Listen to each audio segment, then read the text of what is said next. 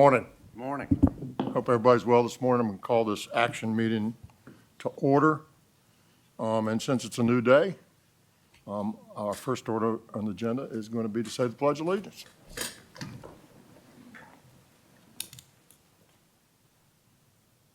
pledge allegiance to the flag of the United States of America and to the republic for which it stands, one nation, under God, indivisible, with liberty and justice for all.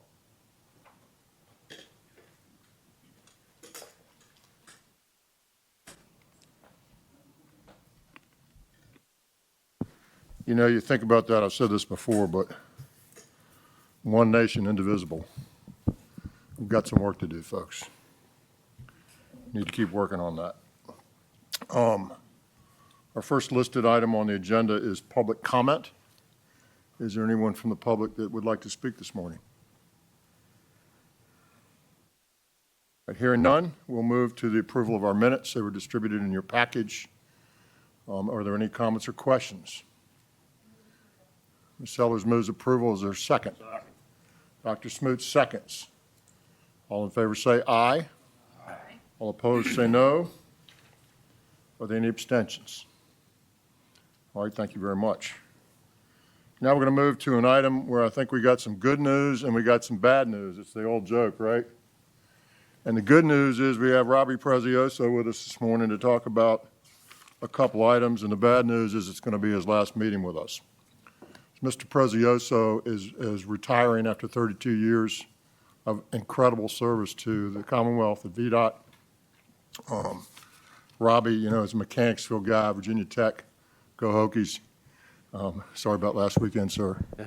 Just remember one thing. Old Dominion University is a daughter of Virginia Tech and William & Mary. So if they beat them, it's like your daughter beating a parent, and that's sort of okay, right? I mean, I know it's not okay, but it's sort of okay. But Robbie joined the force here 32 years ago. He went through the engineering trainee program, and they moved him across various districts, Richmond and Fredericksburg, and ultimately he's our head maintenance engineer here at VDOT now. And so, sir, congratulations and really much more appreciation for everything that you've done.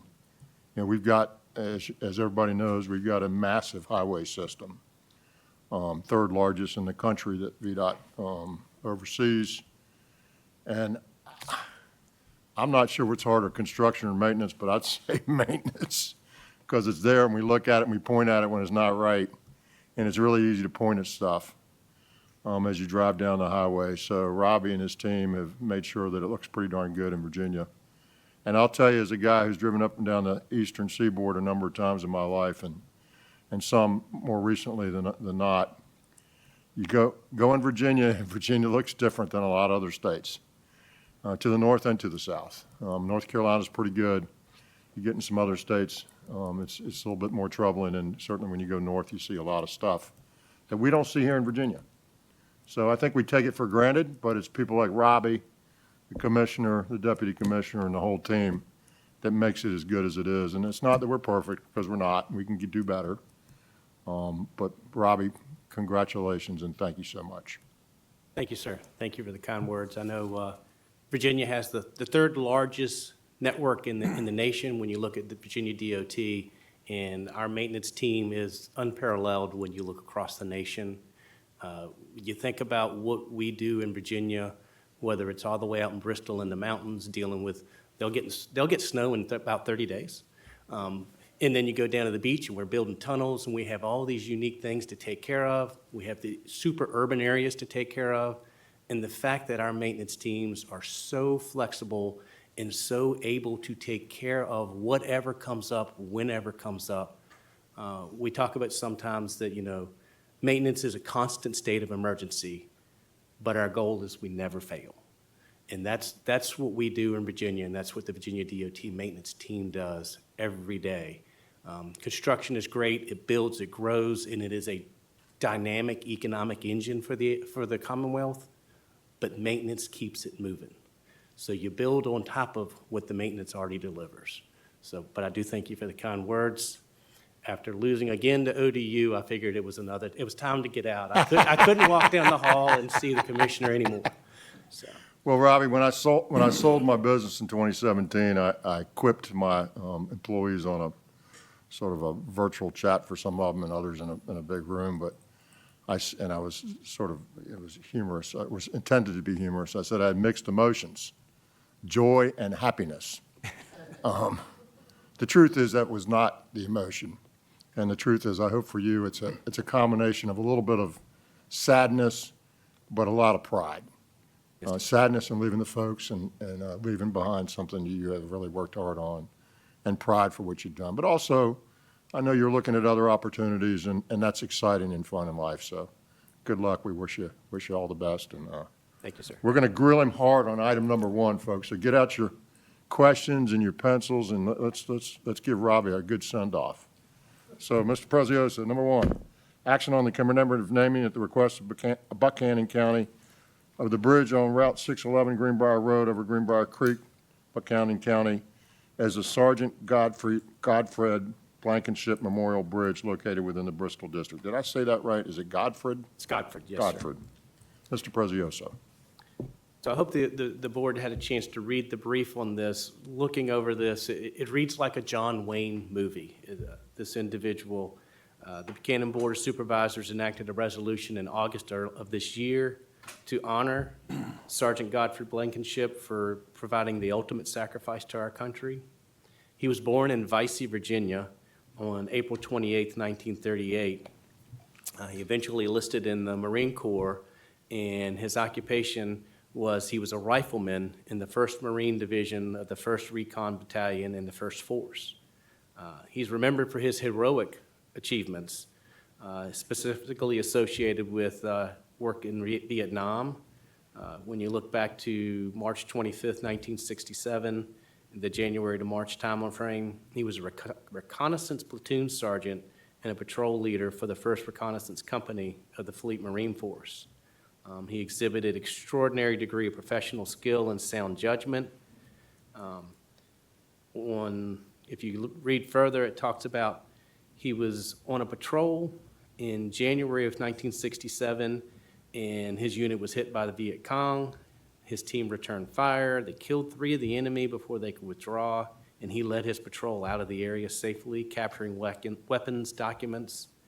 On another patrol later in the month, he and 4 other members were wounded by a booby trap, but he assisted in the control of his team and the medical evacuation of the wounded. Lastly, in March of that year, he was mortally wounded by an enemy mine. His outstanding courage and devotion were in keeping with the highest traditions of the Marine Corps. Sergeant Blankenship was awarded during his life the Bronze Star, the Purple Heart, Combat Action Ribbon, the Marksmanship Badge, the National Defense Service Medal, the Vietnam Campaign Medal, the Vietnam Service Medal, the Marine Corps Presidential Unit Citation, and the Vietnam Gallantry Cross. VDOT is not aware of any objections to this naming. Thank you, Mr. Prezioso. Let me just say this. When we have an opportunity to do these things, it could be sort of looked as perfunctory in sort of what we do, but it's not. And you read about this guy and sort of what as Mr. Prezioso sort of likened him to John Wayne, except this was real, not fake. And you read about this guy and others like him who have done what they've done so we can be here, and it's pretty special. So with that, I'd like to call Ms. Dunlop for a motion.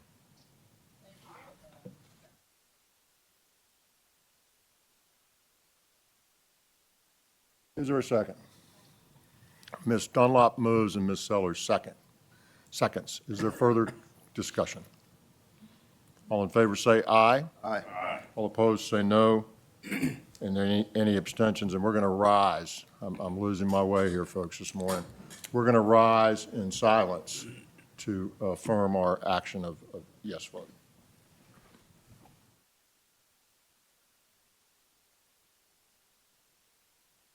Amen.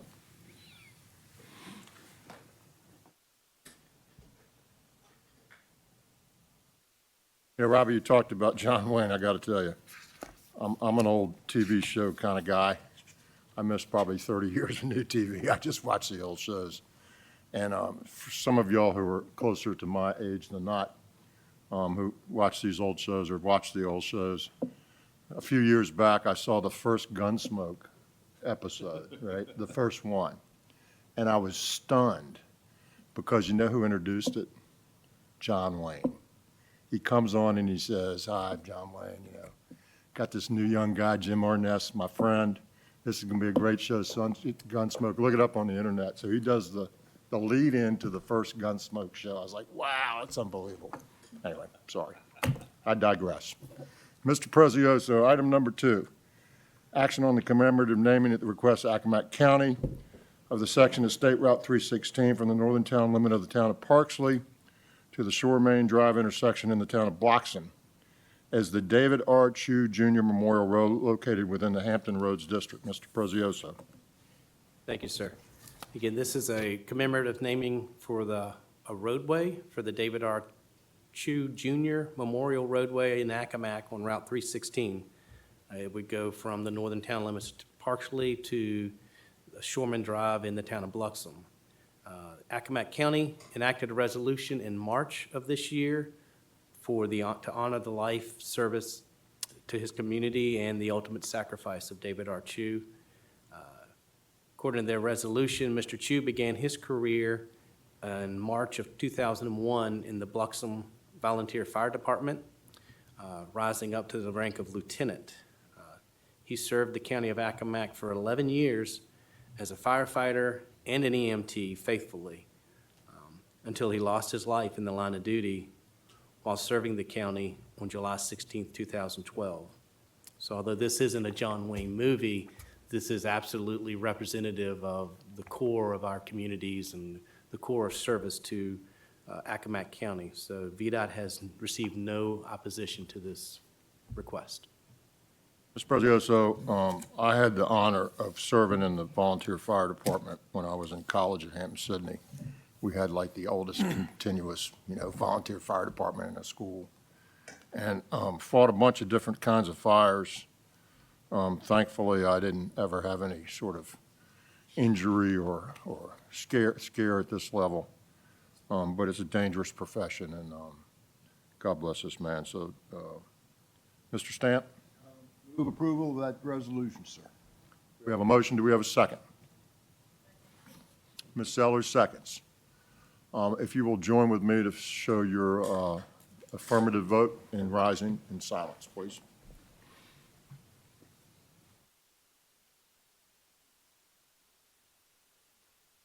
Amen. Thank you, sir. Thank you, Mr. Prezioso. Godspeed, our friend. Have some fun. Speaking of fun, the next item on the agenda is way fun. The award-winning fun CFO of VDOT, Laura Farmer, is here to present in lieu of Kim Pryor, who is not here today. So, Ms. Farmer, item number 3, action on the FY 26 to 31 6-year improvement program transfers June 21-25 through August 15-25. Ms. Farmer. Yes, sir. So this month's transfers just include the allocation of the local paving projects which were added to the program in the previous CTB meeting. There are also 2 projects with construction district grant funds greater than the threshold transfers, which also have board member concurrence. Be happy to answer any specific questions about the transfers. Anyone have any questions about these transfers? All right, hearing none, is there a motion to approve? So moved. Dr. Smoot moves. Mr. Laird seconds.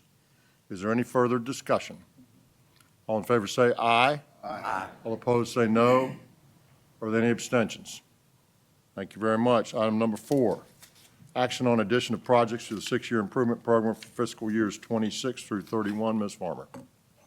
Yes, sir. The list of projects being added this month represents a list of safety projects, mostly trench widening, and then an on-call regional signal contract. Be happy to answer any questions.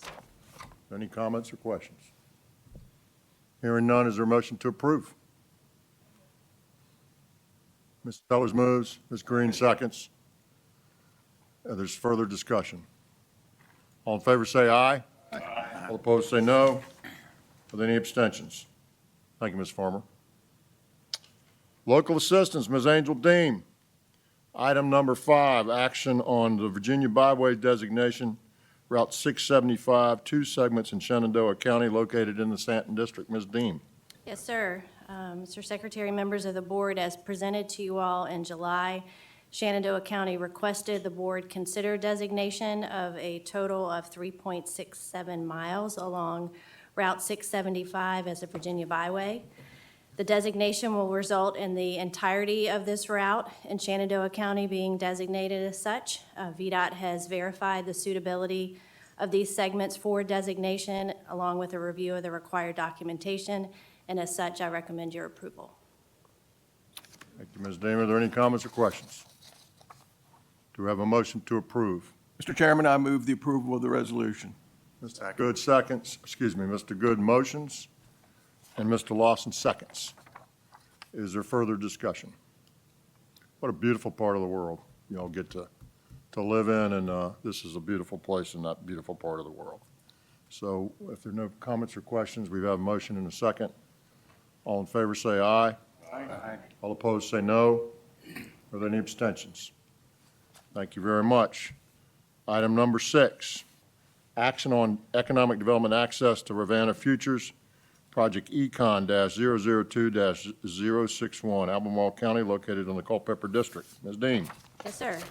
As presented to the board in July, Albemarle County has requested EDA funding support for the design of an extension to Boulders Road or Route 1600 with the intent of providing access to 172 acres of undeveloped property known as Ravenna Futures. The VEDP has designated this property as a major employment and investment site, making it eligible for increased EDA funding. The request is for a total of $621,000 from the EDA program to fund the design to extend this existing 4-lane road by 0.3 miles. The total cost of the design is estimated at $742,000. The project meets all eligibility criteria, and as such, I recommend your approval. Are there any comments or questions? Folks, I would tell you that, I was looking for something here, but Ravenna Futures is something that's been on our radar screen for a few years, at least on mine for a few years now. And it's a place north of Charlottesville that is really going to grow nicely in Virginia. There's been a lot of investment there. There's a lot of sort of government cyber stuff there. That's not exactly accurate, but it's accurate enough for me. Stuff I don't understand, but they're really smart people making sure we're safe. And there's a lot of other stuff going into that corridor. So this is a particularly good investment in my view, and I would ask for a motion to approve. So moved. Captain Byers moves, and Ms. Sellers seconds. Is there further discussion? I got a question. Yes, sir, Dr. Smith. Is this the same program that we have used many times? Funds for industrial access? Yes, sir. Requirement that if it doesn't occur within 5 years, the locality has to pay it back or something to that effect? Yes. And when it's an undesignated employer, there's a surety that's required. For this specific case, it's for design only, so the design has to be completed and approved by VDOT within a 2-year time frame. All right, any further questions? We have a motion and a second. All in favor say aye. Aye. All opposed say no. Are there any abstentions? Thank you, Ms. Dean. Next item on the agenda is in location and design, Mr. Emmett Heltzel. Item number 7, Mr. Heltzel. Action on limited access control changes for Route 620 Braddock Road, multimodal improvements at I-495 Fairfax County located in the Northern Virginia District. Mr. Heltzel. Good morning, Mr. Secretary, members of the board. This project is to provide for some multimodal improvements along Braddock Road, thus requiring the limited access control shift The department did hold a public hearing for the project and gathered public input. It is endorsed by the Director of Transportation in Fairfax County. We've completed all of our NEPA environmental documentation, and FHWA has approved this adjustment. And I recommend the board's approval of the action. Are there any comments or questions? Do we have a motion to approve? Chairman, as the second Northern Virginian on this board, I would move approval of this item. Thank you, Mr. Minshew. Is there a second? Ms. Green, second. So we have a motion and we have a second. Is there further discussion? All in favor say aye. Aye. All opposed say no. Are there any abstentions? Thank you very much. Item number 8, action on proposed limited access control changes I-95 Opitz Boulevard sidewalk at Centera Hospital, Prince William County, located in the Northern Virginia District. Mr. Heltzel. Mr. Secretary, members of the board, this is a local project entirely funded by Prince William County, and the purpose is to complete a missing sidewalk link on the north side of Opitz Boulevard. There was a willingness for a public hearing posted for the project, but no takers for a hearing or other comments. FHWA has approved these shifts, and Prince William County has provided their endorsement, and I recommend the board's favorable action. Are there any comments or questions? Is there a motion to approve? So moved, Mr. Chairman. Mr. Minshew moves. Is there a second? Second. Ms. Dunlop seconds. Is there any further discussion? All in favor say aye. Aye. All opposed say no. Any abstentions? Thank you very much. Item number 9, action on location approval for the Berkmar Drive Extended, Route 1403 and Airport Road, Route 649 Connector Road, Albemarle County, located in the Culpeper District. Mr. Heltzel. Mr. Secretary, members of the board, this short 0.2 of a mile addition completes a vital part of the local network. The department held a public hearing. It has been endorsed by the Albemarle County Board of Supervisors. We have completed all of our state environmental review processes, and I recommend the board's favorable action. Are there any comments and questions, Is there a motion to approve? So moved. Captain Byers moves, Ms. Green seconds. Are there any further discussion? All in favor say aye. Aye. All opposed say no. Are there any abstentions? Thank you very much, Mr. Heltzel. Thank you, Mr. Secretary. Our next item is Financial Planning Division. Ms. Farmer's back at the dais. Item number 10, Ms. Farmer, action on approval and authorization of the Commissioner of Highways to execute a TIFIA direct agreement between the Virginia Department of Transportation, the Hampton Roads Transportation Accountability Commission, and the United States Department of Transportation for the Hampton Roads Express Lanes Network. Ms. Farmer. Yes, sir, Mr. Secretary. This resolution and the supporting materials relate to the briefing I made yesterday related to the direct agreement among VDOT, HR TAC, and the US DOT, and gives the Commissioner permission to execute that agreement. Any comments or questions? Mr. Stant. Move approval. Got a motion for Mr. Stant. Is there a second? Dr. Smoot seconds. Is there further discussion? All in favor say aye. Aye. All opposed say no. Are there any abstentions? Thank you very much, Ms. Farmer. Mr. Statler, Virginia Passenger Rail Authority, item number 11. Welcome this morning, sir. Thank you, Mr. Hope Secretary. you're well. Thank you, sir. Members of the board, good morning. Earlier this year, we brought the Virginia Passenger Rail FY 26 to 31 capital plan here. You all approved it back in July. We brought an amendment here and described some money we were moving internally to include a shift of $124 million from our board reserve into projects as a result of the Long Bridge negotiations completion and also the completion of negotiations on the Franconia-Springfield bypass.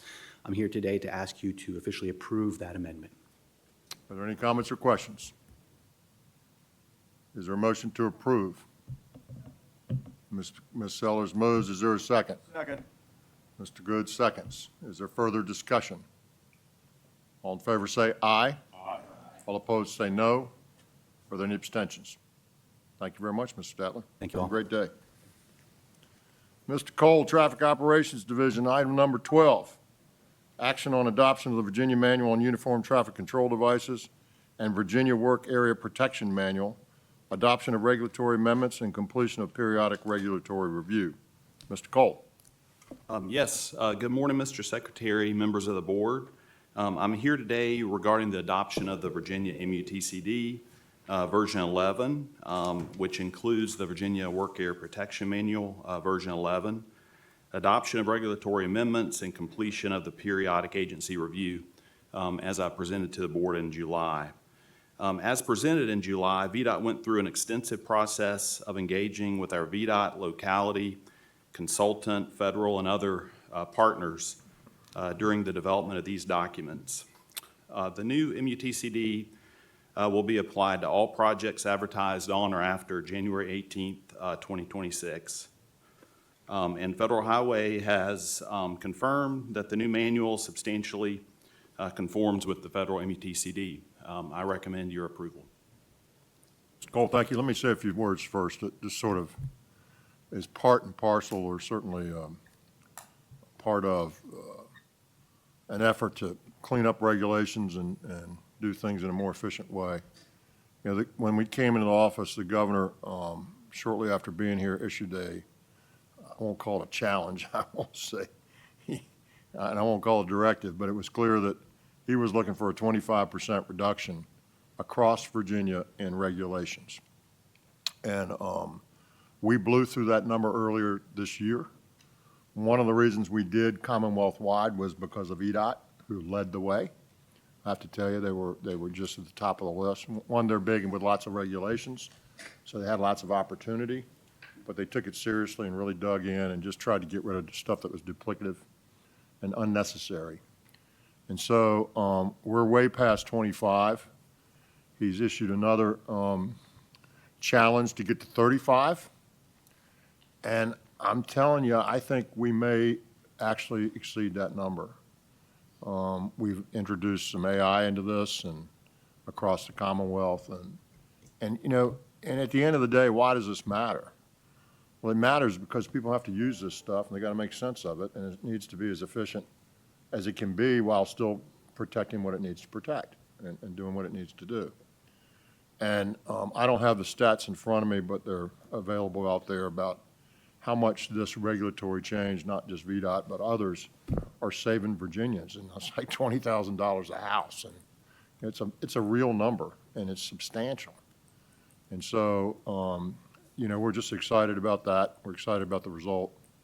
And just think if you can, in one 4-year term, get 35% of your regulations are gone or streamlined. Or I say they're gone. In some cases, they were duplicative, so they're not really gone, but we got rid of a lot of stuff.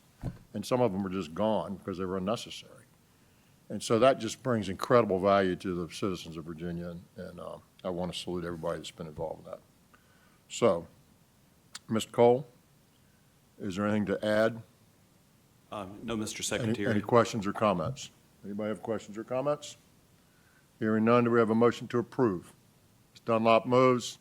Mr. Davis seconds. Is there further discussion? All in favor say aye. Aye. Aye. All opposed say no. With any abstentions? Thank you very much. Mr. Davis, this is a team sport here. All right, my favorite part of the meeting, Mr. Coker. How we doing? I'm doing fantastic, sir. How are you today? I'm doing great, thank you. Appreciate you being here and I hope you're well today.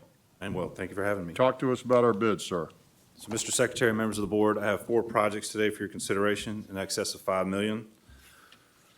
First up is order L98 in the Richmond District. This is UPC 120179. This is the Verona Enon Bridge North Approach Foundation Repair in Henrico County. We received 6 bids with a low bid of $23.3 million from Fressinet Incorporated. This is within range, and I recommend award. Any comments or questions? Is there a motion to approve? I move approval. Mr. Davis moves. Is there a second? Second. Mr. Good seconds. Is there further discussion? All in favor say aye. All opposed say no. Are there any abstentions? Thank you very much. Order number M31, Mr. Coker. M31 in the Richmond District. This is UPC 111713. This is a smart scale project. This is the Bailey Bridge Connector Improvements Project in Chesterfield County. We received 7 bids with a low bid of $19.6 million from Branch Civil Incorporated. This is within range, and I recommend award. Any comments or questions? Is there a motion to approve? So moved. Second. Mr. Davis moves, Mr. Good seconds. Is there further discussion? All in favor say aye. Aye. All opposed say no. Are there any abstentions? Thank you very much, Mr. Coker. Order number M75, Hampton Roads. Order M75 in the Hampton Roads District. This is UPC 124351. This is a HRBT eastbound reversal improvements project in the city of Hampton. We received 3 bids with a low bid of $18.2 million from Aldridge Electrical. This does exceed the range. However, all bids are within 15%, and the low bid is $2 million less than the next bidder, so I'm recommending award. I was doing the math, Mr. Coker. Mr. Stant. So moved. I have a motion. Do we have a second? Ms. Sellers seconds. So a motion from Mr. Stant and a second from Ms. Sellers. Is there further discussion? Ms. Dunlop. Explain what reversal improvements mean Yes, ma'am. to me. Commissioner. Mr. Secretary, Ms. Dunlop, what this is doing is reversing the entire eastbound tunnel to become the westbound hot lane tunnel, which includes the lighting system through the tunnel to be able to accommodate the reversal as we anticipate these 2 new tunnels coming online. So it's not only the lighting system, but it's also the ventilation system to be able to adjust the ventilation if there's a fire, to be able to accommodate fire life and safety means. So in essence, we have 2 tunnels there now, Ms. Dunlop. One goes east, one goes west. And the 2 existing tunnels are going to go the same way. So that one that's going to have to be reversed and changed, and we'll have to do all these improvements to make that work, including moving the camera out of the middle of that 55 maintained sign. We'll go the other way now. Commissioner. Yes, sir. One of my pet peeves, you just love how things happen. So for years, in the old days, the Hampton Roads Bridge Tunnel, you literally had uniformed people in booths in the tunnel and walking, and there was a train, I'll call it, or some sort of device that ran down a track to get them in and get them out. And they'd sit up there with white gloves on and wave you on and whistle at you and go, go, go, go. This is back in the 60s, right, I remember. And of course, that all went away. And then we had sort of a sign up there that said maintain 55, right? Because people, when they see the tunnel, they hit the brakes, and then they get to the bottom, and they don't accelerate, and it just, it's very clunky. And when I came on board, those signs weren't really active. And so we got them active again, and they flash at you. They're still not great. But near the bottom, past the bottom of the westbound tube, and when we put up cameras, we put a camera right in front of the sign. So when you go down, you can't see the sign, which is here, because the camera's right there. I'm like, who would put the camera right in front of the sign? So we're going to move the camera when we reverse. Those little pet peeve things that drive me crazy. Mr. Coker, within 15%, $2 million less. True. Motion to approve. Mr. Stant, is there a second? Ms. Green, is there further discussion? All in favor say aye. All opposed say no. Are there any abstentions? Thank you very much. Mr. Coker, order number M72 in the Lynchburg District. Yes, sir. This is UPC 119164. This is a smart-scale road widening project on Route 311 in Pittsylvania County. We received 3 bids. Low bidder of WC English Incorporated at $24.5 million. This is within range, and I recommend award. Are there comments or questions? Hearing none, is there a motion to approve, Ms. Green? Thank you. Mr. Laird seconds. Is there further discussion? All in favor say aye. Aye. All opposed say no. Are there any abstentions? Thank you very much, Mr. Coker. Good work. Thank you, sir. Have a great day. You too. All right, that concludes our written agenda items. Is there any new business to come before the board today? Let me just say a few words before we adjourn. Great work by our staff again to host us here in Richmond.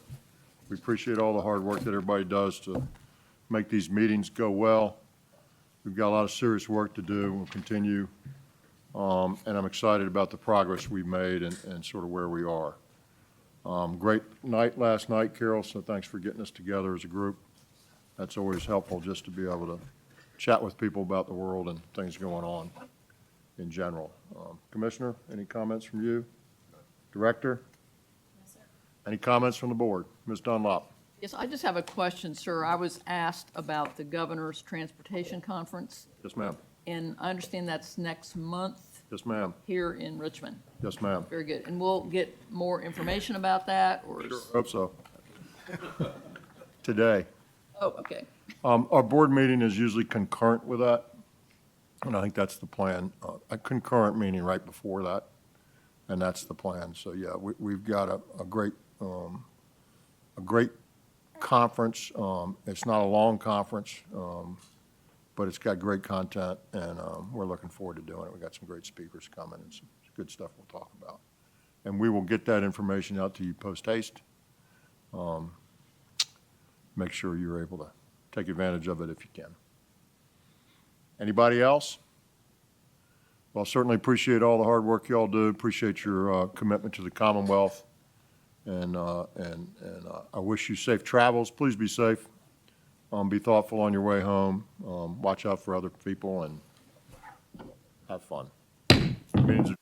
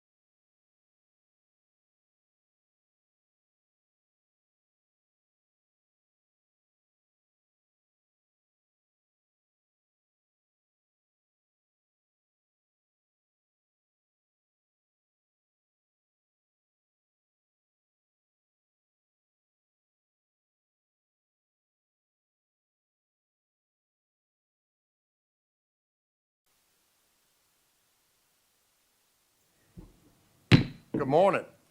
I'm going to call the meeting to order. This is the workshop meeting of the Commonwealth Transportation Board here on September 16th. I appreciate everybody being here this morning. The first item on our agenda is to join me in saying the Pledge of Allegiance. Pledge allegiance to the flag of the United States of America and to the republic for which it stands, one nation, under God, indivisible, with liberty and justice for all.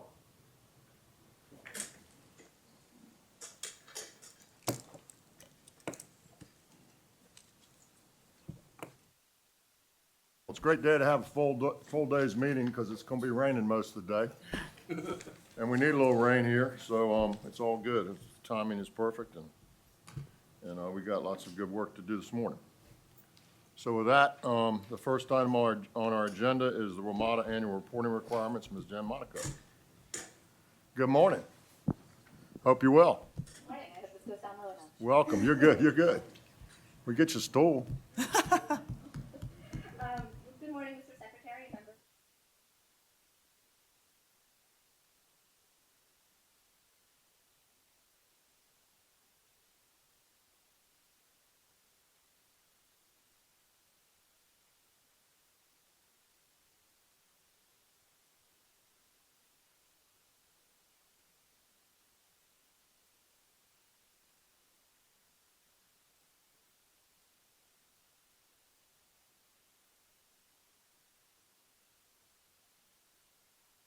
It goes to the Northern Virginia Transportation Commission.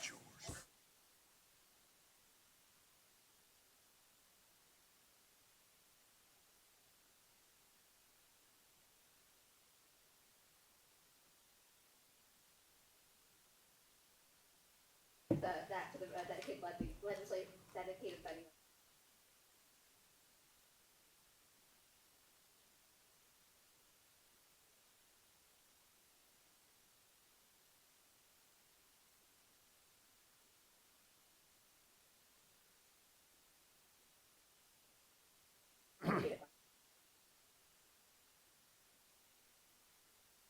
Up the Commonwealth Mass Transit Fund allocation because the dedicated funding legislation requires that CTB withhold a portion of that funding if the dedicated funding requirements are not met.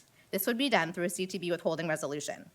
This presentation is about sharing with you WMATA's compliance with regards to dedicated funding legislation and any withholding and recommending any withholding that may be necessary. To implement the law, the CTB first adopted policy and guidelines in 2018 to provide more information on required documentation and deadlines to demonstrate compliance, but also to provide clarity on broad language and code. They have been updated twice to date, and CTB policy requires that they be reviewed every 2 years. My presentation immediately after this one will be that biannual review, but for this presentation, we're using the CTB policy that was adopted in 2023 to assess Metro's compliance with the dedicated funding requirements. Before I get into our assessment, I want to review the process that we took. Sorry. I want to note that we are currently, I'm sorry. Yep. Not used to And this your clicker. clicker's as fast as your voice. I'll slow down. So we are currently assessing activities that occurred in FY 2025. CTB policy requires that WMATA provide specific documentation or notification of compliance for the 5 main areas you can see on this slide, which I'll get into more detail subsequently. While DRPT staff have been monitoring these items throughout the year, we review this documentation provided by WMATA for compliance, and then the Attorney General's Office reviews for legal sufficiency. DRPT then prepares an annual recommendation for the CTB, which I'll be presenting today. In October, you'll be asked to vote on the recommendation.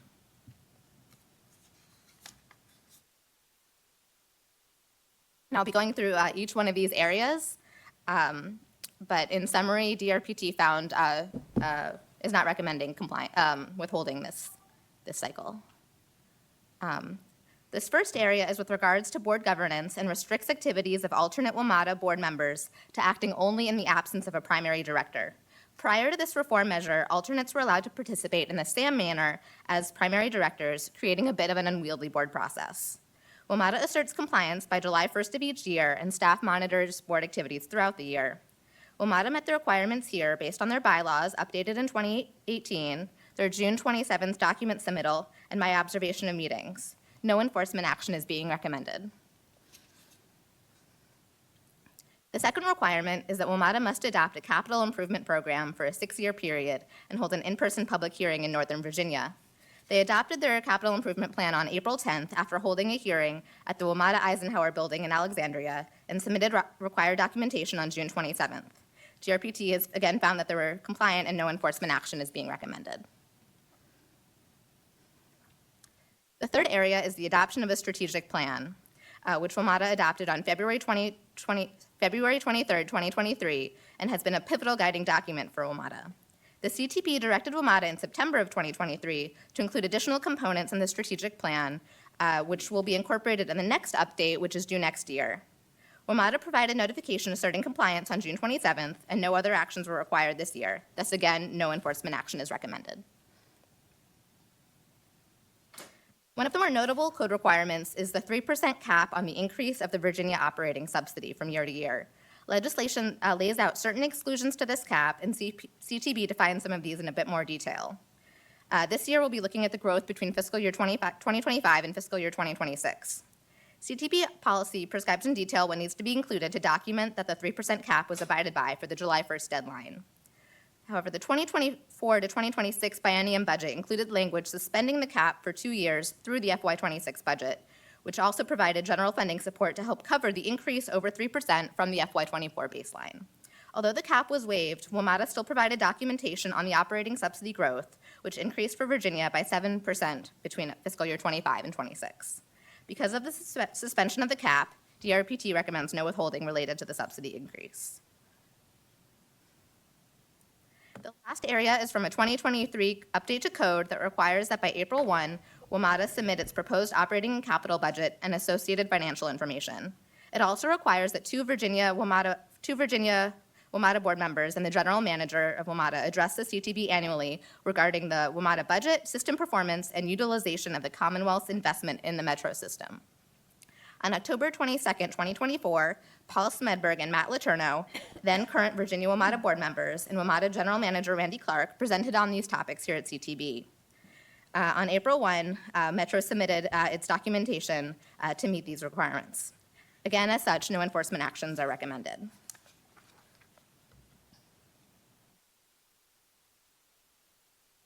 Lastly, I wanted to put this presentation into context. Again, next I'll be presenting on DRPT's review of CTB policy.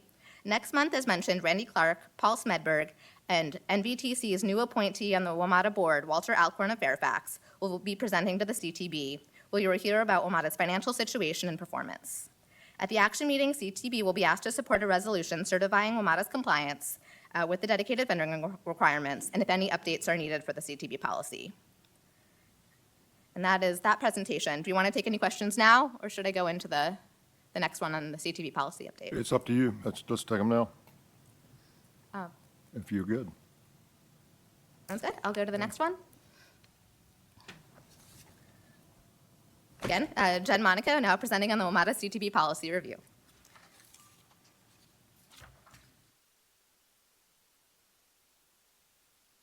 I'll learn this clicker by the time I'm done.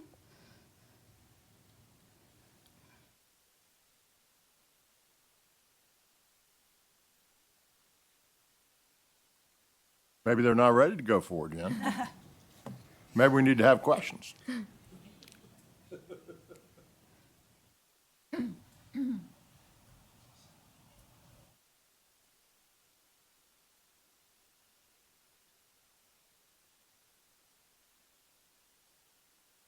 Yep.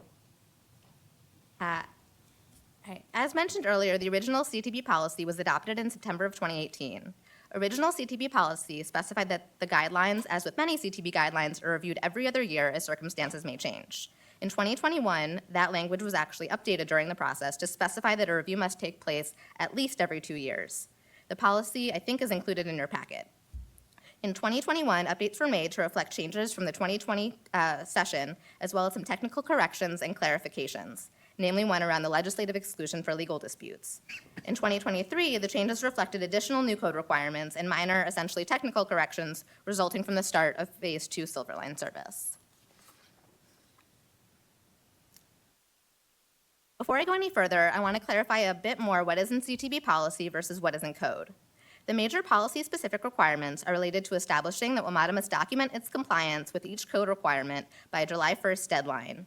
CTB policy also clarifies certain broad language in code, such as what is meant by safety directives and capital projects approved by the board, which are two legislative exclusions to the 3% cap. Another example is providing more detail on the definition of participation by alternate directors. CTB policy also clarifies DRPT's role in the analysis and that this presentation take place in September. It also includes provisions for CTB to establish mitigating actions in the case of a violation that could result in releasing funding being withheld, except specifically for when the 3% cap is violated, which has a very specific mitigating action. It reserves the right for CTB to approve exceptions to this policy at any time, and it also includes the timeline for consideration of revisions, as I've mentioned. Pretty much everything else is included explicitly in code, including what needs to be included in the strategic plan and how often it needs to be adopted, provisions around the location of public hearings, and the possible exclusions to the 3% cap on the subsidy increase. For some additional context, there are no code changes to be incorporated this year, as there have been for each prior policy update. As mentioned, code is very detailed, so there is not significant room to maneuver by changing policy. I should also say that the process spelled out in code has generally worked well so far.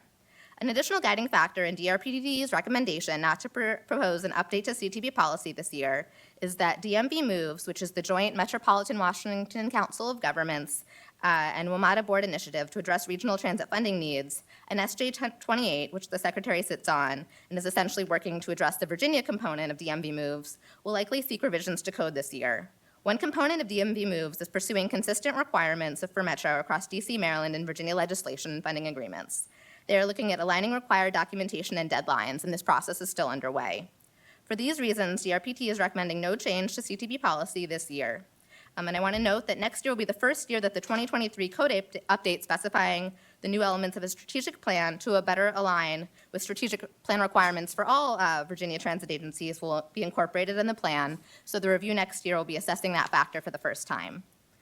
And particularly in light of the fact that CTB policy can now be considered for revision every year, DRPT recommends waiting to see how these processes play out to minimize changes. Thank you for your time, and I welcome any questions. Thank you, Ms. Monaco. Do we have any questions?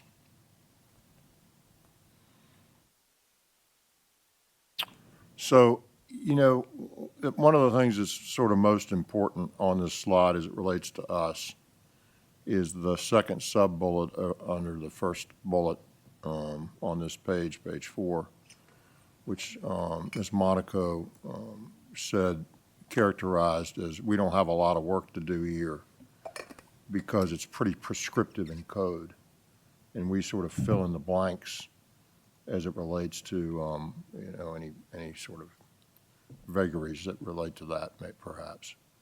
And the legislature has been very involved, as you know, with WMATA over the years, and will continue to be, and certainly you see that with SJ 28, and with, to some extent, DMV Moves, which is a wider group of folks. You know, we have struggled with WMATA in the state for many years, and I say struggled because it's a really big, really important entity in Northern Virginia, and things have changed a lot over many years in terms of the demographics, in terms of folks that move and where they go, and sort of the ridership, and of course all the COVID stuff that disrupted the entire world, but certainly the transit world in Northern Virginia. And so everybody's trying to figure out how to make this thing the best it can be and to continue to serve the very important region of Northern Virginia, DC, and Maryland. And you have 3 sovereign entities that control this beast, and it's really complicated, right? I think everybody understands that the concept of WMATA is critical to Northern Virginia. It's more about how does it look, what's it look like, how do we make it work best, how do we fund it, how do we make it as efficient as we can make it.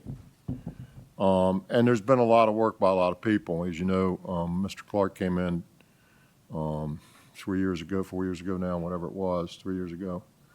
and has really worked hard with his board to try to make this as good as it can be. We worked very closely with them, particularly over the last couple of years, and the legislature didn't do everything that we wanted them to do, but we're certainly continuing to push to make this entity successful, or continue to make it successful as it can be. I will tell you that one of the things that we grapple with often is a lot of people's view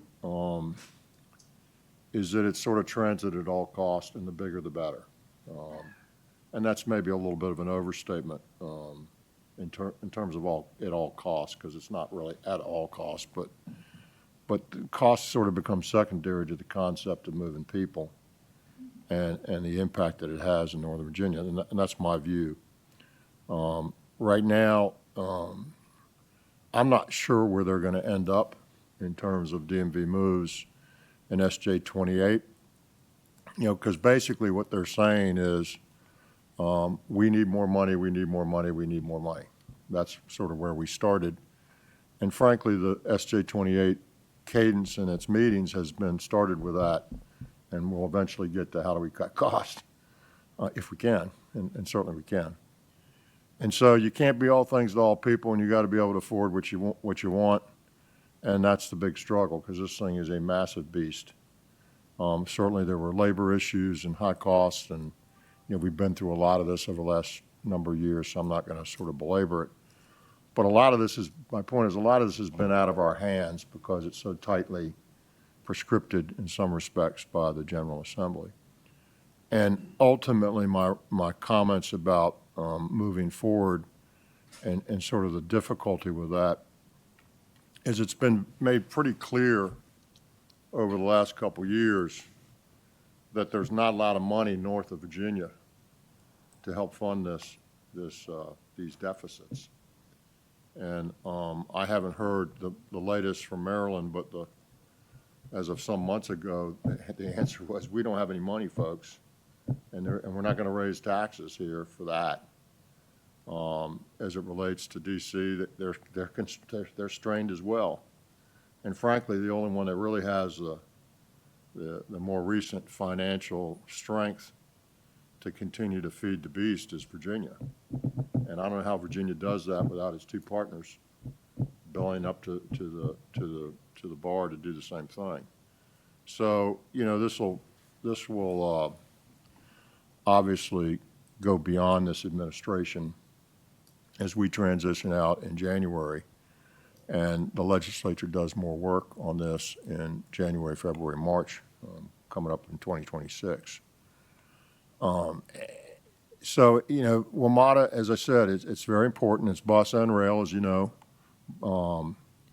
It's a sort of a unique system in some respects because it is it's very hub and spoke. It reaches out pretty far, and it just has incredible costs associated with it. So this is going to be something we'll continue to battle with. Battle meaning, find a way to make it as good as it can be for the money that we can afford to spend. And I have not been, nor has the administration been, a big believer that we just need to find more funding for it. We don't think that's the answer. But in any case, it is what it is at this point. We have these policies that we put in place. As I said, the statutes are pretty prescriptive and tell us what we can do, and we just fill in the holes there. So they are complying with these measures that they're required to comply with, and that's where we are. I would just hope this board would continue to push on this going forward, even given your opportunities to do that are not absolute, but continue to push on ways to find it, to make it better. And to have it less cost for the riders. Riders got to pay some fare. In my view, that's been lagging drastically over many years. Safety's, tantamount. If you don't feel safe, you're not going to ride. And you just can't take every rider every place they want to go every time of the day that they want to go. It just doesn't, you just can't do that.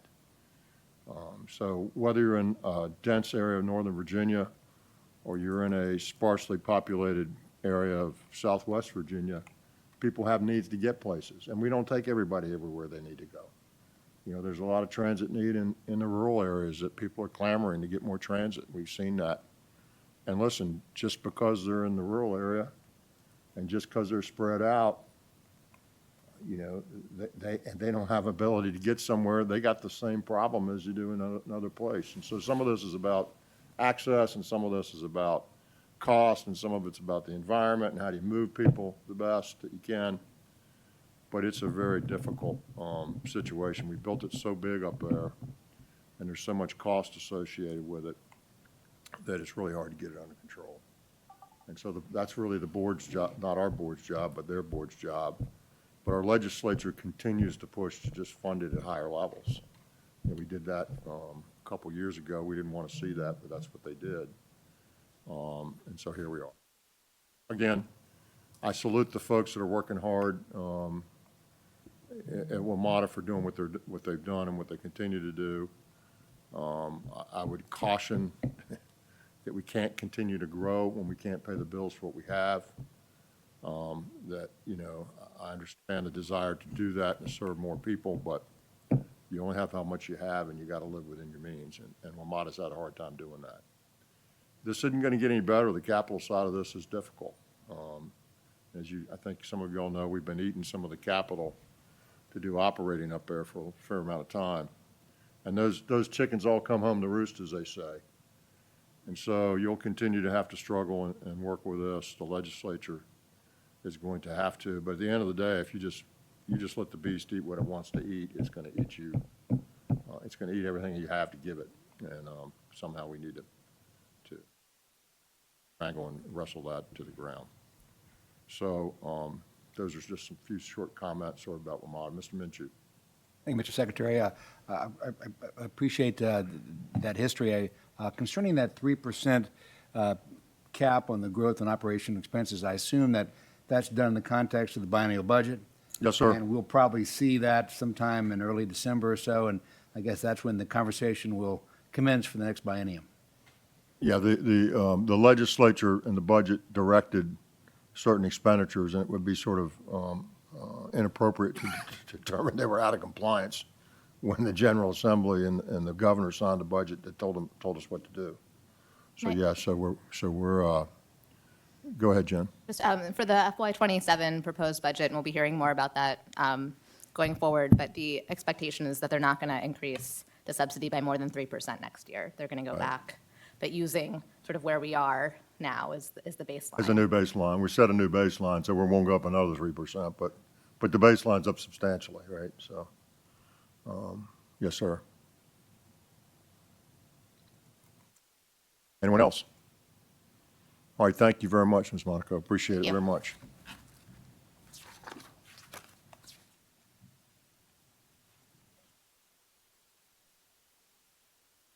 Next item on our agenda is the Purdue Agribusiness LLC Rail Industrial Access Application. Mr. Todd, good morning, welcome, hope you're doing well. Good morning. Thank you for having me this morning. Mr. Secretary, members of the board, I thought just as a brief introduction, I haven't been in front of the board in a few months. We have some new members. My name is Michael Todd. I manage 3 grant programs for DRPT. 2 of our grant programs operate on an annual cycle, so those projects are adopted during the annual SIP adoption. However, for the Rail Industrial Access Program, we keep that program open all year, accepting applications on a rolling basis. And so I'm in front of the board often presenting these projects for your consideration for funding. Secondarily, I just wanted to thank an audience member, Mr. Keating from Purdue, traveled in this morning to be here for the presentation. So I appreciate the travel and the time and your interest. So with that, I will go ahead and get started. Potentially. There we go. So just as a little bit of background and kind of an executive summary for this project, I'm sure many of you have heard of Purdue, one of the largest food companies in the U.S. Specifically at the Chesapeake site that we're talking about today, they deal with, cooking oils, soy, grain, and take a lot of that product to international markets via the port. So that is one of the driving decisions here for the investment for Purdue is access to the deepwater terminal at the Port of Virginia.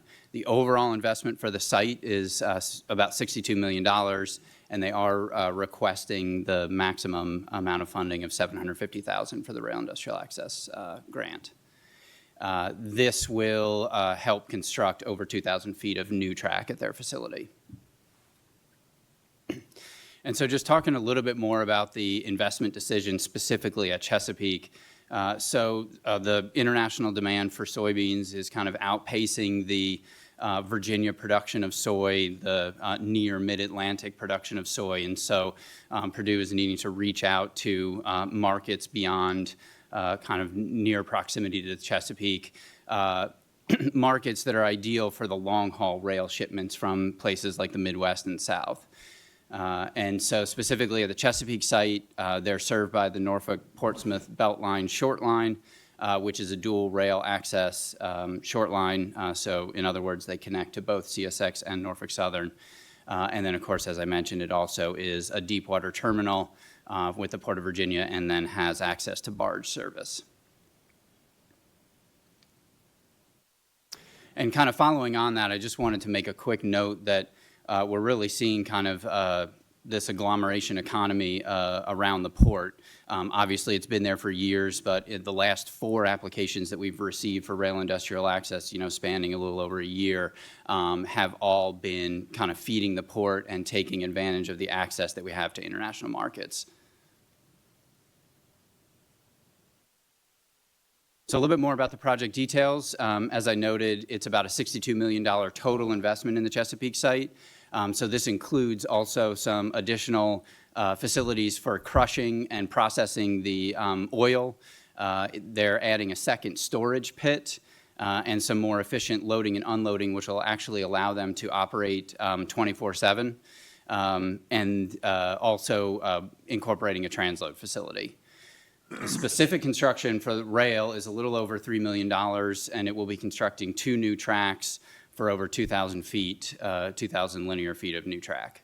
And the request, as I mentioned, is $750,000.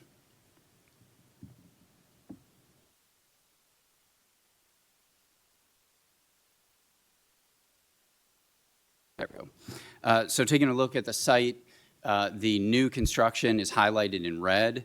So you can see those 2 new tracks that are on the near side of the facility. And then also just as a note, kind of on the right-hand side of the presentation going up and down, that's the NPBL main line that they're connecting to. And taking a look at the project score, we have 7 categories that we score every single project. So every single project is looked at with using these same metrics. In this case, the project scores really well. It actually receives the maximum points in every single category except for 2. This project will only be creating 4 jobs, which is kind of just by definition, transload facilities don't require all that much employment in order to operate. They're very efficient in that way. So it receives 8 out of 20 points for jobs. And the local unemployment rate, although slightly higher than Virginia's average unemployment rate, is a little bit better than the maximum score that it could get. So it gets 8 points for that as well, for a total of 76. And kind of as I noted earlier today, I'm just here to talk about the project, make my recommendation to you. Next month, I will come back in front of the board with a resolution for your vote to hopefully approve the project. And if so, we will move forward with executing the grant agreement. Comments or questions? Mr. Lawson. Mr. Todd, always love these projects. Just curious, is Virginia a net importer or exporter of grain? Exporter. Well, we're In this case, we're exporting? yes, Okay. bringing in the raw product, processing, and then shipping out. In some cases, it's going international directly through the port. In others, it's being barged actually to some of Purdue's Delaware and Maryland facilities to get further processed. Thank you. Mr. Lawson, somebody might correct me, but I would say we're a net exporter of grain.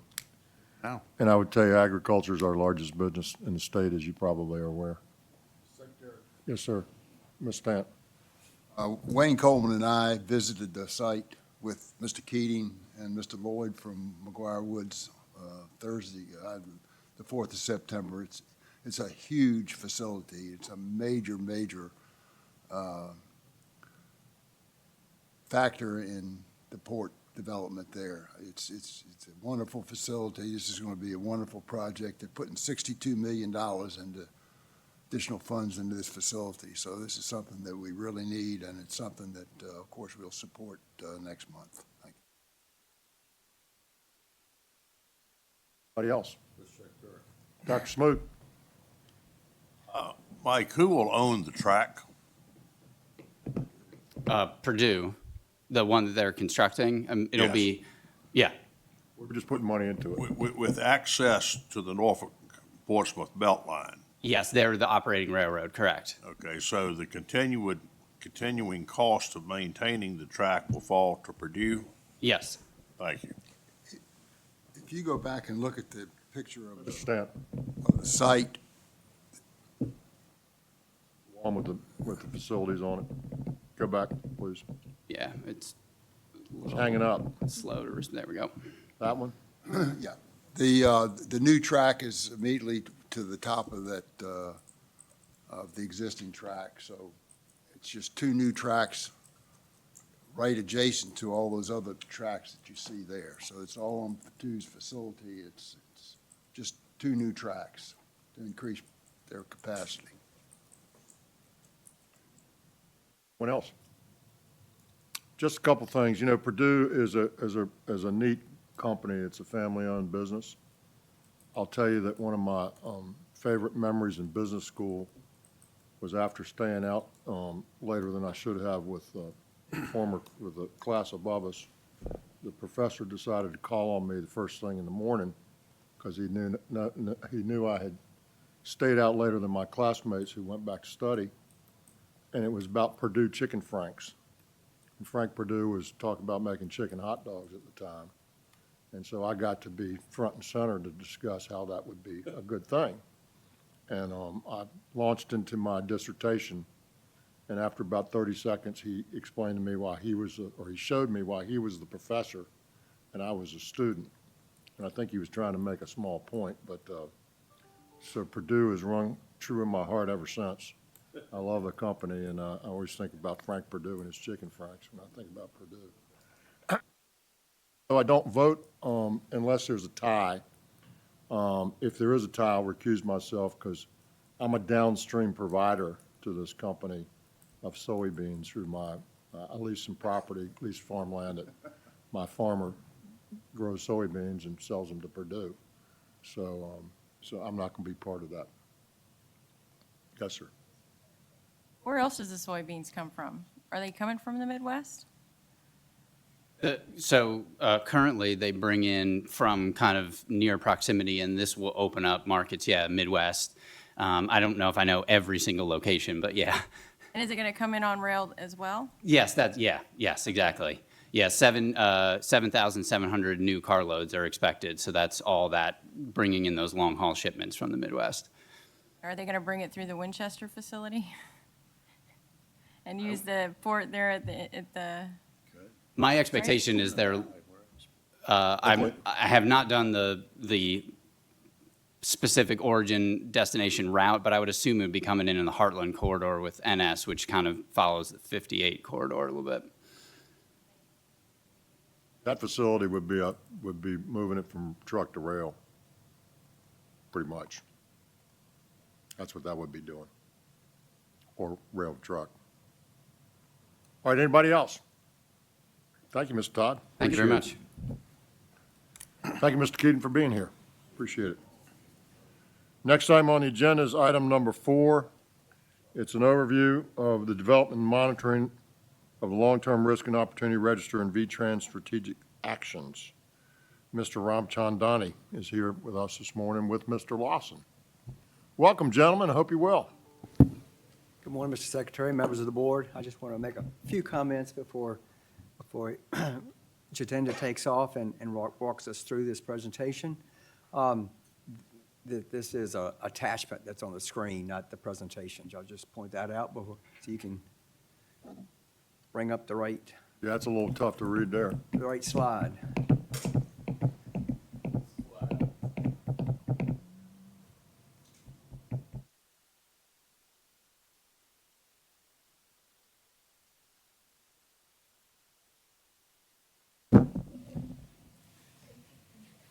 While he's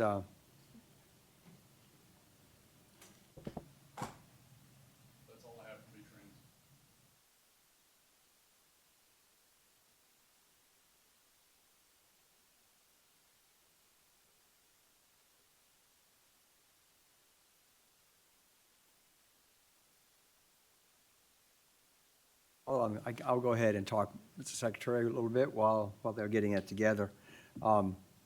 V-Trans, for those who've been here and for those that have not been here very long, is the board's long-range transportation plan. There are four main pillars, which we have a nice slide on that you'll see shortly, that represent the parts of V-Trans. It's the vision, guiding principles and goals, the midterm identification of needs and prioritizations, the long-term risk, and then strategic actions to address those risks.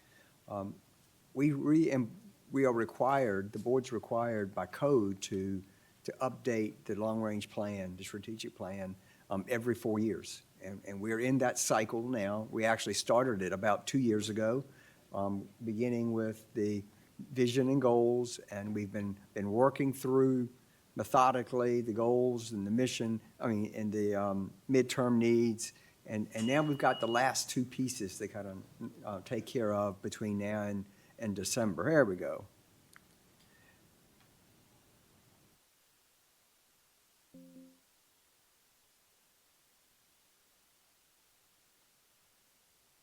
There we go. So these are the four main pillars as we refer to them.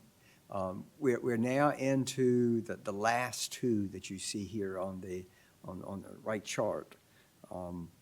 The long-term needs, the midterms, as you see, we just did and approved, you approved in April. We're looking at bringing to you today the long-term risks, which are kind of the uncertainties facing the Commonwealth transportation system as we look forward. This is really a 20-year look ahead. Not today's problem, but what problems do we see coming that we need to be thinking about to make sure we address so they don't creep up and get us later. And then the strategic actions are really what is it that we want to do to make sure we are addressing those issues. So today, since it's been, most of you probably haven't even seen the long-term risk register and those items that were previously identified and adopted by the board in 2021. So we want to take today to walk you through the existing materials, and then we'll be back at the October meeting to talk about potential changes to those items and an update to take forward in the final in December. So with that, Jatendra. Thank you, Mr. Lawson. Members of the board, Mr. Secretary, good morning. So I will go. Welcome, Mr. Ramachani. Oh, Good to see you. Appreciate you. So just for reference, this item was in your packet for the July board meeting. We couldn't get to it because of the time limitation. So the handout and the presentation was in it, and it is included this time as well. As Mr. Lawson said, we are planning to go over the policy as it exists today. It was adopted in December of 2021. I think one of the things that we came about in 2021, or we decided, was as we look at planning and the challenges to transportation system 20 years out, there were sort of two ways. So the traditional planning way has been, let's look at what the traffic on 995 southbound lane at exit 93 at morning 8 a.m. will look like. And we found that that level of precision, given all the uncertainties that exist, is not necessarily helpful. It doesn't help us do things that we want to do. So the other approach that was taken, the one that is in front of you in the form of this policy, was to let's look at the things that we do not control, things that are outside our control, but may require us to take certain actions or respond in a certain way. So this long-term risk and opportunity register is very similar to what an individual will do while doing financial planning. Well, I have a kid who might go to college, and I need to start saving for tuition, even though that might be 10 years out, right? So those are the risks and opportunities that we are trying to find related to the factors that are outside our control.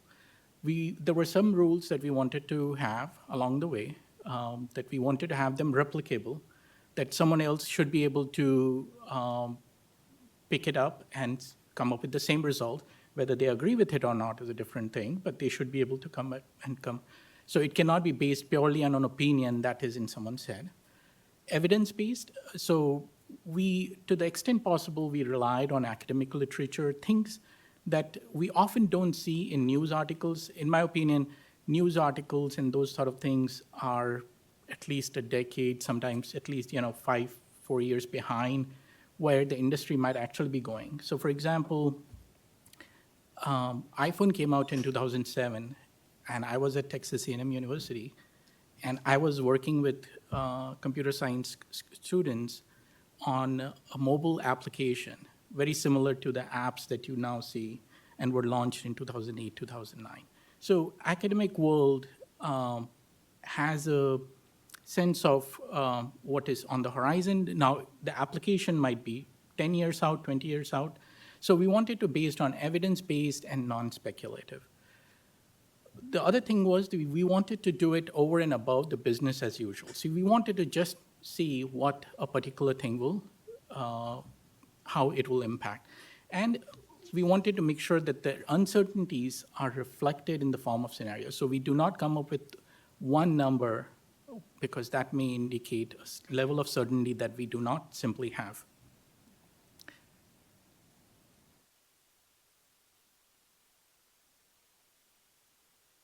All right. So this policy identifies, there seems to be a lag in the click and the shuffle. So the policy identifies 4 mega trends, and the definition is there, and 10 macro trends. And the focus is on the known unknowns. So someone very famous said there are known knowns, things that we know, and we know their impacts. So those are the things that we incorporate in our day-to-day business. There are unknown unknowns, things that we do not anticipate coming up, and we do not know what their impact will be. So we don't deal with those. And we are focusing here on known unknowns. So we know this is on the horizon. We do not know the level of impact it might have, or we might have uncertainty around the impacts of that particular phenomenon. And I will get to those on the next slide. So the trends, our mega trends, are things that are global in nature. They are large social, economical, environmental changes. Macro trends are things that may impact state governments and require changes. And risk and opportunity register is sort of our way of compiling everything in one place so that we can take a periodic look at it and say, are we doing everything that we wanted to do? Similar to what you may do with a financial planner on an annual basis every other year. All right, so I've said there are 4 mega trends and 10 macro trends. So you look at the way I look at it is the top squares are the buckets. So there is the climate, natural events related, technological, consumption, changes in consumption patterns, and then socio-demographics.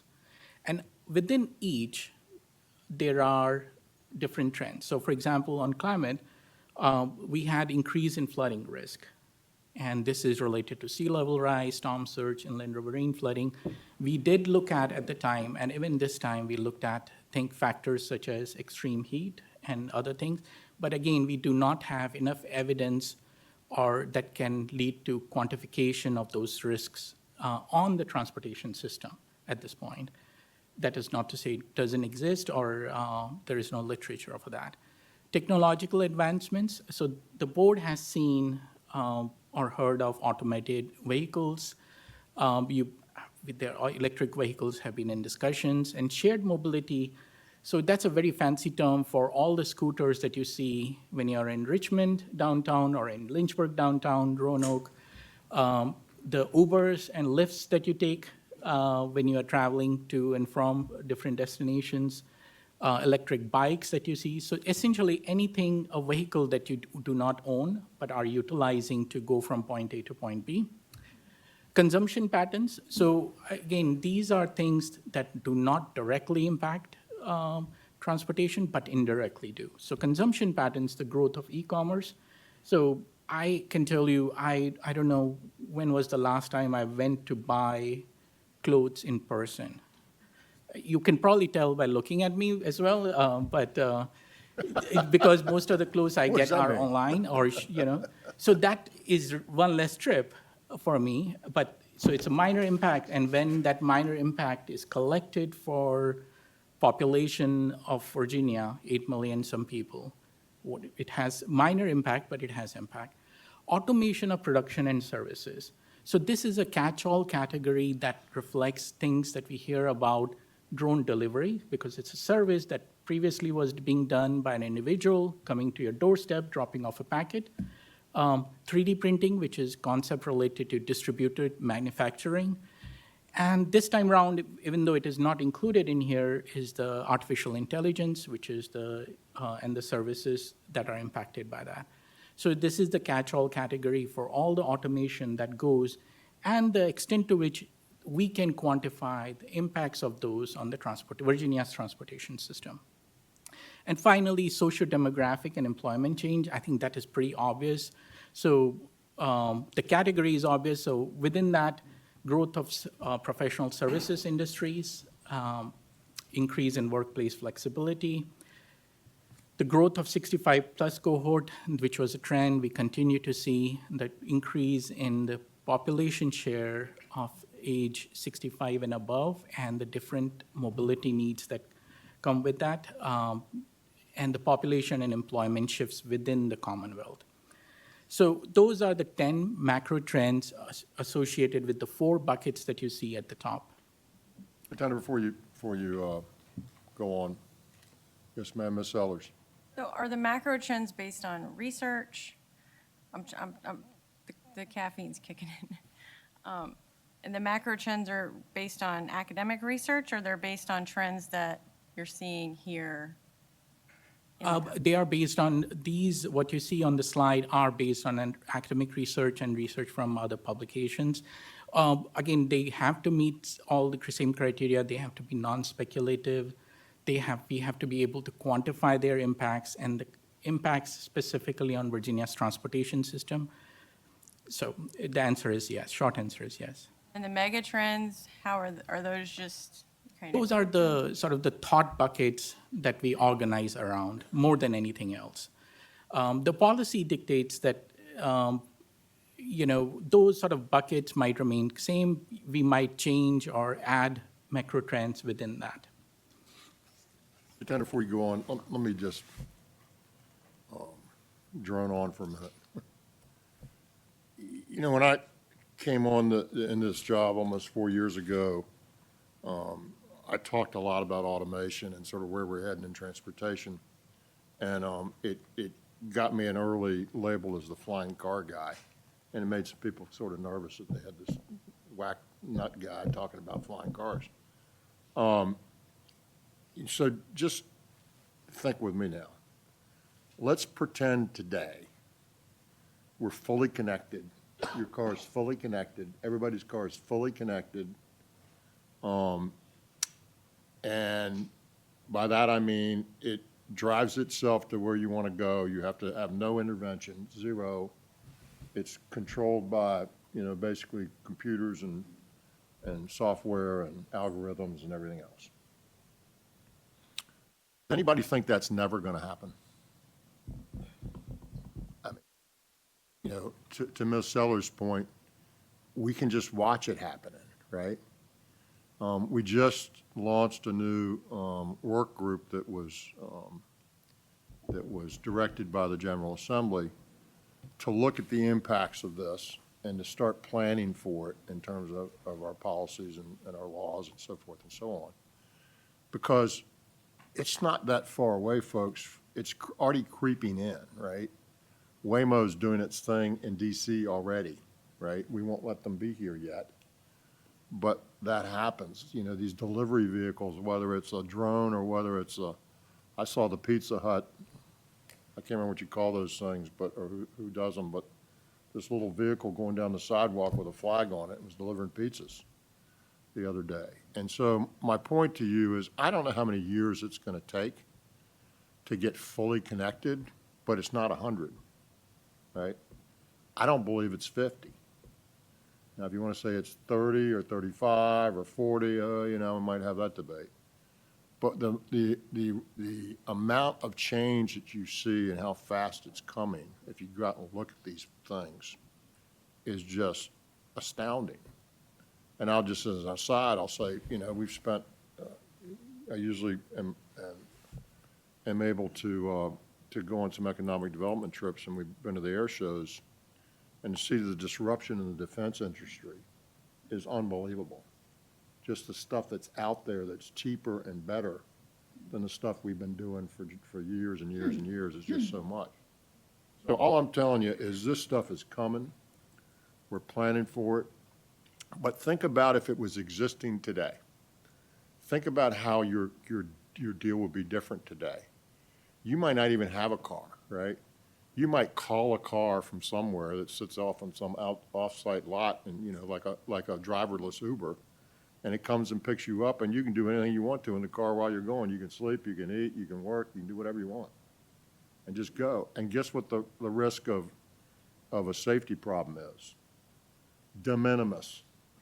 We're still losing folks. We're still losing upwards of, you know, 800, 900 people on the roads just in Virginia every year that die. That'll go away when this comes. And the throughput difference will be phenomenal because you won't have the human behavior, and it will be all totally organized by computer. So how many more roads, how much bigger do the roads need as your population grows, or as your need to travel grows or diminishes, to Jitender's point? How does that change what we need to do in funding transportation and building roads the way we build them now? So I'm just, you know, I wish I'd be alive long enough to see it, and it's unlikely that I'm going to see it the way I'm talking about it. But my kids will see it. My grandkids will certainly see it. And so we're sitting here, you know, spending $4 billion to double the size of the Hampton Roads Bridge Tunnel because we're overwhelmed. Well, that's going to change, folks, and people are going to be in flying cars, but more importantly, the cars are going to be, the cars on the ground, the buses on the ground, everything's going to be connected. One of my frustrations in this job, in the transit space, particularly, is we don't have good information, right? We can't really tell, because we don't run these agencies that we're funding, right? We can't really tell, we can't really get the information that we want.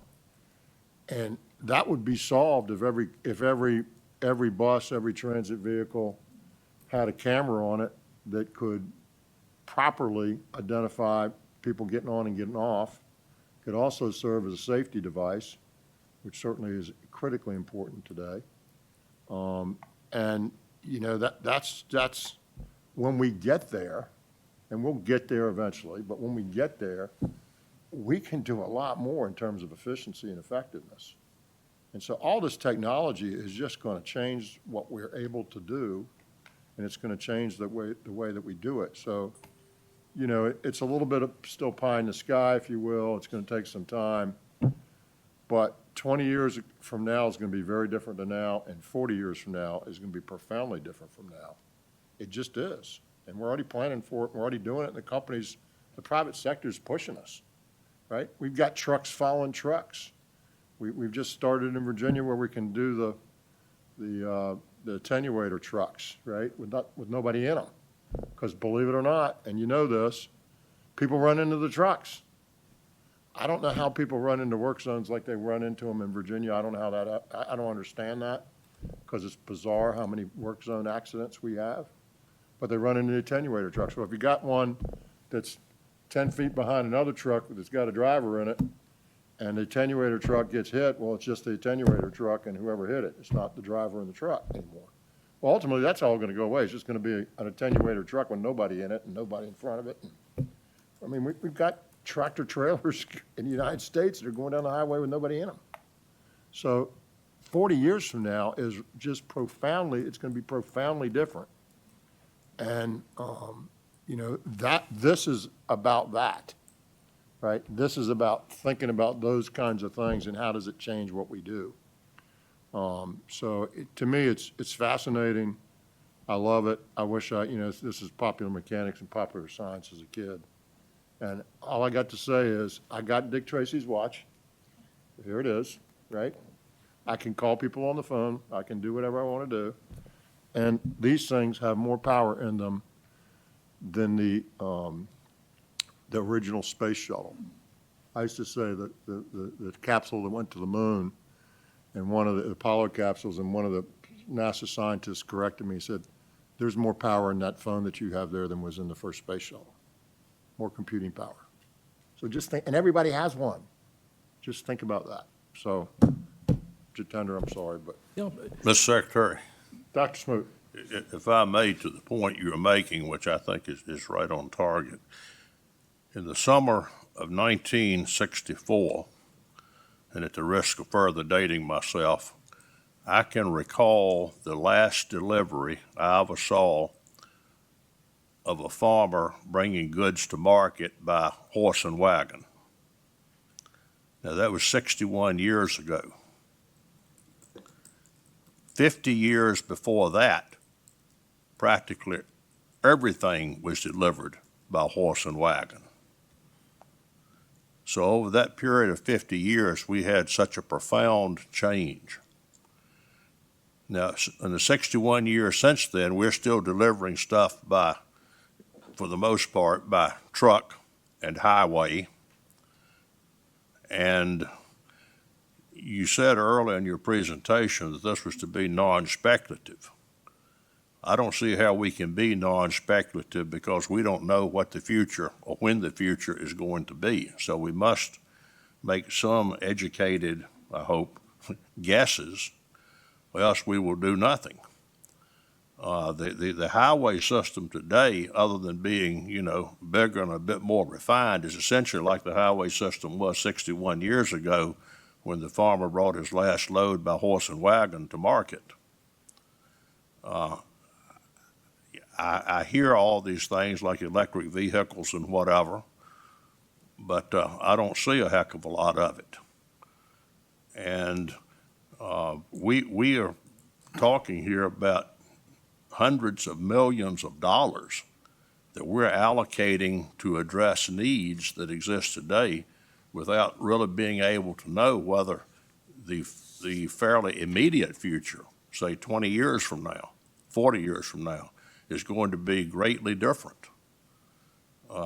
Most of what we fund assumes that it's not.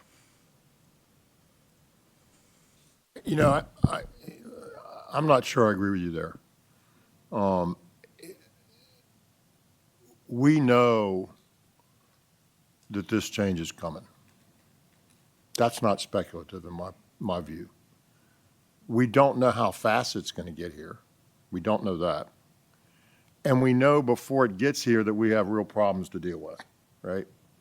And we can't wait for that to occur because we'll die if we do that. We'll strangle our economy, we'll strangle our citizenry. All I'm saying is we'll get to that point where that curve starts to bend. And I don't know when that is, Dr. Smoot, but I know it's not 10 years. It's not 10 years. We just can't do it. You just think how many cars and how many people are out there. It's not 10 years.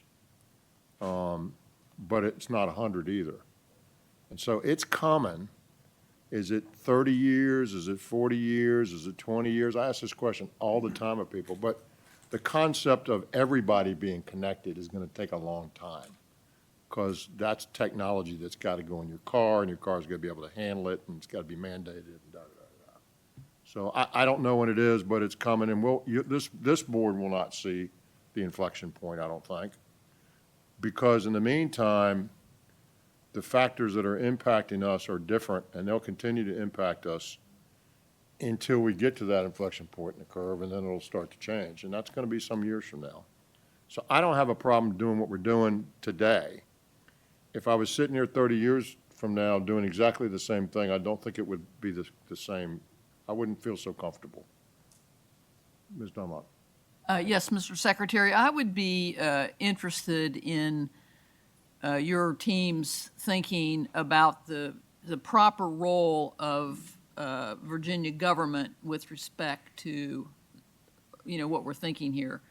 Are we looking out for the citizens of the Commonwealth individually? Are we looking out for the people that transverse through the Commonwealth of Virginia from New York to Florida, let's say? Are we looking out for commerce development? And I ask that question with respect to all the above. With respect to the priority of new construction versus maintenance of existing roads as we think about these trends for the future. And the reason I ask that is because it just strikes me that that the commercial side of the equation will advance much more quickly than the individual. I mean, that's just from my human perspective, because they're out there looking for ways to move their product faster and more efficiently, while the average American just want a car to be able to go where they want to go. So I put that on the table and ask your thinking. We see that now, Ms. Dunlop. That's exactly right.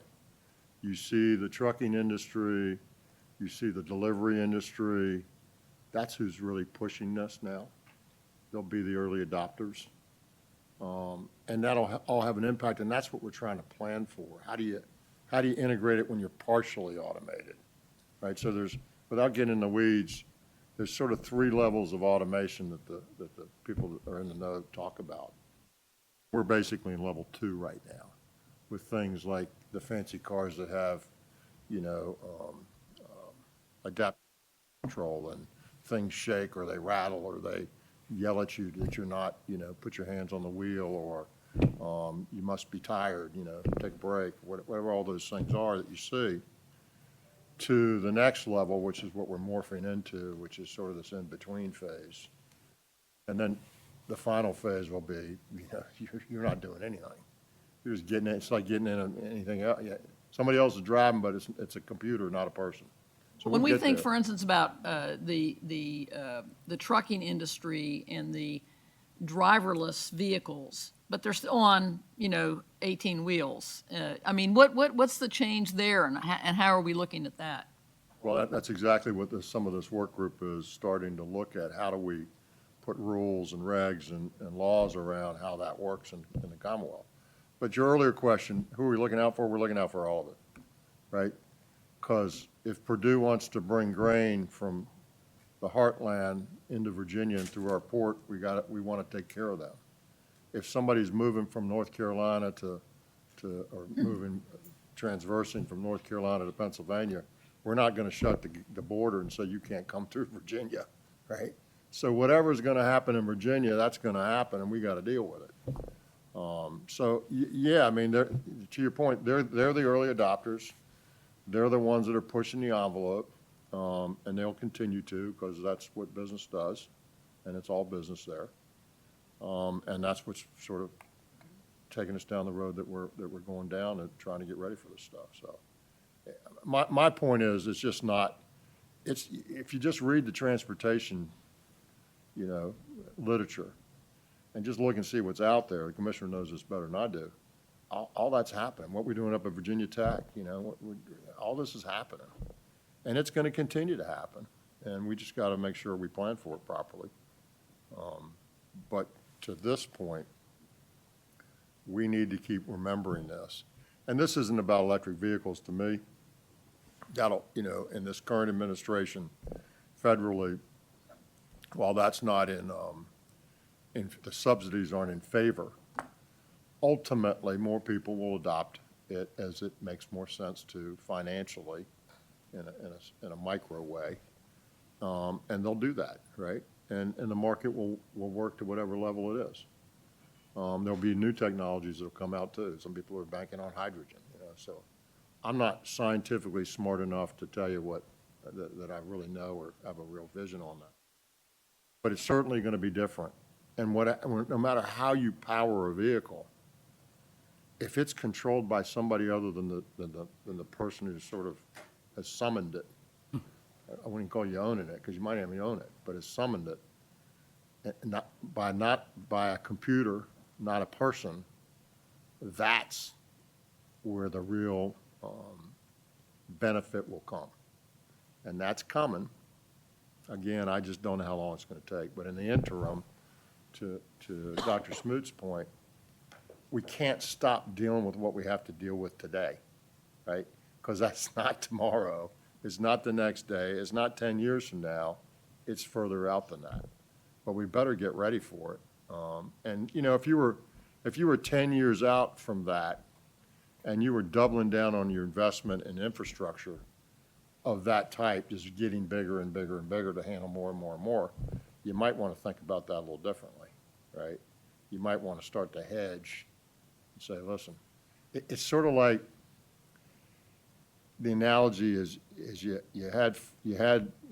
bought a house and you had some children and you built a couple bedrooms on, and then all the children left and you kept building bedrooms on. Well, you're not going to need those anymore, right? So that's what's going to happen eventually. We're not going to need the same capacity because things are going to work so much better.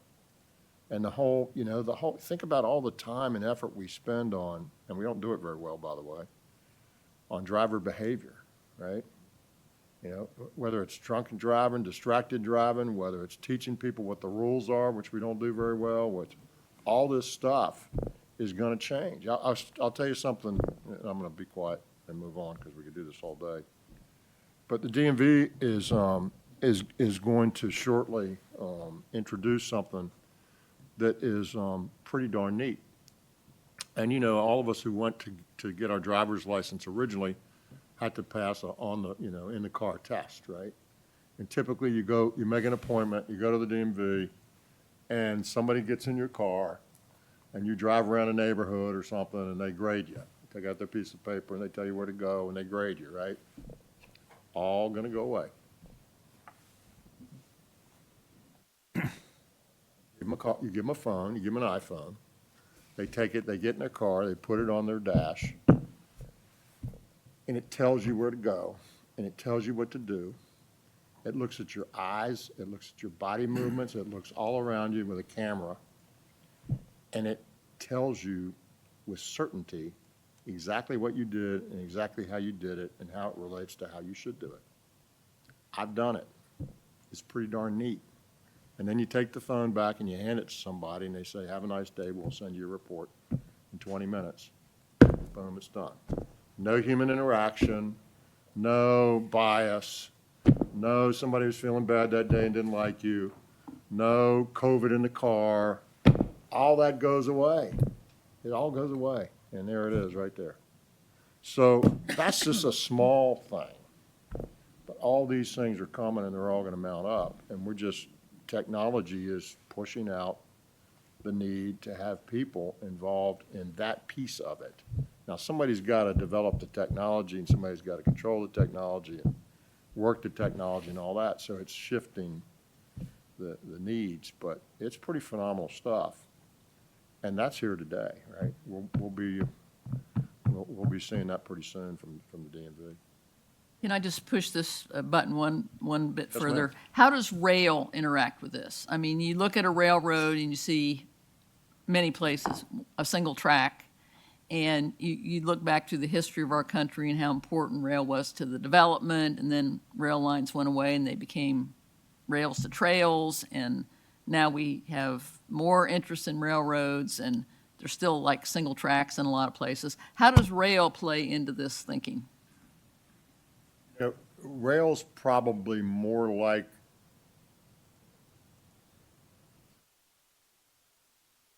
what Ray was talking about in a way, Dr. Smoot was talking about. It's great, efficient, old line technology. If you're going from where you start to where you end, it's great, right? It's perfect. But it's hard to build new rail, right? And, you know, I don't know how rail gets more efficient other than not having people in the locomotives. I mean, people are worried about that from a jobs perspective, and I can understand that. But ultimately, I mean, we're at WMATA, right? We're trying to return to driverless, you know, vehicles at WMATA, subways. And they're all over the world, right? So why do you think a train on a track is a lot different than a subway on a track? I don't know. I'm not an expert. I mean, it's very different. But I think the opportunities are different there than they are in truck and car traffic. Because they're sort of are where they are. They're very expensive to build. They go where they want to go. And if you're going to be on that line, which is what we're talking about today, we're trying to make that better so that we can get more rail down that, more product down that. That's where it's going to go, but we're not going to be able to like do that, right? It doesn't work like that so well. So I'm not so sure. I don't think rail will go away. It's really an efficient way to move stuff from one place to the other. And certainly Virginia is with its port is, and its two major railroads is pretty entrenched in the rail business. So I'm not sure. I'm not sure I know, but I'd love to hear from people who know more than I do about it. Ms. Sellers? Kind of hinted at it, but technology not only advances these things, but it makes it cheaper, more accessible. And I think we will start to see some of these things happen faster. And when you look at technology, and as Jatinder was saying, I was at Carnegie Mellon University 20 years ago, and they were already doing these things. So the technology's there. It's going to improve it once they have their, they're working on making the quantum computing faster, bigger, stronger, whatever the next And as I gen look is. around this room, I don't see a lot of Gen Xers or Gen Zers or whatever the right terminologies are. But I live in a building that's full of them, right? A bunch of medical students mostly. And, yeah, and even my own children and that I talk to. And like my daughter, who I'm blessed that lives next door with one of her grandchildren, she orders her groceries all the time to be, from Walmart or wherever she orders them for. And it's simple. She's sort of got a program and whatever, and they bring it to your house, right? So you think, my wife loves to go to the grocery store. She's not doing that. But you think about if you know what you want, right? You know what you want, and you can just go online and check a couple boxes and it's there. Oh my, how does that change how we go places and do things, right? To Jatinder's point, he says he hadn't bought any clothes off the rack in a long, or, at least in person off the rack in a long time. It doesn't work like that for me, Jatinder. I got to go in, to understand. But just think how much that changes. And I order a lot of stuff online. I've told the story before. I'm being quiet about Alexa. When I first figured out, when I first sort of became aware of Amazon Prime. And I didn't understand, and my daughter was telling me, I said, well, how long? I was trying to get a gift for somebody, and I was behind the curve. And I said, well, when can I get it? And it was like 10 o'clock in the morning. She said, about 2 o'clock. I said, what do you mean 2 o'clock when? She said, 2 o'clock today. I said, how does that work? She said, Amazon Prime, Dad. That was some years ago, but I ordered the thing at 10 in the morning. It was there at 2 o'clock in the afternoon. Like, that's changing the world, right? And it's just going to get more of that. So it's not only the technology of that piece, but when they can bring it to you, we're working with the air people now with drones and drone delivery. That blows my mind, right? There's going to be a lot of that, right? And you don't need the road anymore. You don't need the driver anymore. You don't need that. And all of a sudden, all those things come to you. You don't have to go get them. It's phenomenal. Mr. Minshew. Thank you, Mr. Secretary. I appreciate all these Rumsfeldian analysis points that will need to go into this report that we have to deliver to the General Assembly and the governor sometime in December 2025. I'm just curious, Mr. Secretary, what process will this board be working on to have that deliverable ready to be tendered up? We've been in the process, sir, for a fair long time before you got here. Mr. Lawson, you want to speak to any of that? Or reiterate? We've got a couple months left of a couple columns, and that's the process we're in. Yes, Mr. Secretary, Mr. Minshew.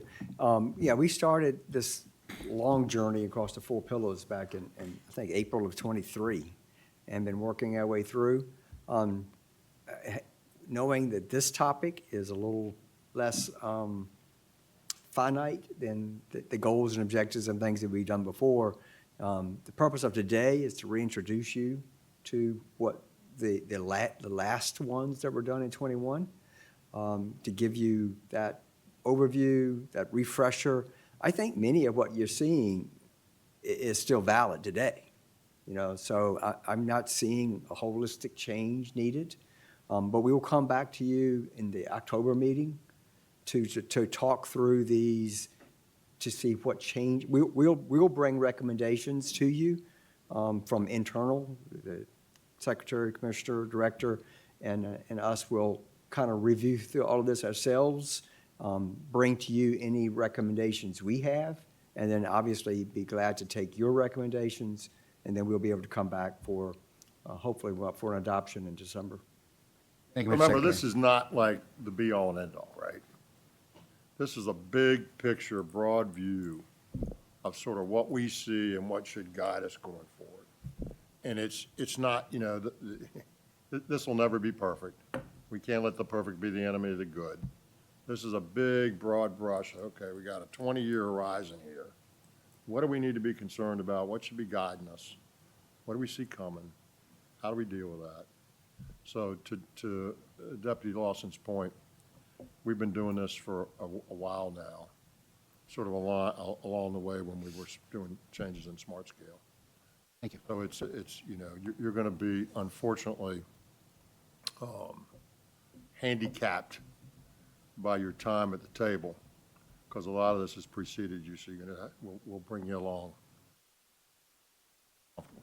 Good. Anybody else? All right, Mr. Ramchandani.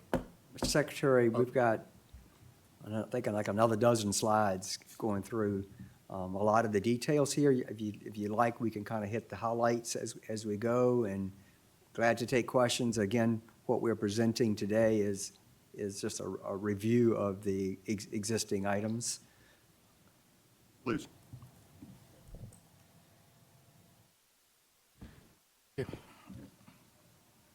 So,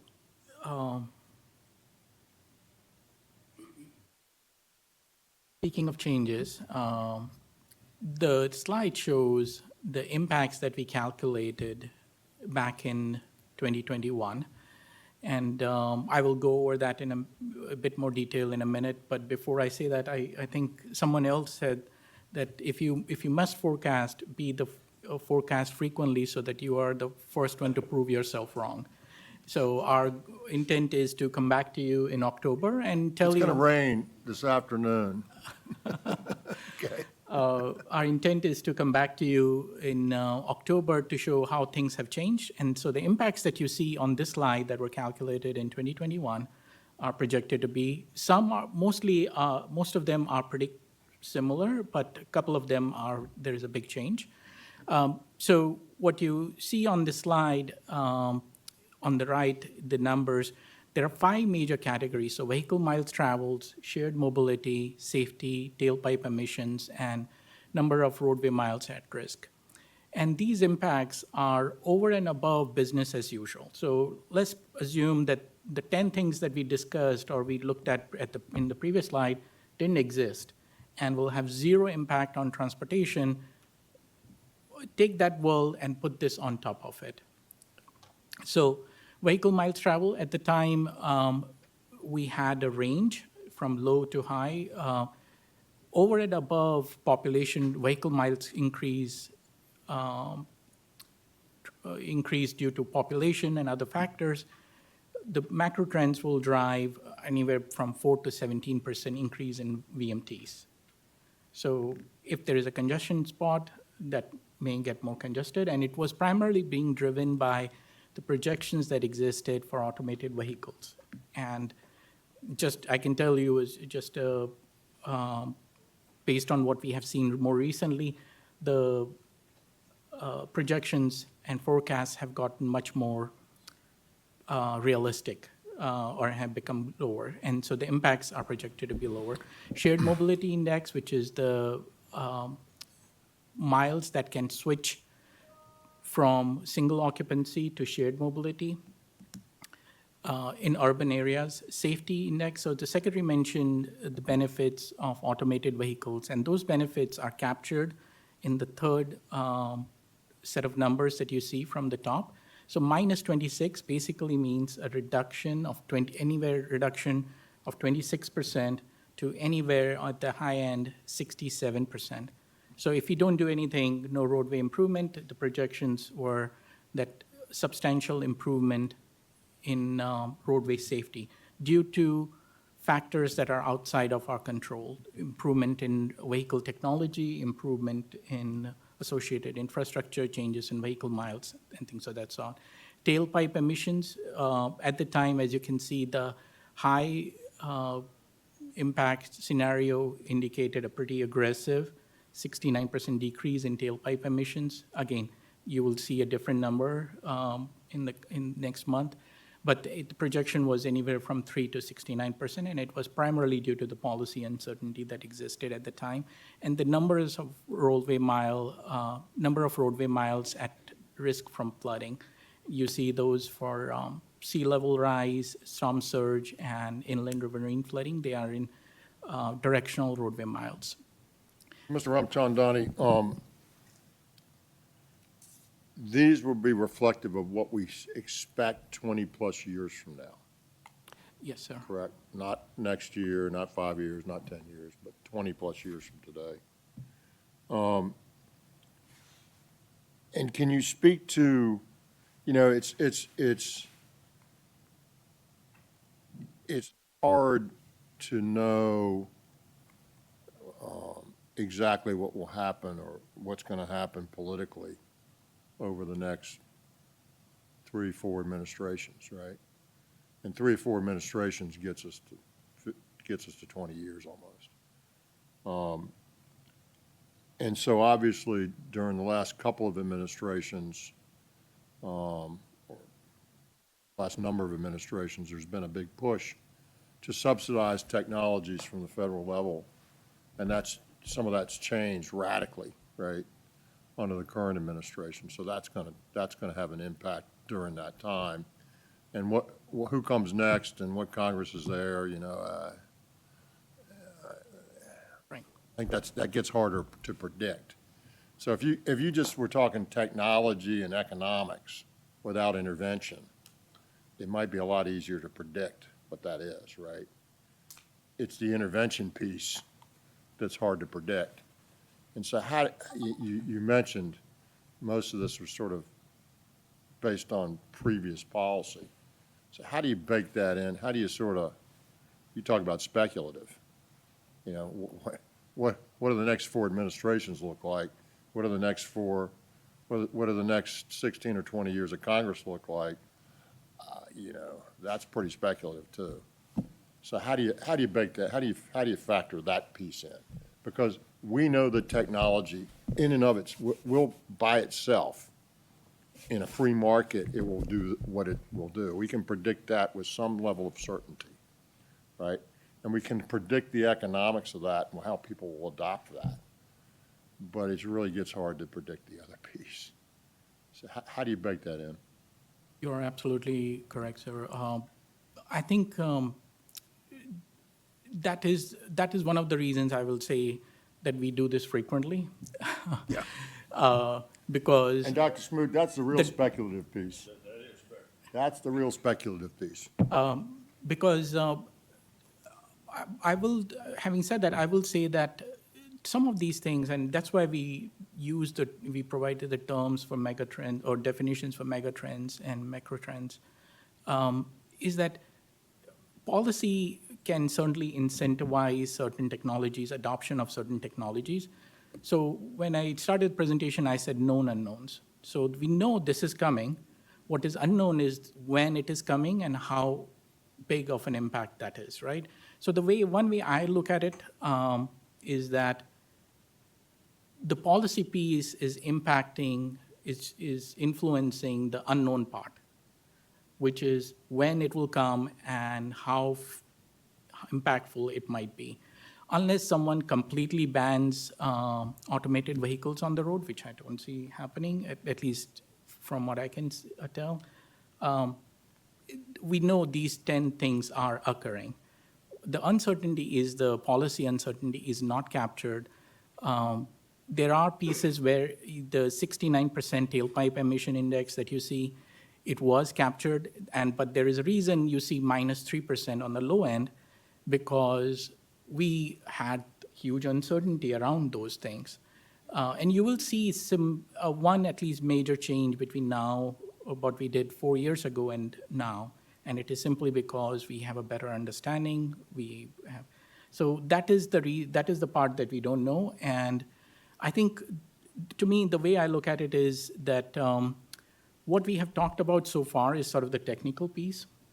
The policy piece for the board is when you look at these numbers, what are the things, policy priorities that the board has for the next 4 years, next 2 years, that the staff can work on and help the transportation system be better prepared for. And so we talked about the impacts on this side, and the policy piece is the risk and opportunity register, which is that the board, one can look at vehicle mile travels and say, oh, we will have more growth or things of that sort, and someone else can have a different view as well. So the policy point is how the board sees these numbers and how the board wants to interpret these numbers. And that's what is covered in the policy item. I know I segue off of your question, Secretary. Did I answer your question at least somewhat satisfactorily about policy? Yes, sir. Okay. Mr. Secretary. Yes, or Mr. Lawson. I'm curious, we're looking at what we believe or expect to see in 20 years, but this is 21. What have we seen in 4 years? And what adjustments have you made to this as a result of what you published in 21? So our intent was to share that with you at the next month's meeting and provide an overview of what it was. I don't have all the results in front of me right now, but we intend on bringing that to you next month. Can you give us a teaser or something? I'm just curious, like vehicle miles traveled, is it what you all expected, higher, lower? Well, the COVID thing hit it, right? So No, I get that. bad data.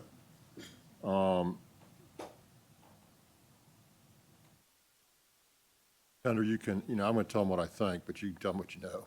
Mr. Secretary, Mr. Lawson, we see a positive increase. What has changed is the rosier projections for level 5 automated vehicles have become much more sort of realistic.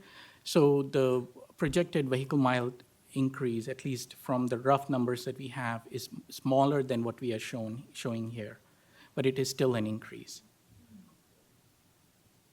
Safety has been a struggle for us, right? We bent it a little bit, and then it came back, and of course, it depends on how you measure it. And then we're doing all these things. There was a great article, something I read yesterday about bicycle safety, and it was, in many ways, it was spot on, We get really aggressive. We put all these bike lanes in places, and you either paint a line on the street or you put up a plastic,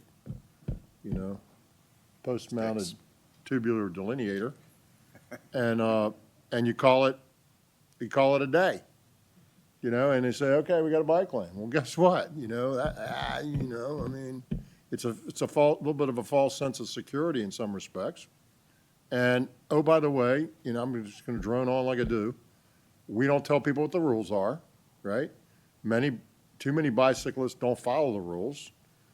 Too many people in the cars don't know what the rules are or don't follow the rules. And so what do you think is going to happen? Exactly what happens. We're going to have more problems, right? I mean, I've done this deal before where I got, a one-lane road, a one-way road, crossing a one-way road, and can I make a left turn on red or not? Well, I got a bike lane next to me, and oh, by the way, the bike lane's two ways. So what's the rule? Nobody knows what the rule is. You could interview, 100 law enforcement officers and everybody on the CTB and everybody at DMV, and I bet you'd get a bunch of different answers. Because we don't teach people that, right? As things iterate, we don't teach them. So all that is making it worse, right? That's just making it worse because we're ahead of ourselves. And so we have not figured out the safety problem. There are too many people that still don't wear their seatbelts, and they speed, and they're distracted. Here we are, Too tender. So safety hasn't gotten a lot better. It depends, and it's been variable. Tailpipe emissions will continue, I think, just because of technology, if nothing else, even without intervention. That'll continue. Electric cars obviously electric cars are great. They're cool. There's just some of us that don't believe that it should be that level of subsidy that's been in it. Nobody's against electric vehicles, right, that I know of. And oh, by the way, they're pretty neat, and if you want to have one, get one. I've got an electric bike. I think it's great. When I'm going up a hill, I give it a little juice. It's kind of good. So, I'm all about it. So I think you'll continue to see that.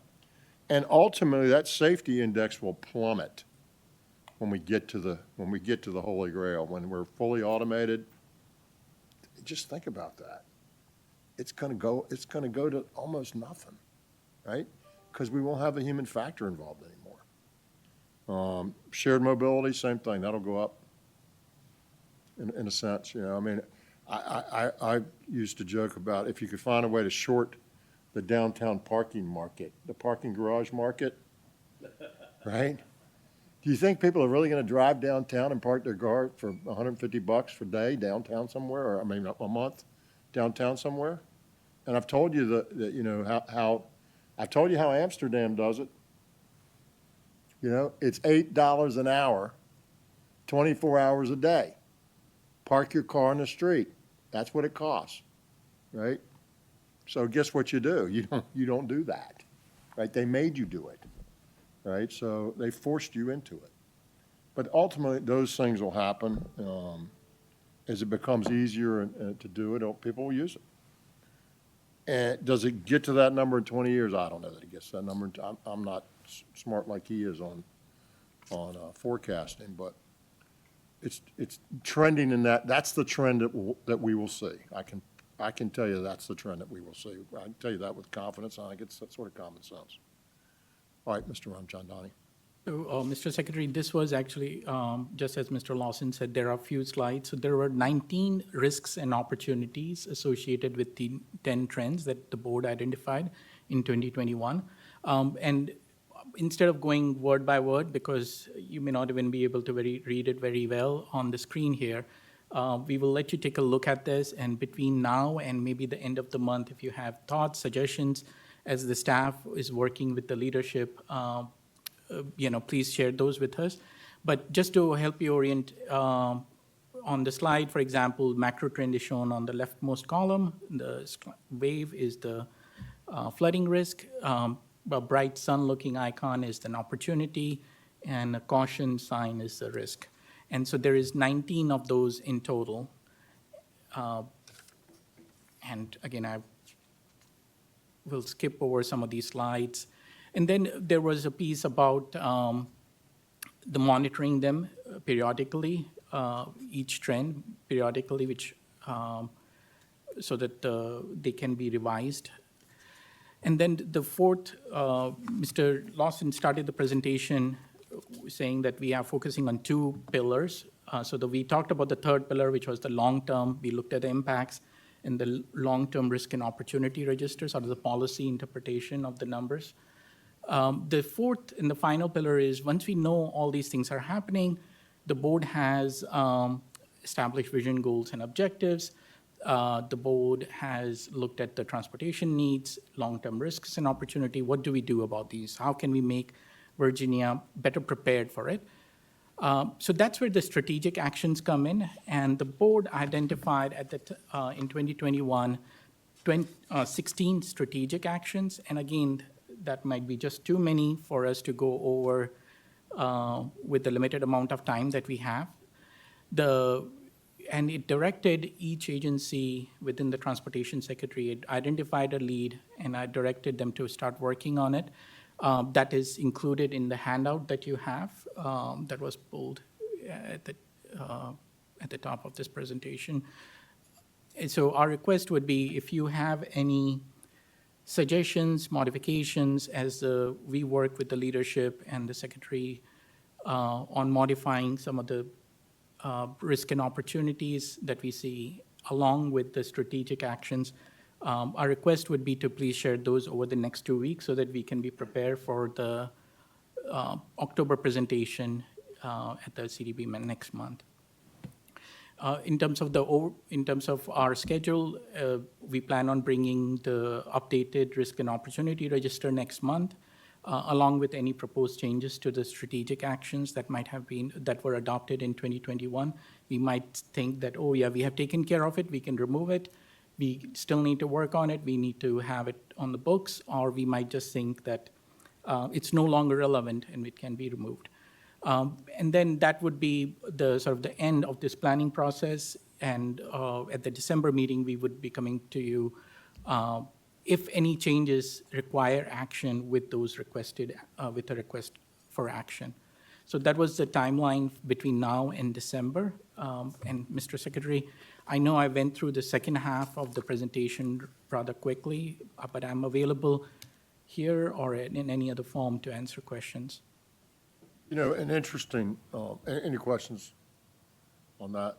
An interesting thought on your page 9, Jatender, when we talk about vehicle miles traveled, and then previously on page 4, I guess, or page 6 it was, 7 it was. And we see vehicle miles traveled going up, you know, as the concept. Which is really interesting because, you know, I sort of struggle with what I really think is going to happen there. You know, obviously, with home delivery and all the e-commerce and all that stuff, and flexibility, and that'll ebb and flow at the workplace. You know, what'll that look like 10 years from now? I'm not exactly sure. Probably stabilize out. But if it's easier to get in a car than it is today, because you don't have to drive, right? You just get in and go. All those factors coming together, do the miles go up or do the miles go down, right? I'm not sure I have a view of that, right? Do they really go up 17%, or do they stay flat, or do they go down? Because certainly the e-commerce is going to push it down, and certainly the work thing could push it down, but the ease of getting in a car and not having to drive might push it up. Although if it's a variable cost and you could get it done some other way, you know, that might push it back down. So I don't know where it ends up. It'll be interesting to sort of watch it, but Ms. Ellers. I think you're forgetting a key group of people who use the roads, and that's parents who cart kids around, and that's not changing. I know my child, my niece and nephew. Soccer game doesn't come to you, does it? Doesn't come to you, and they play year-round now. Yep. And you talk to, you know, not to stereotype, but typically moms, and they're still getting in the car and driving quite a bit to go to this sporting event and that sporting event, you know, and it's all, and again, it's. Well, defend my part of the spectrum there, Ms. Sellers. We had 4 children, and there's no way to go to 4 places at the same time, so I was very involved. It wasn't mom. It wasn't just mom. Yeah, I mean, we'll see what it is, right? There'll be influences that'll be positive and negative in terms of pushing it up or pushing it down, and we'll see where it ends up. But what will happen is the throughput, no matter what, is going to change radically, right? That's going to change radically. And so even if you have some more traffic, when you have that radical change in throughput, it's going to affect your capacity need. And it's going to radically impact the safety thing. Those two things I would bet my life on. Now, whether miles go up or miles go down, I'm not sure. And whether emissions go up and how far, or go down and how far is what I should have said, I'm not sure. But the safety will get much better and the throughput will get much better because it won't have the human factor so much anymore. That will happen. All right? Any other questions or comments? Yes, Ms. Dunlop. Yeah, sorry to ask this, but could you walk me through the thumbs up and thumbs down here? Vehicle miles traveled, you got a thumbs down, and I'm not sure if it's good or bad. I mean, we want people to be able to move around as much as they can. Then you've got, Talking about, page 7. Thumbs up for tailpipe emissions. Well, we know tailpipe emissions go down when you have economic growth because people get new cars. So, I mean, can talk to me a little bit about that if you don't mind. Madam, Mr. Secretary, Ms. Dunlop, so these were in relation to the goals and objectives that were established at this time. This is going to change because the board has adopted a new set of goals and objectives. Did I answer your question? Well, let's do this. So Ms. Dunlop, on vehicle miles traveled, if it increases 17%, right, then what's the impact to us? Senator? Mr. Secretary, we, at the time, we tried to see the impacts on congestion. And there was research that shows that congestion can reduce because the vehicle spacing, the vehicle operations might be much more improved due to connected vehicles. But there wasn't enough for us to develop estimates or do anything of that nature. So we left it Is it fair to say that if vehicle miles traveled are up 17%, so we have more traffic on the road and everything else is the same, that's a challenge and that's sort of a negative situation we have to deal with? So we're saying that that's fair? a challenge. Is that fair? And if shared mobility goes up, then that means there are less cars on the road. And that's a good thing in terms of us building more roads and having more challenge. That's the only thing that changes. If the safety improves by 67%, that's good on any day, right? Any percent is good. And the emissions tailpipes, if that goes down 69%, that's good. So I think that's what he's saying there. Now, the things that are going to impact us negatively again is sea level rise will continue. If it continues, will continue to have a negative impact. Storm surge, if it continues at the projected rate, it will have a negative impact. And then the inland flooding, and that'll continue to have an impact. So I think that's what we're saying there. Thank you. Yes, ma'am. Anybody else? All right. Thank you very much, Mr. Ramchandani. We're going to take a 10-minute break. I'm calling us back into order. Thank you very much. We are on item 5 on our agenda, the Virginia Administrative Code Update, Coleman Bridge Toll Cessation. Mr. David Caudell. Thank you for being here, sir. Good morning, Mr. Secretary. What a great item to talk about this morning. Good morning, Mr. Secretary. Good morning, board members. I'm going to take the lead a little bit from Mr. Todd. I haven't been up here probably 7 years, so I'm a new face to probably everybody here. I'm Division Administrator for VDOT's tolling operation. We're responsible for the Easy Pass Virginia back office. I'm also responsible for 3 now VDOT toll facilities and the toll relief program down in Hampton Roads and kind of a lightning rod for any tolling issues that come up in the Commonwealth. I get struck regularly. Today's discussion's about Amendment to the tolling regulations. As a bit of history, the budget language, item 441D1, Chapter 725 of the 25 Acts of the Assembly require that no later than January 1st of 26, all rates, fees, and tolls and other charges shall cease to be collected on the George P. Coleman Bridge. So after all of our planning, we had some heads up on this. After all of our planning, we were able to conclude tolling at the Coleman Bridge on August 8th. I just want to put a plug in, the districts were instrumental in helping us with the MOT. We did all of our planning for our staff and made sure they got placed. And we coordinated with our contractors to make sure they had a soft landing on this. Folks, I think it's important what he just said, and you probably heard it, and, we were focused, the commissioner was particularly focused on making sure that we took care of our folks, both our internal folks and our contractor folks. So whenever you shut something down, it has an impact, right? And we wanted to make sure that impact was mitigated.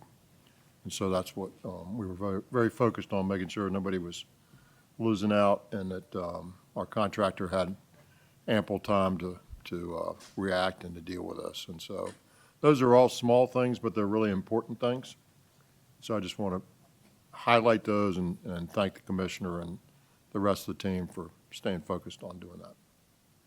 So the applicable regulation here we're talking about is Title 24 of the Administrative Code. The agency code is 30, that's VDOT, and the chapter is 620. Talks about the rules, regulations, and rates concerning tolls and bridge facilities for those owned by VDOT, excluding the P3. The board has this power based on the laws of the Commonwealth noted below. And so the particular language that needs to be amended in the regulation is 30B, and you'll see to the right, that's where our toll schedule is. And since we're no longer tolling, we need to amend the regulation and take this toll table out. Because it's a rate-based regulation, we'll be able to skip a few steps based on the Administrative Process Act and go right to final form.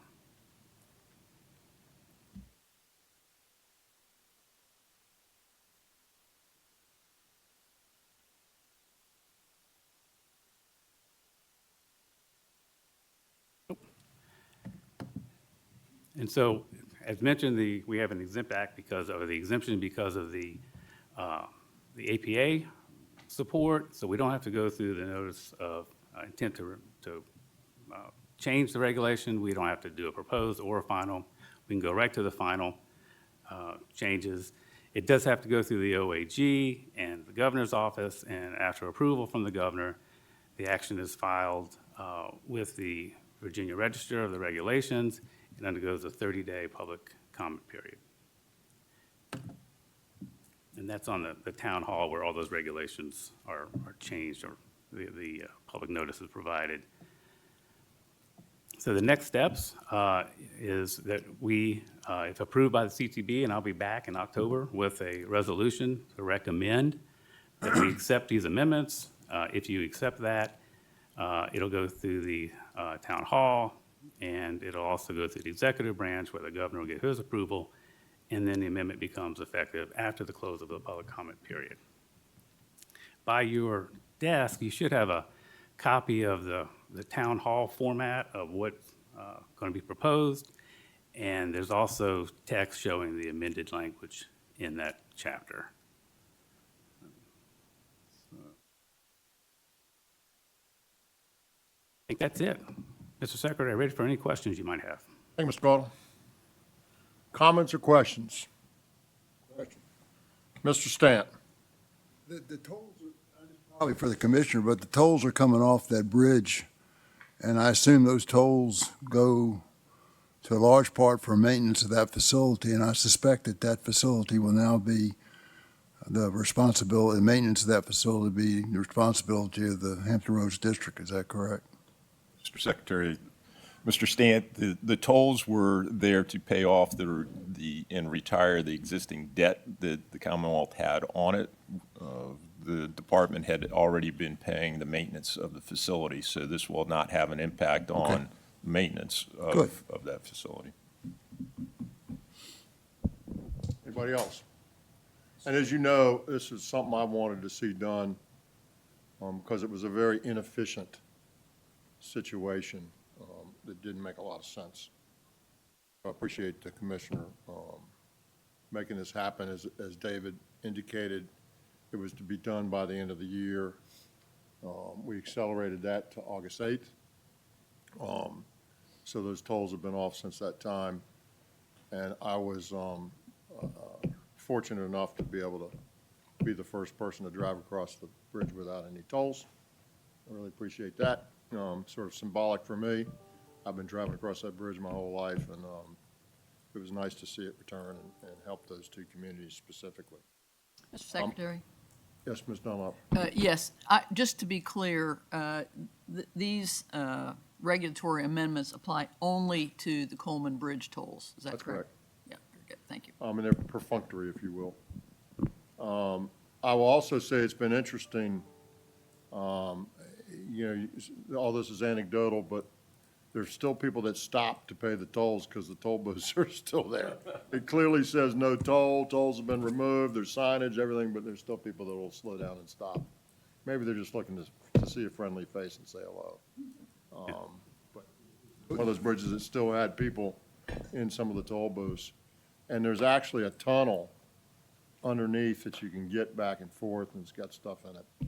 And we've got some work to do there yet to get rid of all that, tear all that out, all that infrastructure out. That's going to take a little bit of time. The commissioner and I remain negotiating on how long that's going to take. There's sort of a joke that I got a friend named Bubba and his buddy that got to have excavators and a couple cases of beer and some wings, and we'll get that thing down in a day and a half. But of course, it doesn't always work quite like that, so we won't do it that way. But we're looking to get it done as soon as we can. Ms. Lawson. Just curious, when was the debt retired? The tolls were set up to pay the That debt? has not been retired. So what happened, we briefed this before, I think, there was about 12 million left, Steve, something like that, 15 million left. There was Or to give you there the was an amount of money example left, number. and we were going to have to invest another $5 or $6 million in new tolling infrastructure because the old one was going away. So not only did we have that to pay off, then we're going to have to pay off the new investment, and then we were going to throw it all away at the end. And so, Laura, do you remember the number? As of the end of the fiscal year, it's just over $29 million. We 29 expect million. the write-off to be somewhere between 25 to 28 million after costs are incurred. So we owed this, so we had two sets of debt, right? We had debt owed to others, and they had been paid off for some time. Then we had debt that was owed to ourselves, to our toll facility revolving fund. Toll facility revolving fund is fairly robust. This wasn't going to have a particularly negative impact on anything else we were going to do with regards to that fund. So the concept of, one, having a toll that 50%, you've heard me talk before about tolls and my concern about some of them and the inefficiencies that are involved in that system. And I've always used, based on numbers given to me by Macquarie, the big infrastructure funder out of Australia, that the number was about 25%. I saw an article the other day that some people were speculating it was up to 30-some%, a national transportation article. But the point is, at the Coleman Bridge, it was 50%, right? So 50% of the toll collected just was the cost of collection. Then we were going to have to put $5 million more to continue that, and it was just going to string us out for a lot more, many more years, and it just didn't make any sense, in my view. And so we were able to get that through, and now that's gone. As Ms. Farmer indicated, it'll cost the fund about $20-some million, $25, $29 million. But it was our view, based on the needs of that fund, that it didn't impact that in a negative way other than reducing the amount that was there. I will add that there were revenue bonds associated with the bridge. That was paid off in They were paid 2021. off, yeah. Right. Two types of debt. One was to outsiders and one was to us. So the other one was done. And basically, this was all supposed to be, have gone away before now, but it was forecasted that we would raise the tolls along the way. And at some point, that stopped. And so, of course, with less revenue, with the same expense, it just takes longer to pay it off. So the belief in the beginning was that this would already been done by now, because we never raised the tolls or didn't raise them sufficiently. Then we just had to keep paying them for many more years to come. So that's where we were faced with, and the General Assembly and the governor agreed to eliminate that. And so now that bridge is without cost to traverse. And I will tell you this, this is a little bit like the Elizabeth River crossing situation, and in some ways even more profound, although the toll's not as high, so the impact isn't as big. And it's only one way, so the toll was collected one way, not the other way. But if you drove from Gloucester Point to Yorktown and you didn't use that bridge didn't exist, it's like an hour and 15 minutes, right, or an hour to go all the way around. So the people that live there, they only had one reasonable way to get across the river, and that was to pay a toll. There was no free alternative that was reasonable. And those are the kinds of tolls that I particularly dislike, because they're not, the commissioner over 8 years has done a great job of re-educating the secretary, former board member, then secretary, of the goodness that can come from tolling and P3s when it's an option. When it's an option. When you have a free option and you give somebody another option, to me, it's sort of like first class on an airplane, right? It's an option. You can buy to pay for it, you can pay more or not, but you can go for a lesser price in the back, and that you don't have to buy your way up. And so I love it because it's an option, and it allows more of this to happen and give us more options. And people get to decide. Either you get to use what is already there, or we'll give them a different option that may cost them some incremental dollars, and they get to decide. So I've sort of become a fan of that, even though it's still inefficient in a way, but at least it's optional inefficiency, not required inefficiency. And so, and it gets things done that we're otherwise not able to get done in the system that we operate in. So, but this is not one of those. And so I'm pleased to see it go away, and return that road to users to be able to use, just like they use the rest of the roads, most of the rest of the roads in the Commonwealth, without having to pay an incremental amount to do so. Ms. Sellers. The people that live there are very excited, particularly in the Gloucester Middle Peninsula area. They are excited to see the toll go, almost as excited as seeing the Norris Bridge get rebuilt, but so they are very excited about this. It was a good month, Ms. Sellers. We had a really good month. I remember when, I've told you this before, but I remember when there was no Hampton, when, I don't remember that. I remember when the Hampton Roads Bridge Tunnel was just built, and know that right before that, that to get to the peninsula from Hampton Roads, you had to take a ferry. Think about that. Now we got 8 lanes and tunnels. The biggest, the world record tunnels that we're boring. 8 lanes, and before it was a ferry boat you got on. And they had 2 different 2 different newspapers. And it was a long distance phone call. And from one side of the water to the other. And think about the impact on people and commerce. You couldn't get there, right? And it cost money if you could. And you didn't know each other's news. And so it really divided us, terribly divided us, and certainly economically divided us. This bridge has that same impact in a lesser degree, but has the same impact. And now it'll allow folks to grow a little bit. And, it'll be incumbent on the Gloucester counties of the world to control their growth, right? Now, this wasn't, if you think about this toll, I think with Easy Pass, if you commuted, it was 40 cents each way? Is that what it was? It's 85 cents in the northbound direction, but if you want to make a, Yeah, spread it so over two 85 trips, cents, so- divide by 2 if you're Right. going back and forth. So it's functionally 40 cents to go across it if you're going both ways. So that's not, it's $2 a week, right? It's not horrible, but I'm telling you, it's an impediment, and you've heard it from people, right? And so it does make a difference, and it will be incumbent on York and Gloucester and others to sort of make sure that they manage this properly.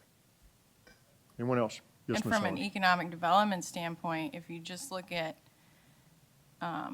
like the tax rate, which is what local governments like to look at in Gloucester, is significantly different than Hampton Roads. And you would expect it, I would expect it to be more similar to Northern Virginia's impact on Stafford and Spotsylvania counties. And the only difference is there's that toll bridge going in and out. So we may start to see some growth in Gloucester, and some investment in the area, which would be really good, not only for Gloucester, but for the entire region over there, so. Without question. And Gloucester, in the 80s, was one of the fastest growing counties in the state. Slowed down a bit, but. All right, thank you very much, Mr. Call. Oh, excuse me, Ms. Dunlop. Mr. Secretary, I wonder if, based on a comment you made, we could ask that the commissioner at some point give us a briefing on the benefits of tolls at appropriate places. I'm a big toll fan. I thought I just gave that presentation. No, you did, but I would be interested in more of the detail for other parts of the state. We will take that under advisement, Ms. Dunlop. See what we can do. We'll have an offline discussion, see what we can do to get that. All right, anybody else? All right, thanks, Mr. Caudle. Thank you. Appreciate it very much. Next item on the agenda is I-81 2025 Corridor Improvement Plan.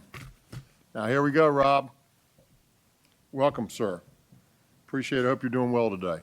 I am, sir. Thank you. Mr. Secretary, members of the board, my name is Rob Williams. I'm with the Planning Division here at VDOT, and I'm here today to give you all an update about the work that we've been doing on the I-81 Corridor Improvement Plan. So just want to take a quick second to actually take a step back and provide a refresher, or in some cases maybe even an introduction into some of the laws and policies that are set up that have been sort of guiding our work since we started this process in January, and even the last time around back in 2018 and 2019. So the first one that I'll bring your attention to, Title 33.2, Section 3601, actually set up the I-81 Program Improvement Fund, right? So that's what we use. That houses all the revenues and other sources of funds that we use to actually fund the work that we're doing, that we're seeing now going on at the 81 corridor. The next section, 3604, actually established the I-81 Corridor Improvement Plan. And so that really guides the work that we're doing as far as developing the plan for the corridor, or the update, what we're working on now. And so that sort of tells us that we need to look at specific areas. In this case, we need to look at safety, congestion, and incident-related delay. We need to identify not only capital improvements, but we have to look at operational strategies and also look at updates to parallel facilities, especially in cases where we see incident delay on the corridor, on the 81 corridor, in those areas. And then we're directed to prioritize the solutions that we developed consistent with how we handle projects in the smart scale process. So once we set up the 81 Corridor Improvement Plan back in 2018, we actually did a similar effort on 95 and 64. And with those three plans in place, the CTB then used that sort of as a structure to approve the IOEP policy. So that's what you see here before, and that really provides a lot of meat on the bones of the process that we go through. So it tells us that we need to look at, for one, the top 25% worst performing locations along the corridor according to those 4 performance measures. So we're looking at person hours of delay, or total delay. We're looking at delay related to incidents. That's anytime a lane is closed, 1 lane or more for 1 hour or more on the corridor. That's incident delay. And then we're looking at crash in terms of severity as well as frequency. Once we've determine those performance measured areas, and we've developed solutions for those issues. We are then directed to use a smart scale-like prioritization process for prioritizing those projects. And we used a 40, 40, 20 weight that you see there, 40% going to congestion, 40% going to safety, and 20% going to accessibility, right? And that all ties back to the laws surrounding the IOP program. Secretary? Ms. Lawson. Going back to that other slide, Mr. Williams, this predates me, but I think I was advised that 25%, top 25, if you will, was somewhat of a fluid thing. When it first came out, it was a 20%, and presumably the board at the time wanted to include some project that wasn't caught in that net, and so it went to 25. But I think you also track, 10, 5, and 2% top, if I can use that terminology, which means really bad. So really bad hours of delay, crash severity, et cetera. We have that information at the 2% level. And when we do that, we get to a lot fewer locations on 81, is that correct? Yes, sir. So 2% is a lot less than 25, yes, sir.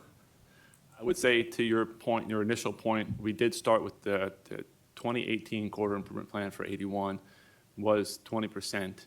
Then when we did the similar plan for 95 and 64, we did go to 25%, and that's ultimately what was adopted in the policy. Correct. And I think we're looking at this again, and I guess we're going to vote on something in a month or so. But when we put that filter, if you will, we only knocked 81, the 320-some miles, down to 130-some with the 25. And if we do your 2%, we're going to get to a fewer number of miles and a more manageable thing, if you will, that we could prioritize. Why more manageable? Yeah. Why is it more manageable? Well, because we'll be looking, instead of looking at 130 miles and saying, let's pick 4 projects in that area, to me, that's almost just like throwing darts on a board, because you're really not getting prioritization. But if you strain it down to 2 or 5 and get the really worst areas, you're going to shrink it down. I think I did the math. It's about 16 or 18 miles. And at least you're going to have your 4 projects or 5 projects, but we will know, or at least have a chance to know and recommend that those are the worst of the worst, and that we ought to get to those first. There may be other reasons not to, but at least we've highlighted, because we have the statistics as to which ones are the worst. If you got the top 25, you got the 2, you got the 3, you got the 4, you got the 5, you just divide a different number. Well, here's how that works, though, Mr. Lawson. So just like in Smart Scale in our regular process, we go out and we look at the impact of the project. We don't use the same factors, but similar factors, right? And then we don't go pick those projects. We divide by the cost, and we get a cost-benefit ratio. So you could have the worst, we've done this, talked about this. You, in theory, could have the most impactful project in the Commonwealth, by whatever measures were used, also be a gazillion dollars, right? And if you lever that with somebody else's money, maybe it's a half a gazillion dollars. And when you apply the gazillion dollar fix to the worst problem, you find out your cost benefit ratio doesn't work, because the cost is just outsized relative to the benefit. So when you change this from looking at a top 25 group of cohort of projects, which we felt was deep enough to get a good cohort to compare against, and just go to the top 2, you've excluded 23% of the projects that may well score better than the top two because you arbitrarily just skinnied it down. If we did that in smart scale, we'd be a disaster, right?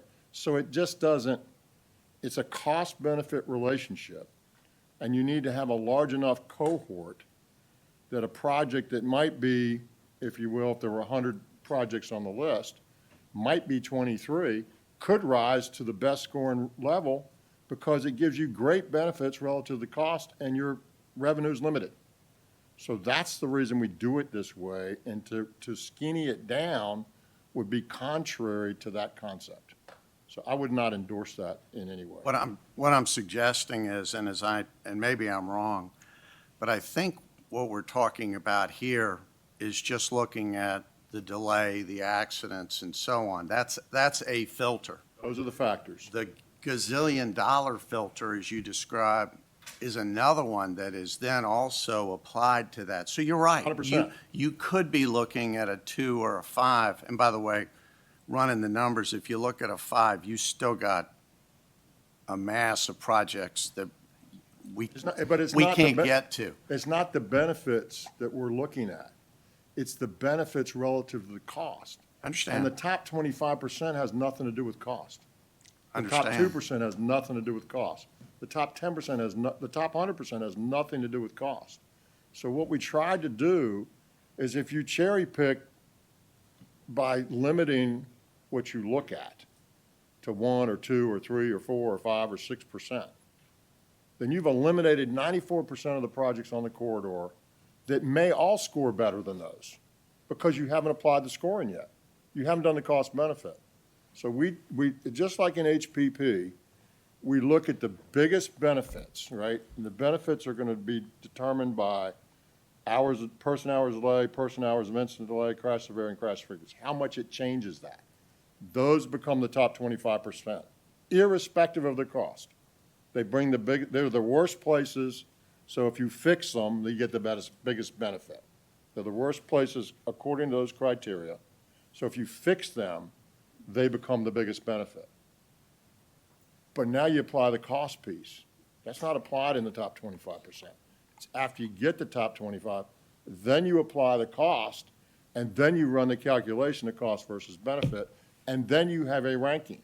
And so if you limit that, the more you limit that, right, and to make the extreme, if I just picked the biggest one and it consumed all the money, you'd say, well, it brought the biggest benefit, but it didn't bring the benefit. It may well not have brought the biggest benefit relative to the cost.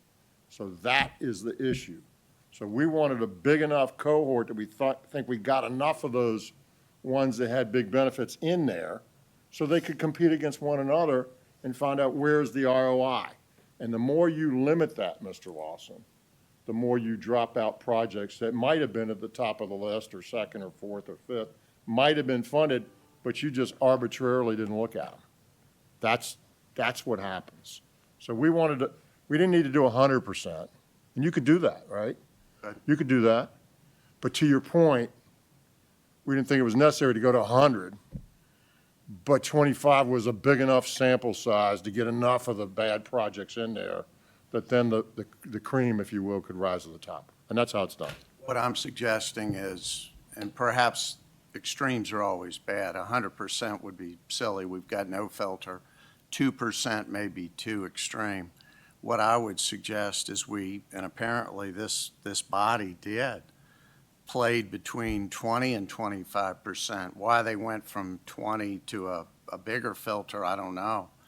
But what we ought to look at is, because we've got the data, go to a finer strain and at least have that opportunity to look at it. I still think, and I have looked at it, I think you're going to have a lot of projects to choose from, and to your comment, apply the gazillion dollar Why would you want to test. exclude one? I'm sorry? Why would you want to exclude a project that's going to score better than another project? Why would you want to do that? Well, it sounds like we're following a discipline of applying a filter. If your argument is don't exclude any, then don't apply any filter. Do that? You could. But statistically, Mr. Lawson, I think the point is, and I'm not a statistician, so we can get Jatender or some others up here, but we needed a big enough sample size to weed out those vagaries, right? And if you sample size down to 2%, you don't have enough. You're excluding 98% of the projects that may, theoretically, might all score better than the top 2%. So because if we were just doing biggest benefit, you could just run it till the number ran out, whether it was 2%, 1%, 5%, it wouldn't matter. But it's not just biggest benefit. It's biggest benefit relative to the cost. And so for sake of work and not wasting time, but getting enough projects in, the 25%, and I don't remember when we, all the discussion around that and why it went from 20 to 25. But for the sake of the sample size, to get enough projects in and to feel pretty comfortable that you funded the right projects on a cost-benefit basis, to skinny it down just is contrary to that. So on the bottom side, to go to 100, that was just more work, right, that we felt was unnecessary. So there's a place, wherever that is, wherever that proper line is between doing unnecessary work and not excluding projects that would score is where we wanted to land, and the policy was set at 25. Are we going to be voting on, and I mean, as I see it, we're not bound by a prior board's action. Are we going to be looking at this to possibly shrink it to 20% or 10%? I see no need to do that, but the board can do what it wants to do. Okay. I'd recommend that people look at these sheets because there's quite a Well, yeah, if number you exclude projects that are going to score better, you're going to get a different result. No. What I'm saying is even when you narrow it down, you still have a tremendous variety of projects to choose from that we still can't. We're going to have to narrow from there. Well, yeah, but why have a worse scoring project than a better scoring project? That doesn't make any sense to me. Well, I'm just talking about this filter, not how it would score otherwise. That's what it creates. If you limit the sample and you don't look at 80% of the projects or 90% of the projects, or pick your number, if you don't look at them, they can't be considered. And they may be better than the ones you're considering. So we want to, our whole concept that we've been fighting for 13 years here, 15 years, is to have some sanity in terms of cost versus benefit. And this is what allows that to continue. The more you skinny this sample size down, you will have projects that would have scored better, but you arbitrarily put them out. You'll have more of that than less of that. If you follow if you skinny the sample down, that's what will happen. I've not seen that. That would be interesting to see, that if you were to, and maybe that's why they went from 20 to 25, they lost a project, and that's why it's. They don't have to, this is like Smart Scale. We can pick any projects we want, folks, right? Okay. So you don't have to manipulate the process. In Smart Scale, as you remember, we chose some projects that were not straight in line on the math, meaning they may have had a lower score than another project, and we funded the lower score project. We have the ability to do that as a board, and sometimes the system isn't perfect, and sometimes we say, which is why we tweak it and try to make it better, and sometimes we say that doesn't make sense to us. And we reserve that right under the law. The board has the right to make those selections. So yeah, once you go through the scoring process, this board can choose any project it wants. And we do have a steering committee that thinks that is important in this role, and they're going to recommend, so we've got them involved. And at the end of the day, we just have to sort through that. But what I want to do, what this administration wants to do, is to ensure that the money that we spend here and everywhere else is best spent. And best spent to us means the biggest return for the investment that the Commonwealth makes. And in the 81 case, it's 100% Commonwealth, because the localities aren't funding it directly. They fund it indirectly. Mr. Secretary. Laird. I understand what Mr. Lawson is saying, and we are adding the smart scale concept to this 25%.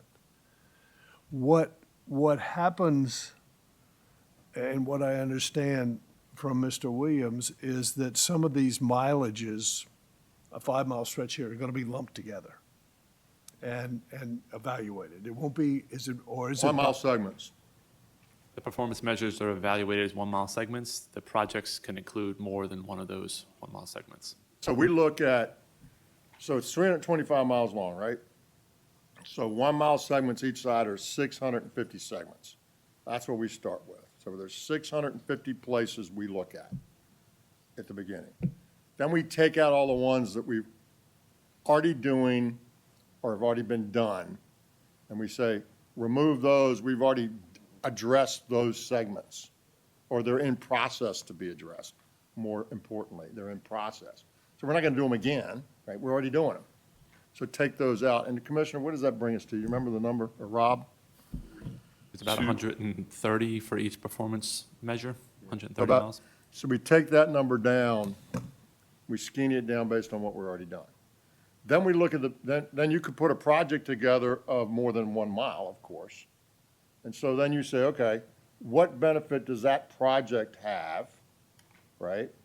What are the benefits, according to person hours of delay, those 4 benefits? Here's the score on those benefits. Here's how much it will fix. Okay, how much does it cost? Divide the benefit by the cost, you get a score, and the one that gives you the best score, in theory, is the one we should do first, and the second, and the third, and the fourth, and fifth. And what I said to Freddie's, to Mr. Stant's point was, we can monkey with that if we want to. We can change that. And what we're gonna hear from our legislative group may be different than that score. I don't know. I can't predict exactly what they're gonna tell us. At the end of the day, we're gonna have to make a decision. But folks, we've been fighting for 15 years to get to where we are today, to have some sanity on projects' benefit versus their cost, and to use our precious Commonwealth tax dollars to get the biggest bang for the buck. And that's the system. It's a good system. It's not perfect.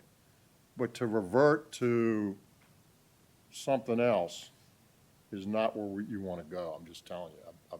That's not where we want to be.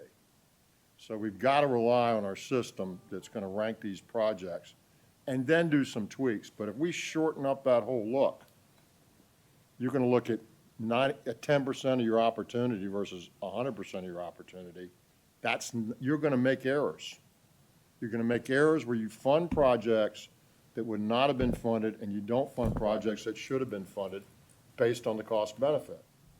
So to Mr. Lawson's point, if you wanted to be absolutely certain, you'd go to 100%. Right? We don't think it's worth that. But when you start coming up the other way and you get to 10 or 5, you just artificially change your sample size, and you're not going to look at the whole opportunity there. It's just a matter of math. It's just straightforward. So, I mean, you can run all those numbers, but you've just excluded whatever percent of your opportunity there is to have good projects, and that's not what we want to do. Mr. Secretary, my point is that you are. It would be like smart scale throwing out the cost benefit. Just run the benefits and don't consider the cost, and then go pick your projects.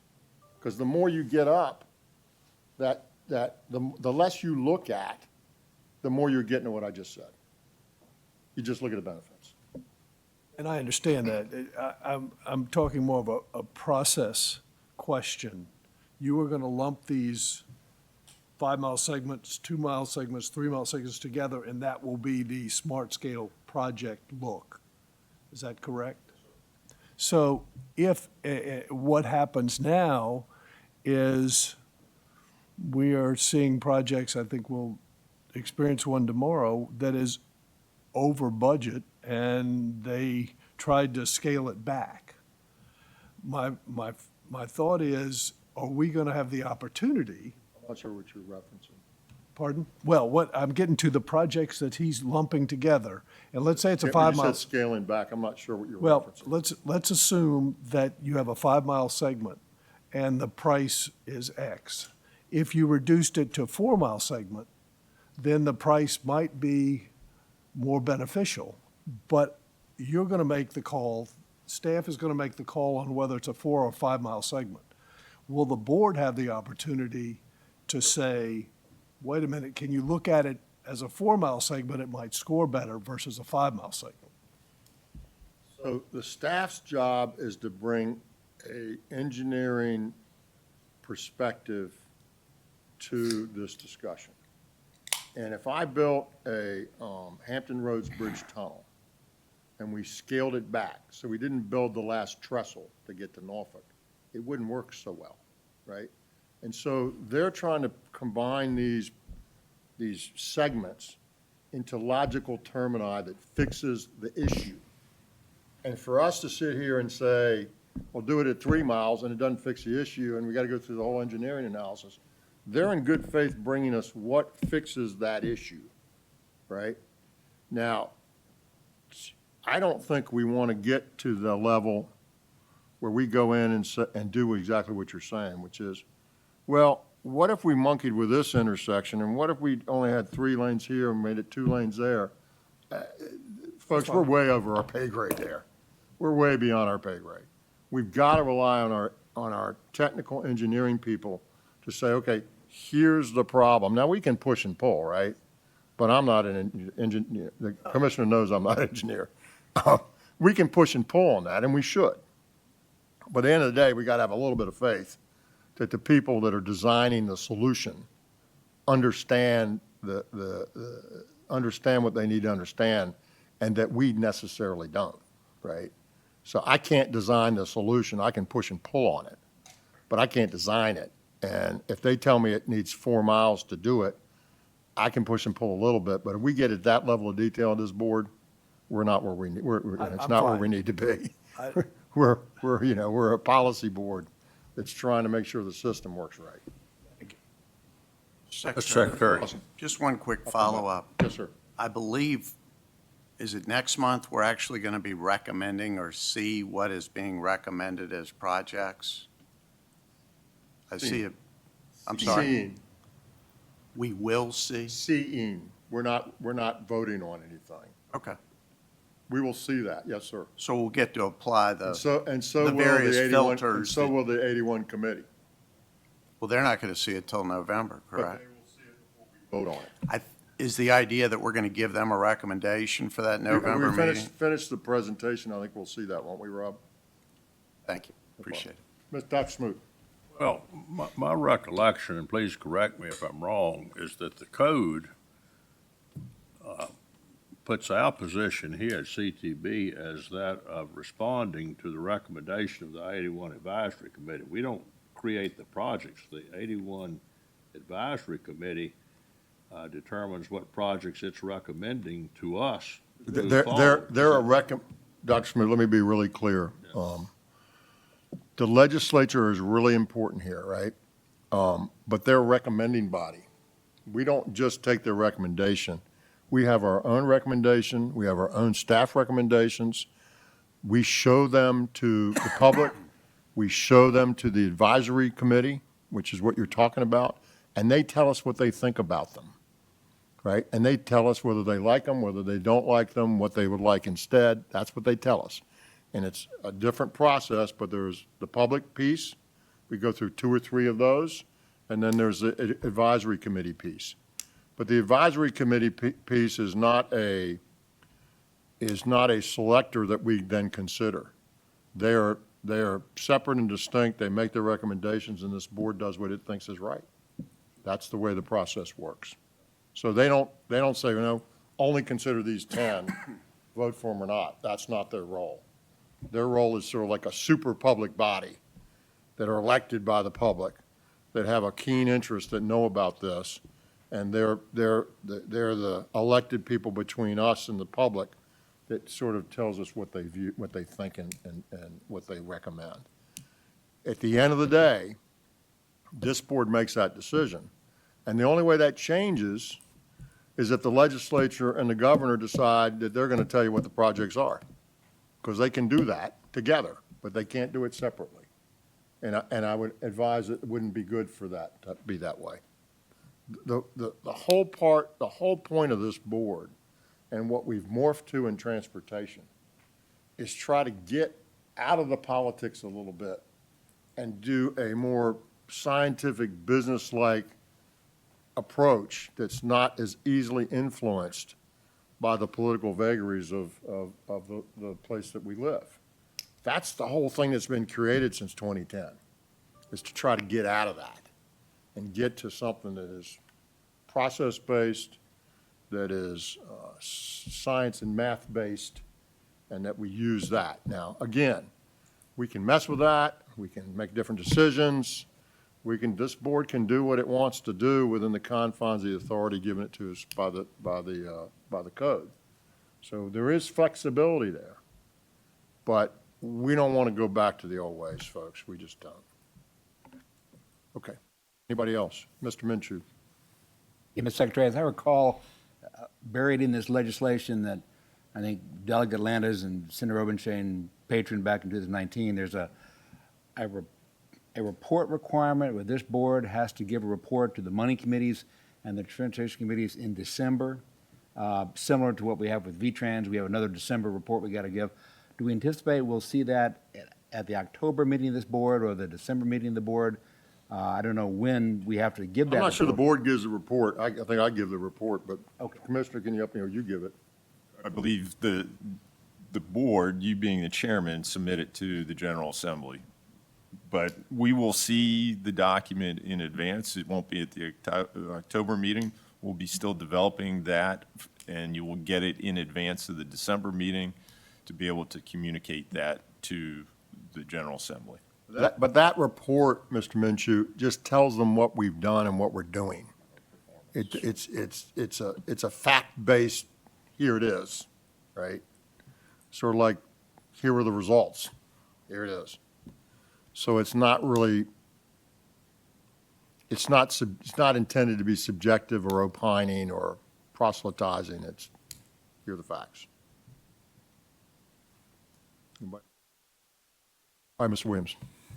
And Mr. Secretary, I would just like to point out before we move on that the policy that we see on the screen, that applies to the IOEP program as a whole, so that includes 95 and 64 and the other corridors, not just 81. All the interstates in Virginia. Okay, so getting back to what was accomplished in 2018 and what's underway now from that 2018 study, the first thing that we did look at was operational strategies. And so there were a handful of those that advanced, including expanding camera coverage along the corridor, Safety Service Patrol, trip and recovery program, to the tune of about $39 million that was funded in 2018.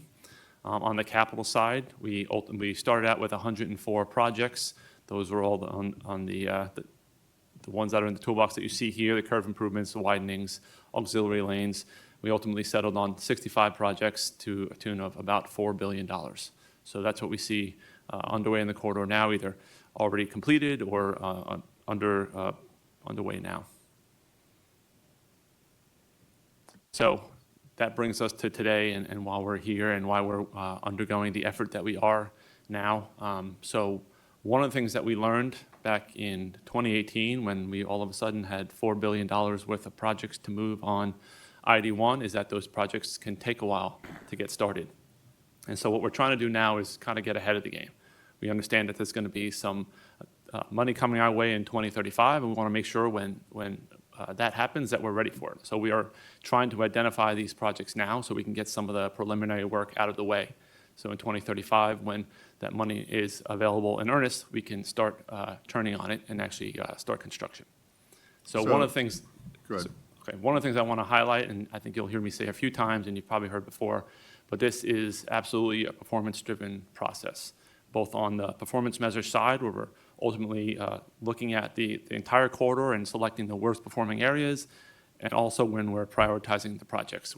We're allowing ourselves to be guided by the data and by our analysis.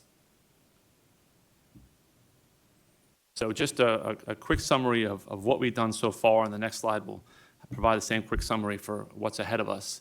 But the point is, this is a very iterative process. We started out with the performance measures, and then we went out to the public and we got feedback from them on those performance measures. We used the information that we got from the public, and we started developing these solutions, right? A whole slate of projects up and down the corridor. Well, Rob, let's be more clear. Sir. Our 25 worst performing 1 mile segments were opined on by the public, and we considered that, right? Yeah, and I'll address that in the next slide. But so after we developed the solutions, we went out to the public with that and got their feedback. And again, I'll share a little more detail about what that looked like. So the next step in the process, right, we're going to continue to refine these projects based on what we heard from the public back in July.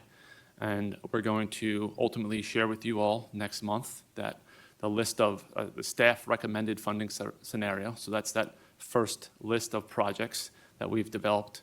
We'll get your feedback, and we will share a refined list with the ID1 Advisory Committee in November.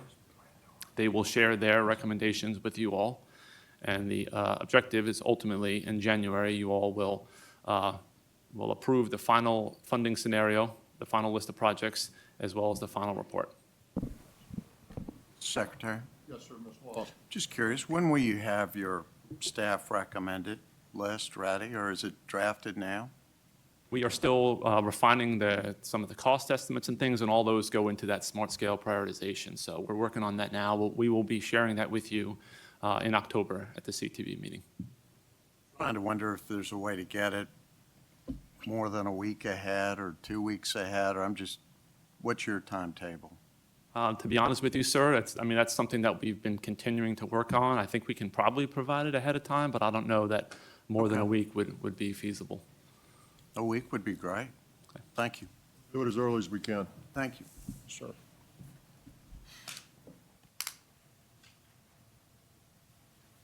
So as I mentioned, when we first developed those performance measures and we identified the 25% worst performing areas on the corridor, the next thing that we did was to share that with the public. So in April, we provided a virtual engagement platform, it's publicinput.com.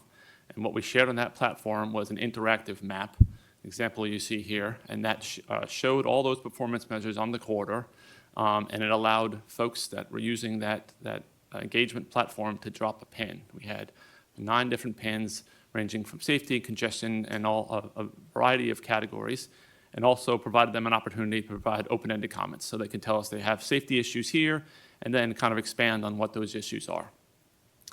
We had about 4,700 participants during the 2 weeks that survey was open.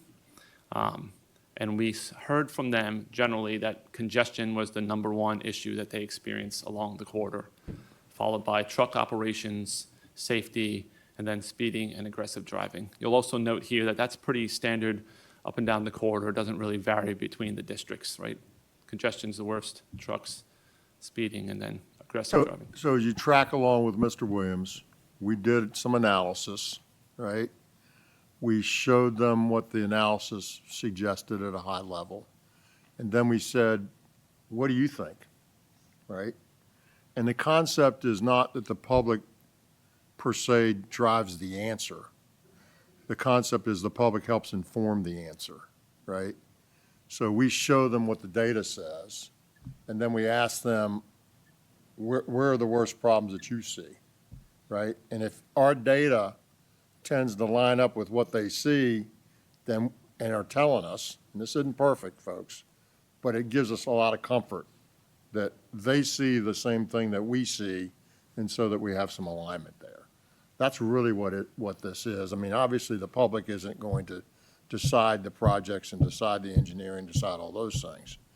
But you had 4,700 people that said, this is what we see there, and it's very similar to what the data says.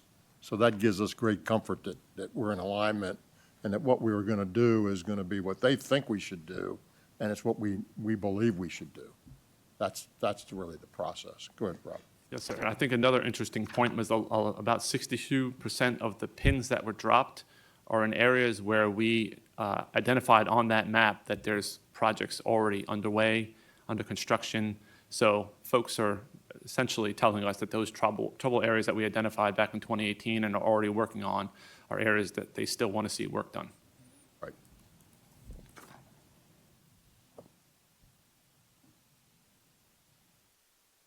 So after we heard back from the public at round one engagement and we got alignment on our performance measures, the next thing we started doing was developing those potential solutions. And as the policy dictates, one of the things that we look at is the operational strategies.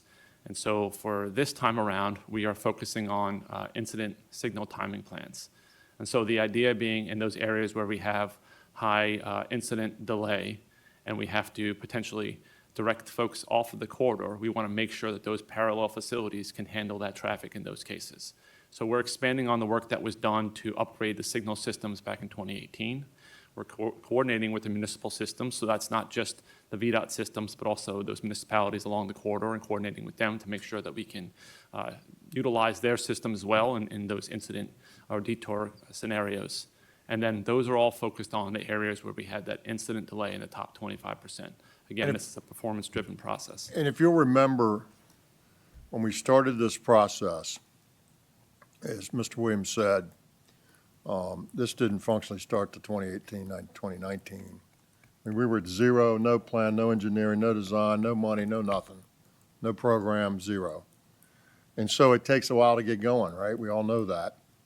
And once we got some money and got a plan together, the things that we could do, and I think we had, how many total projects was it? 104? No, we identified 104 capital projects, but how many total projects, operational and capital, did we fund? Anyway, the point is, a big piece of the numbers of projects that were funded were operational in the beginning, because you can do them quickly, right? You don't have to have tons of engineering design. You're not moving earth and roads and pouring concrete or asphalt or whatever. They're quicker to do, and they have a huge impact. And when you bring the construction on, you want the operational improvements to already be there, right? So on slide 3, you see we funded $39 million in operational improvements, and we're going to spend $4 billion for capital, right? Well, they were a lot of the projects in terms of number. They just weren't a lot in terms of dollars, but they're critical to do, and you can do them quickly, so they're always sort of the first thing you can get to. And that'll continue in this cycle and future cycles. So in this case, what Mr. Williams is talking about are those operational projects. Go ahead, sir. Now we're going to go to the capital. Side. Excuse me? Now going to capital projects. Yes, sir. So on the capital side, we have the same tools in our toolbox this time around. So we'll be considering widening projects, the targeted acceleration, deceleration lanes, and those are used for interchanges to give folks more space to merge. Curve improvements in areas where super elevation is needed to reduce runoff collisions. Auxiliary lanes, so connecting some of those interchanges to reduce those weaving movements again. Realignments in areas where we have severe curvature, and then truck climbing lanes, of course, where we have grades on the corridor. So putting all that together, as I mentioned, we go back out to the public and we say, here's our list of potential solutions. And we ask them again to provide feedback on those. In this case, we provided all 40 projects that we had come up with and asked them to give us a simple thumbs up or thumbs down. Do you agree with this or disagree with these projects? We did, in this case, it was virtual as well as in person. So we were in the middle of July, spent a week on the 81 corridor. We had 4 meetings in 4 days, ended up with about 100 participants at the meetings. We combined that with a virtual component. And again, that's when we asked those folks to tell us their thoughts on the project. We got about just under 1,700 participants this time around. We did see a drop-off in participation, but that's pretty typical for a lot of these studies. A lot of times we see folks in these corridor studies, when they hear about it, they're going to want to tell us what they think. And then once they've kind of shared their thoughts, re-engagement isn't always a priority for them. But I think 1,700 participants second time around is still a pretty good number. So what you'll see in that image on the board there is what we brought with us and what we shared online for the virtual component. But the boards in person were about 8 feet long. We had 4 of those in both Bristol and Salem, and then 8 of those in the room with us in the Stanton district. And what you see on the top portion are those performance measures, right? So that's those 4 performance measures we talked about. And then the dots you see on those boards are the feedback that we heard in round 1, right? So it's kind of bringing everything along with us as you step through this process and bringing those with us and re-educating the public about what our findings were from round 1. And then on the bottom, it's that same section of corridor, but in this case, you're looking at the projects. So you'll see in yellow those projects that we've already funded and have either been constructed or are underway.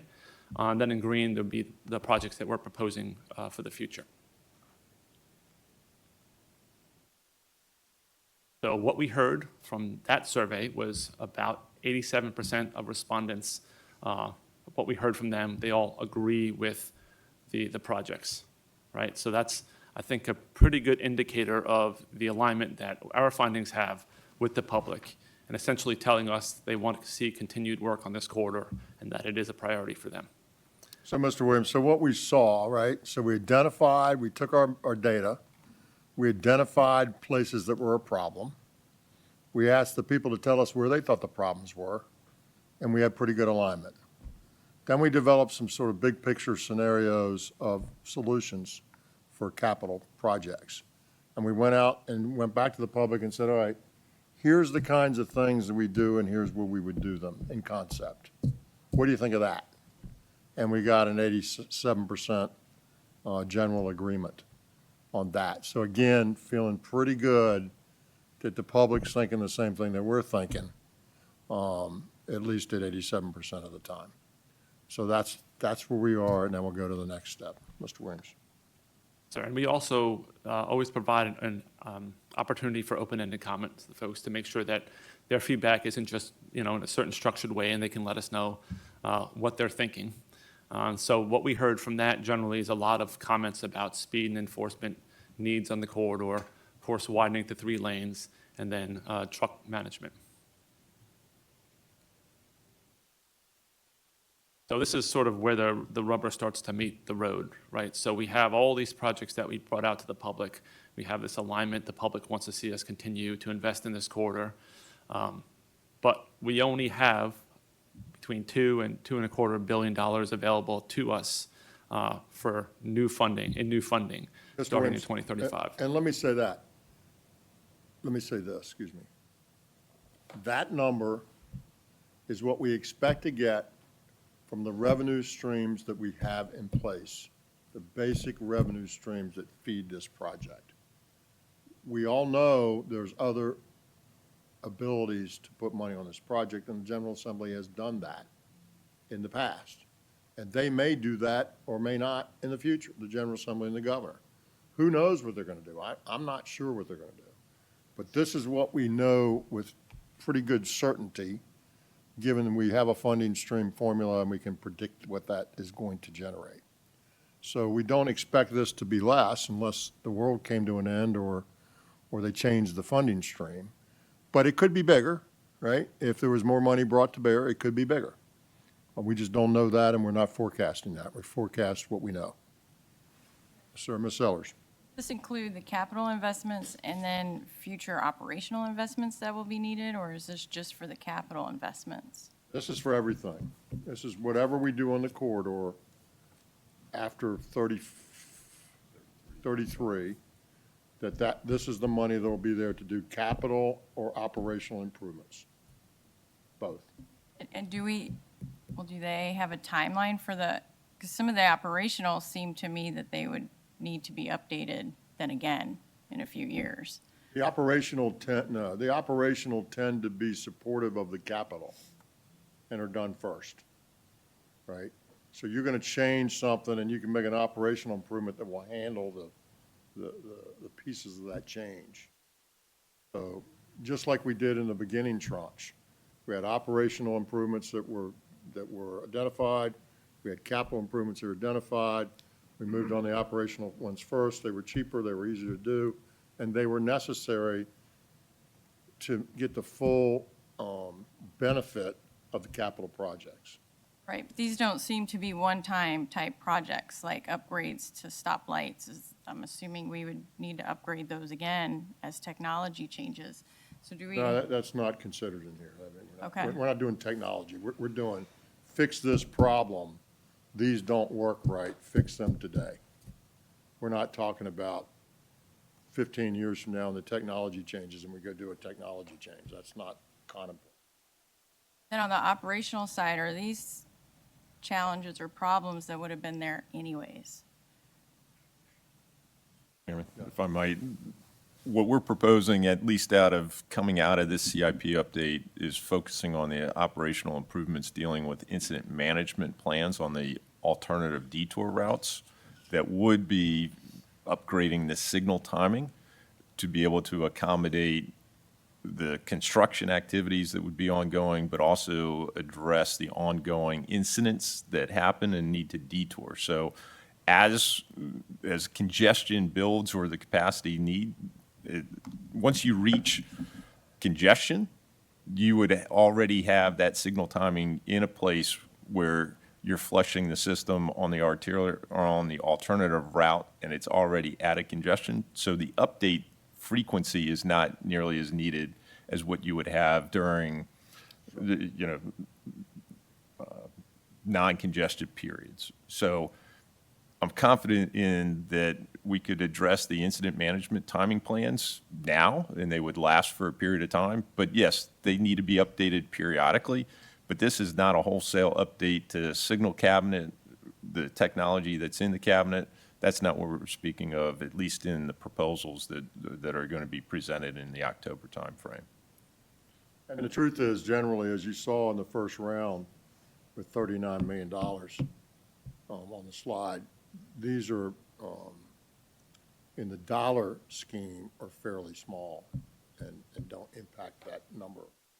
But they're really important to impact the result.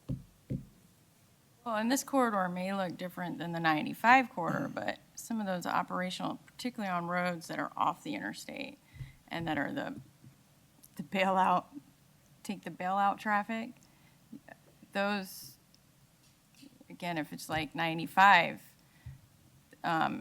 It's not like 95. Okay, so we're not seeing as maybe as much 95 has congestion. but- congestion in general. 81 has incident congestion mainly. It's Okay. different. Okay. And obviously, the population, a lot of throughput, way higher percentage of trucks.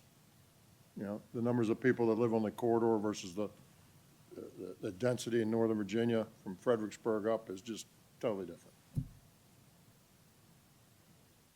Your point, Ms. Sellers, there are some operational strategies that are sort of an ongoing strategy, for instance, the Safety Service Patrol. And in those cases, our policy is to fund those for 3 years, and then they would be included in the maintenance budget.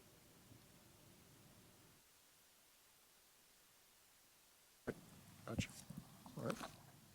So getting back to the point here, we have about $2 to $2.25 billion available to us. The rough estimate of projects is approximately $6 billion of those potential solutions that we developed, right? So the next task we have in front of us and what we're working on now is refining those solutions down to projects that we have the ability to execute. So we're refining some of those costs. We're coordinating with our colleagues in the district to come up with a more refined slate of projects that we can ultimately share with you all. Well, and let's be clear, Rob. Yes, sir.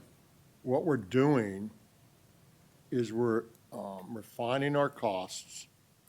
We're refining the cost-benefit analysis, which will then give us a prioritization of the projects that are recommended because they return the best benefit for their cost.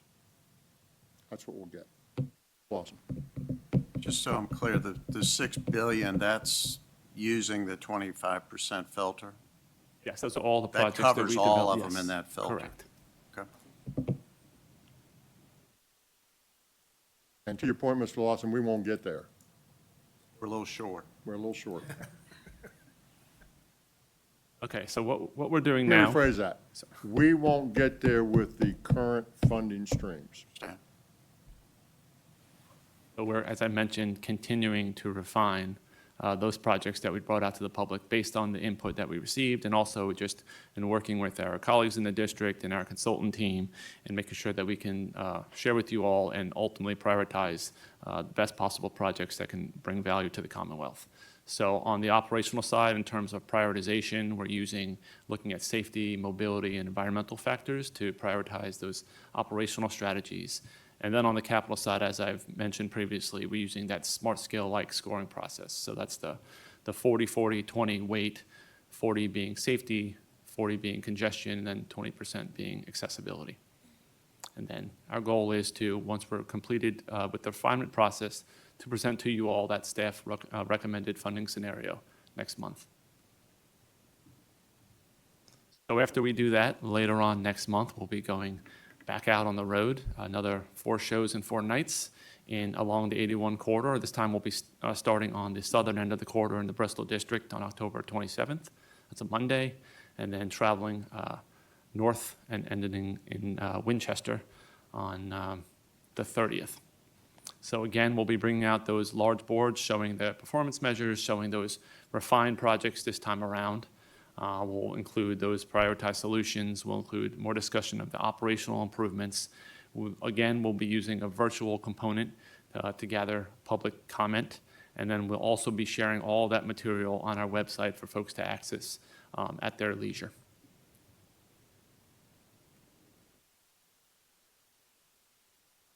Once we get that last round of public engagement completed and get their feedback, the final steps will be finalizing that funding scenario, sharing that with you all as well as the 81 Advisory Committee. They will be sharing their recommendations with you, and then ultimately it will be up to this board to select the final funding scenario and adopt the final report.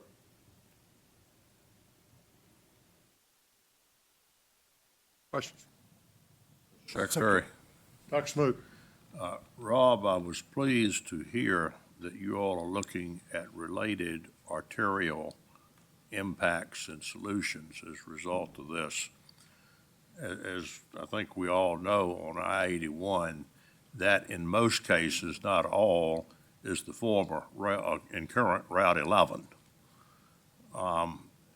That has produced and will continue to produce ugly situations if it is not addressed. Now, I don't know that the I-81 improvement program in and of itself was contemplating significant changes on Route 11, improvements on Route 11.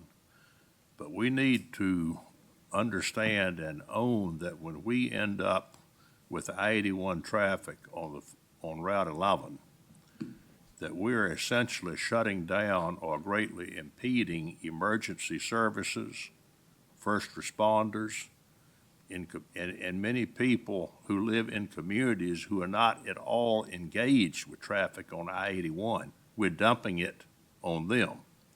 There's no alternative to that, I don't think, but I think there is an alternative to being able to do all we can to expedite the movement of I-81 traffic when it is placed on roads that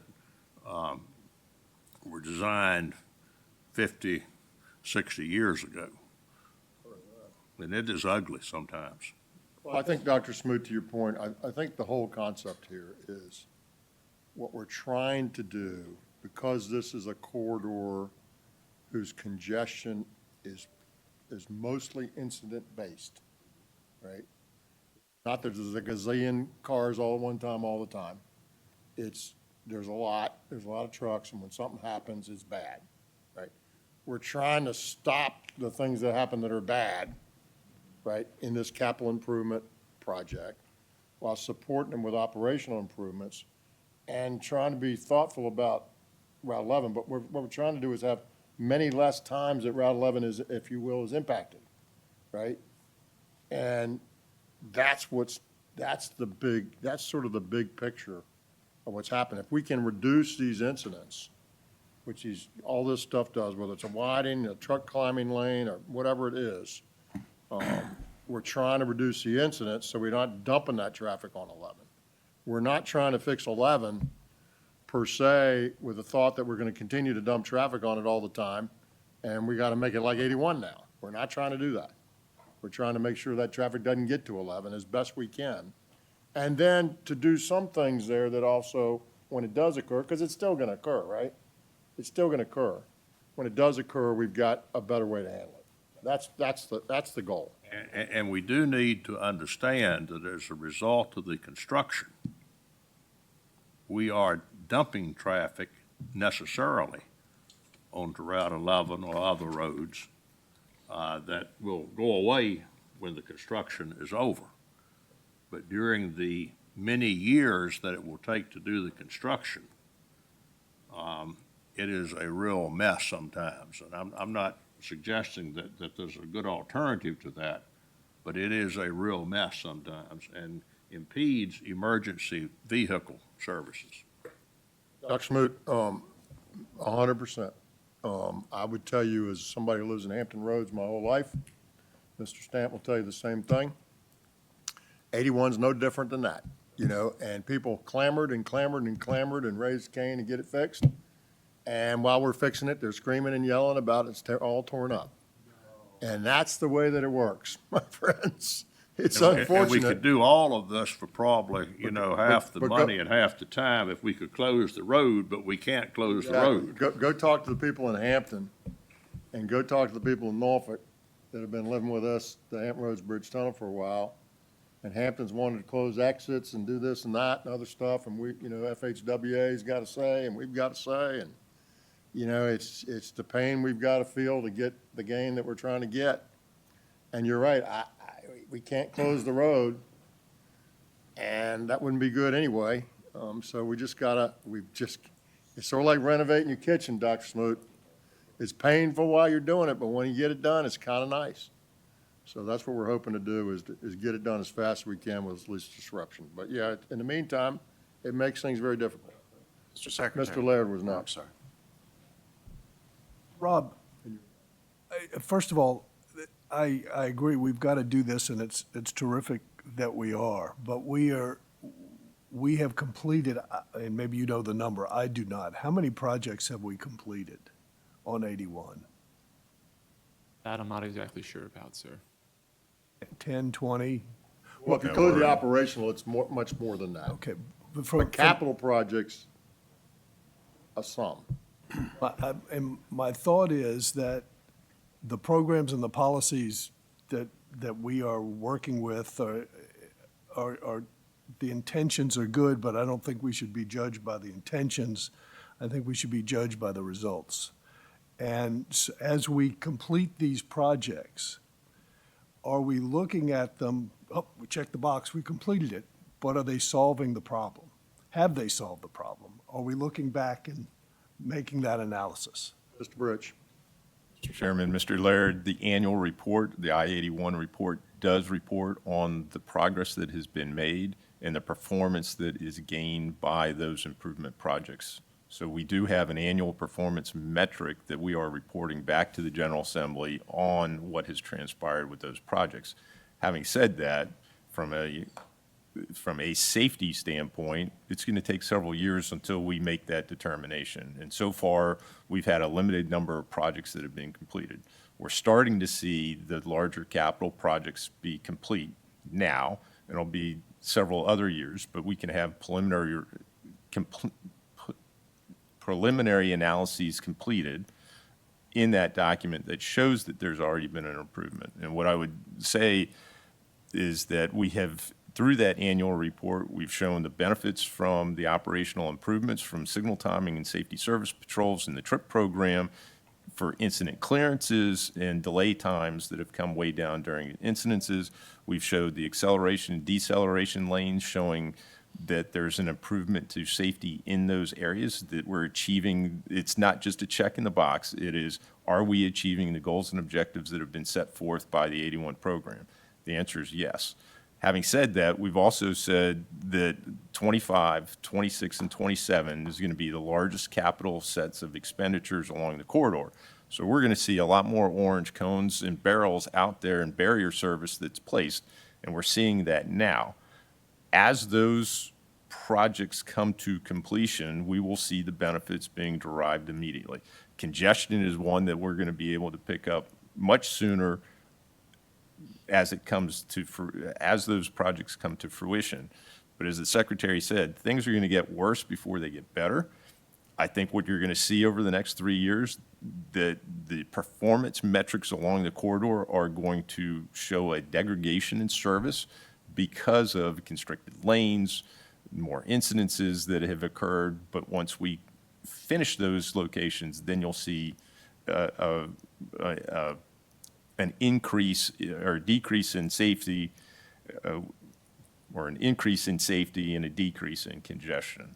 And what you can reference back to is the 3-lane sections in the Bristol districts. Once we finish those prior to the 81 corridor, we've shown a drastic improvement in their performance, both safety and congestion. You will see the same thing happen, but it will take time. And the way to measure this is, again, through the annual performance report that has to be delivered back to this body and the General Assembly. And Mr. Laird, to your point, expanding that, we've been now through 6 rounds of smart scale, right? And the first rounds were not near as good as where we are today, in my view. It was a little choppy. And we've changed some things, and we've worked on verifying estimates and. But it is incumbent on us as we go forward, in my view. And this is going to fall more on y'all than me, because I won't be here after January. It should be incumbent on us to go back ultimately and look at the projects that we did, look at the benefits that we expected, and see how they did, right? Because it was all a forecast, right? It wasn't a fact. It was a forecast. It was an educated forecast, a scientific informed forecast, but still a forecast. And so we've spent billions and billions of dollars over 6 rounds. Now, you're not going to be able to do round 6 for a while. You're not probably going to be able to do round 5 for a while. And we still have round 1 projects, I think, that aren't completed, for goodness sakes. But we should always be going back and saying, all right, it's just like in a business. I invested X amount of dollars. I expected to do certain things. Did I get those or not? And so whether it's 81 in our 81 report, or whether it's smart scale projects, this board ought to have a process that goes back and sees what the real answer, what the real result was, to help us. It's a continuous improvement loop, to help us know how to get better at making sure that we either forecast better or get what we forecasted if we didn't. So we ought to be looking at all of our stuff like that. So 81, absolutely, but we ought to be looking at all of them. Now, but you got to get far enough down the road for the data to be meaningful. And because because all this takes so long, it's hard to sort of do. But I'd like to see us have a process that does that. Yes, sir, Mr. Lawson. One thing I'm hearing, I probably hadn't focused on this before, are you saying that the 81 delays and accidents are incident-based, which I'm sensing is something different than a Northern Virginia rush hour, but what we're experiencing is incident-based delays and accidents with an increasing regularity or consistency. So at what point do those things become whatever the delays or cause that we're more familiar with in the urban areas, such as a morning and evening rush hour? You attack them differently, Mr. Lawson. If you've got a pipe and you can only put so many cars through it, and you give it more cars, that's just a problem. That's a different problem than if you keep having wrecks, and that creates the congestion. So if we had no incidents on 81, if we could get rid of all the incidents on 81, you'd see a much better situation than if we could get rid of all the incidents on 95. Because the demand for the road is just so much higher, right? So that's been the view since we started this. We can go back and show you some of that from previous studies. But generally speaking, a lot of the congestion and delay on 81 is incident related. It's not just too many people on the road. now, and that is exacerbated because a lot of the incidents are with tractor trailers. And tractor trailer incidents are worse than other incidents, and they take much longer to deal with. I mean, go back and look at the pictures in the beginning of this presentation. I think it's in here, where you see the two tractor trailers laying on their sides on the side of the road. That's a lot different than a Ford Taurus, you know? It's just a different thing to deal with. Or a tractor trailer that spills petroleum or linseed oil or whatever it is all over the road. It's just different than a car. And so they take longer to deal with, they're more impactful. But generally speaking, that's a difference between a 95 Fredericksburg North and an 81 from end to end. Now, within the corridor, it could differ some too, because Salem's different than Bristol, is different than Stanton, and different places in Stanton are different. Well, the traffic volumes are going up, though, on Yes, they are. 81 Yeah, absolutely. to exacerbate it Yeah, I mean, at even some more. point, you know, if you have growth in vehicle miles traveled and you don't make the road any bigger, you'll get there, right? You'll get to 95 if you have enough growth.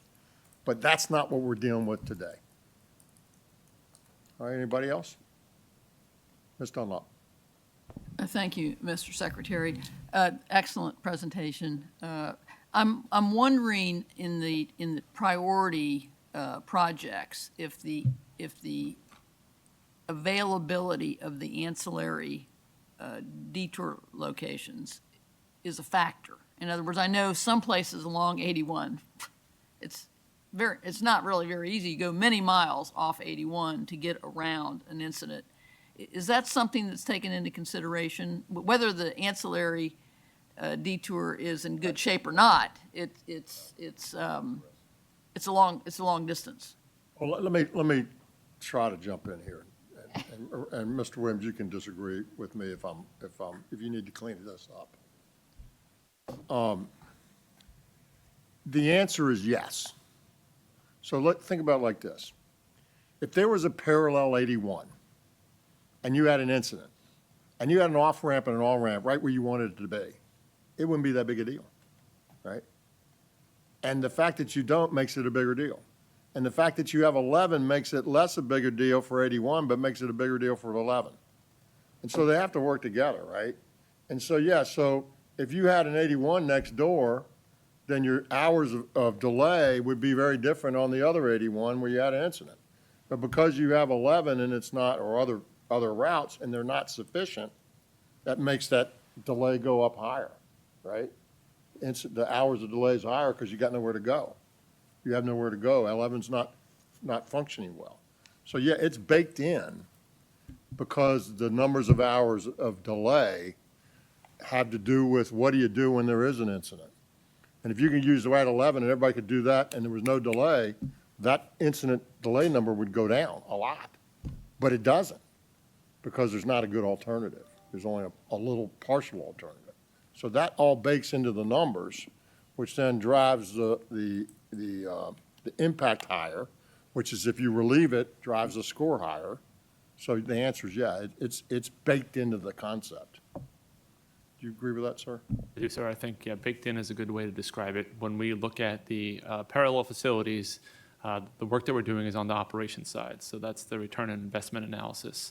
The smart scale prioritization are for the projects that we're recommending for the main line on 81.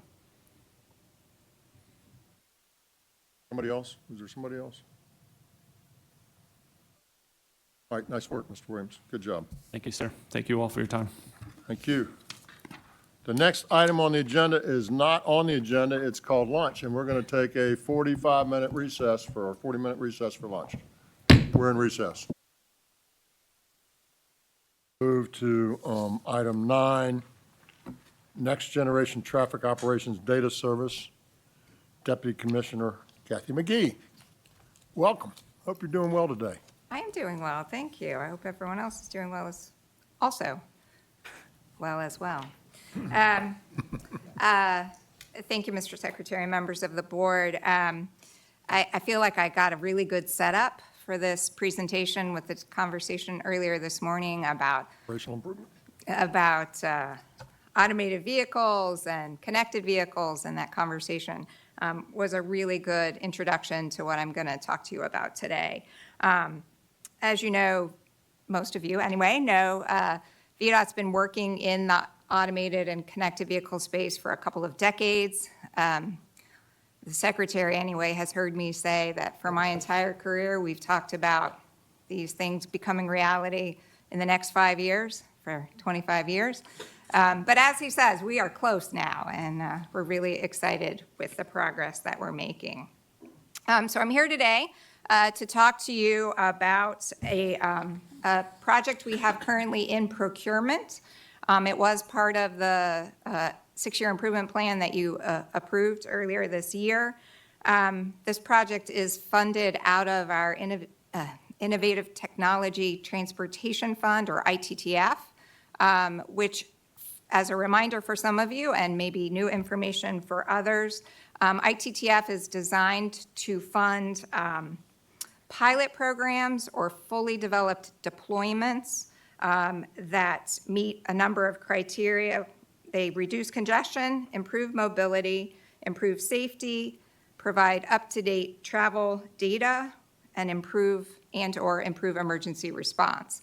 So we believe that the project I'm going to present to you today will do all of those things. It does fall into the pilot category, but we're very optimistic that as a result of what we learned through this pilot, we'll be coming back to you with additional deployments in the future. So as I mentioned, we have been talking about connected and automated vehicles for quite some time. I have personally talked to you about it any number of times. And this project really does put us on the road to being even more ready for full deployment of this technology. We are hoping through this project to leverage data and technology to help us improve operations today. So we talk a lot about how we get ready for the future. This project will help us today as well as position us for the future. So the purpose of the project really is to improve safety by having better real-time, low-latency, high-reliability data available on a segment of roadway through which we can make data-driven decisions. And at the end of the day, that will allow us to understand the risks within this given corridor and make proactive decisions about how to manage the corridor better. So for this pilot, we have selected a segment of I-95 here in the Richmond district, just north of here, from approximately exit 86 to exit 78, Sliding Hill Road to Arthur Ashe Boulevard. This segment of roadway has a lot of really interesting characteristics. If you've driven it, you'll know that the number of lanes, northbound and southbound, vary in this segment from 2 to 5.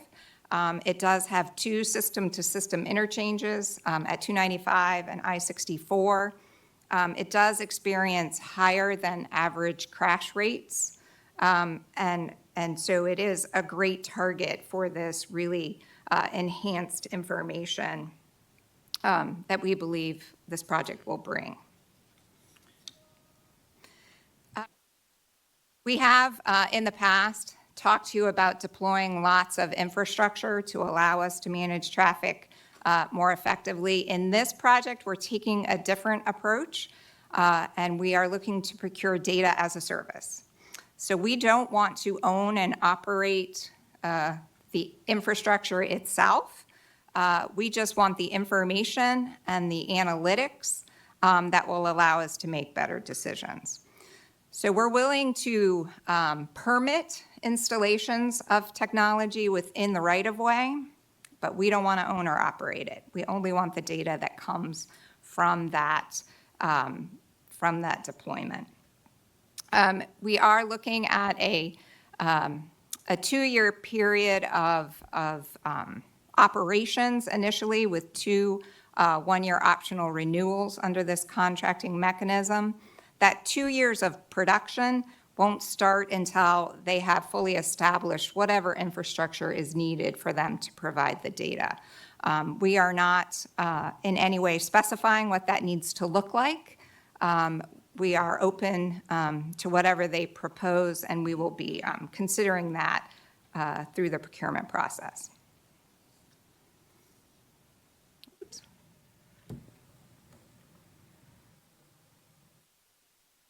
So, as I mentioned earlier, the project is funded through ITTF.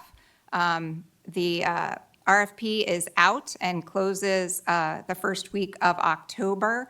We are in the process now of answering vendor questions as a part of the procurement process. But once the procurement closes in early October, we are ready to move quickly through the process to select an offer, come back to all of you for approval, and execute the contract in January of 2026.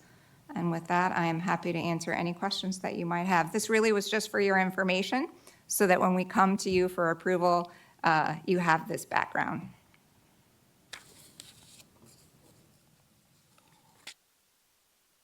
Questions or comments? Comment, sir.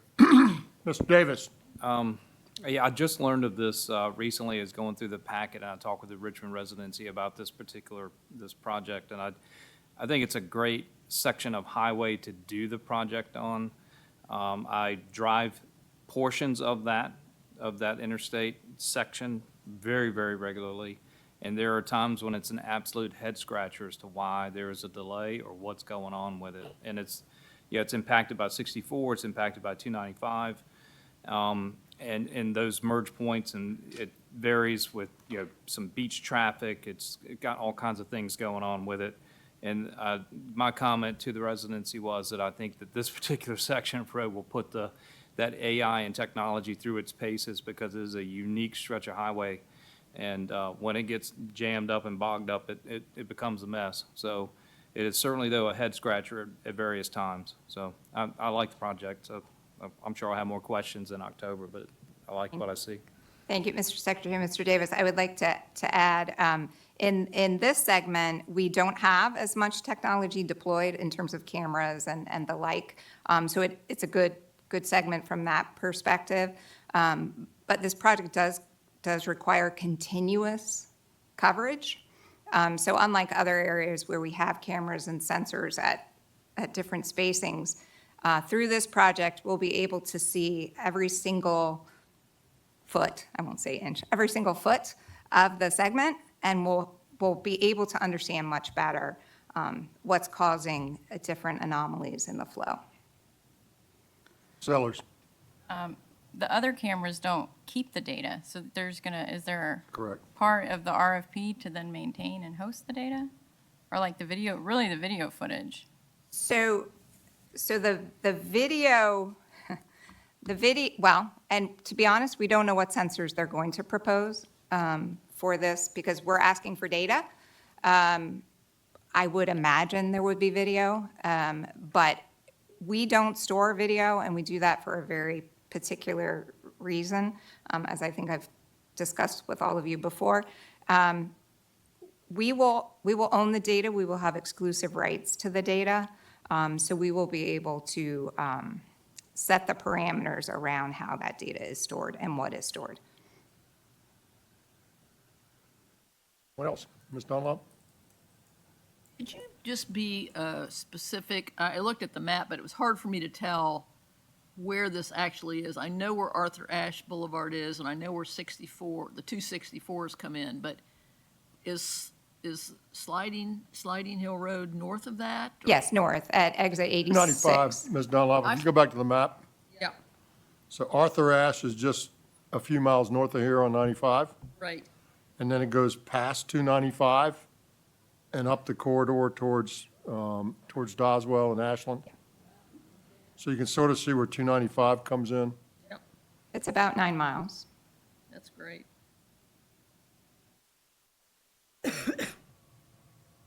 What else? Thank you very much, Ms. McGee. Appreciate it. Next item on the agenda is item number 10, direct agreement to support TIFIA financing for certain aspects of the Hampton Roads Express Lanes network. Ms. Farmer, welcome. Good you're afternoon, doing Mr. well. Secretary and members of the board. I'll admit up front that Kathy's was much more riveting and exciting, so please reset your expectations, at least on content. So I'm here today to talk about the direct agreement to support a TIFIA financing for the Hampton Roads Transportation Accountability Commission and how that supports the Express Lanes network. So a direct agreement is needed for the department to enter into to support the TIFIA loan that HR TAC is advancing to advance certain segments of the network, segment 1A, 1B, 4A and B, and the 464 exit 291 interchange improvements, as well as tolling integration that will be supported collectively across the project. The direct agreement is a tri-party agreement among VDOT, HR TAC, and the US DOT that works through the Build America Bureau for the TIFIA loan. And VDOT needs to provide certain representations and warranties to the US DOT relating to the network itself. And several years ago, in 2020, VDOT entered into, along with the board, a master agreement for the development and tolling of the express lanes, otherwise known as the MTA, the Master Tolling Agreement. And VDOT committed to negotiate and enter into a direct agreement to support that in pursuit of all financing related to the network.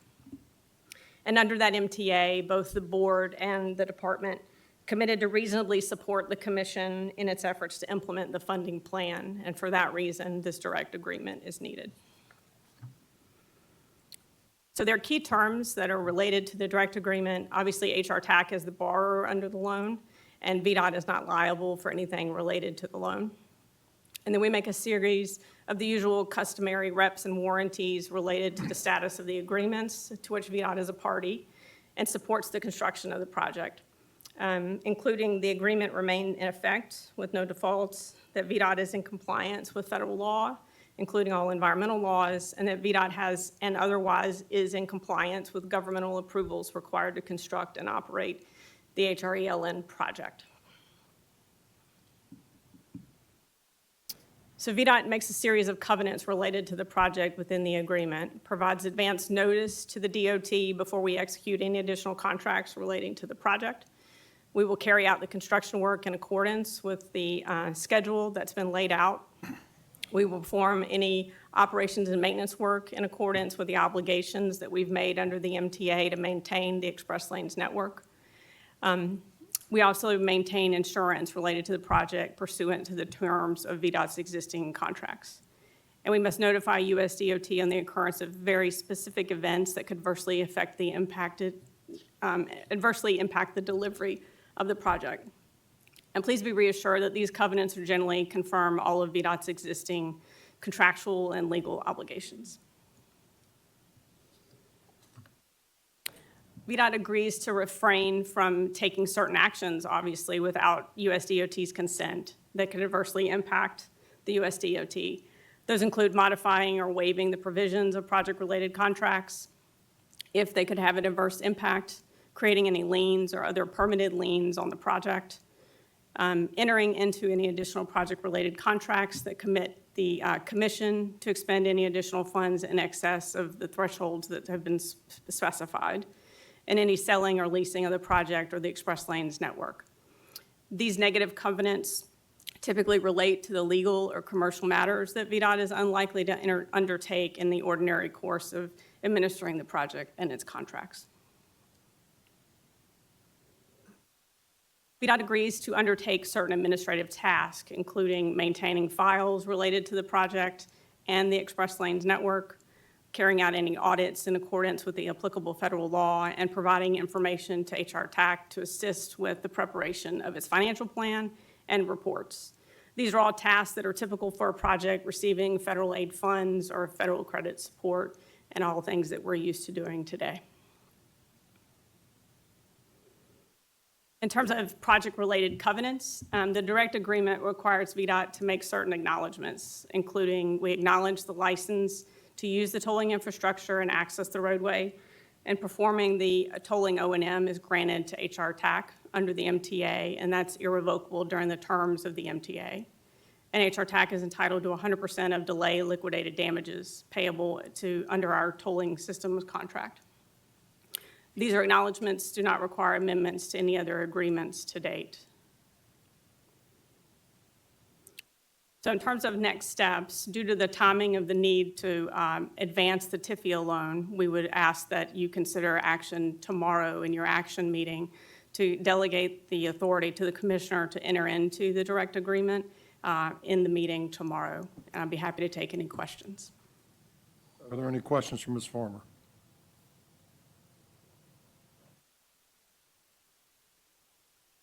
Hearing none. Let me just say one thing. Ms. Farmer talked about Ms. McGee having a much more exciting presentation. Well, I got some excitement about Ms. Farmer that I'd like to share, given that she brought it up. Thank you, Ms. Farmer, for giving me the entree. She hates this. I love it. So Laura was recently recognized with a Lifetime Achievement Award by the Women in Public Finance in Virginia. And there are a lot of women in public finance, and she hasn't finished her lifetime yet. She's got a lot of years left to go. But I think that's one heck of a neat thing for somebody in general, and I'm particularly excited to have somebody in her position at VDOT win that. So if you will join me in a round of applause and salute her.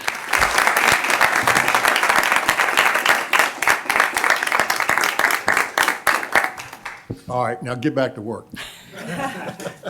Thank you. Any other questions? Thank you, Laura, for everything you do. Mr. Stant. If you're not aware of the program, it is absolutely one of the best programs that the federal government has ever put together for transportation. We've used it extensively at the Chesapeake Bay Bridge Tunnel, and it's just an absolute wonderful program that provides a lot of money at very low interest rates on very attractive terms. So anytime you can get TIFIA money and it's available, go for it, because it's a wonderful program for transportation. And we also have a VDOT vet who runs that program now, one of our own. Absolutely. Morteza Ferris. He's a good friend of the Commonwealth, I'll tell you that. Good He friend used of to the work for the P3 office here in Richmond. Wonderful guy and a good friend of the Commonwealth. And is still a resident of the Commonwealth. So Yep. we're pleased to be able to have him continue to be part of our transportation solution package. All right, any other questions or comments on this presentation? All right, thank you, Ms. Farmer. Appreciate it very much. You got one more. I do. She has the next item on the agenda, item number 11, toll facility revolving account allocations for the Hampton Roads Express Lanes Network. Ms. Farmer. Yes, sir. So I'm going to give you an overview of the toll facilities revolving account, reflecting on some of our conversation earlier today related to the Coleman Bridge, and then some of the financial assumptions related to the Express Lanes network under the master tolling agreement. And then VDOT recommends that we formally allocate funds from the toll facility revolving account to the network. And I'll give you some details related to that. So the toll facility revolving account was established by the General Assembly back in 1986 as a method to finance or refinance existing and potential toll facilities.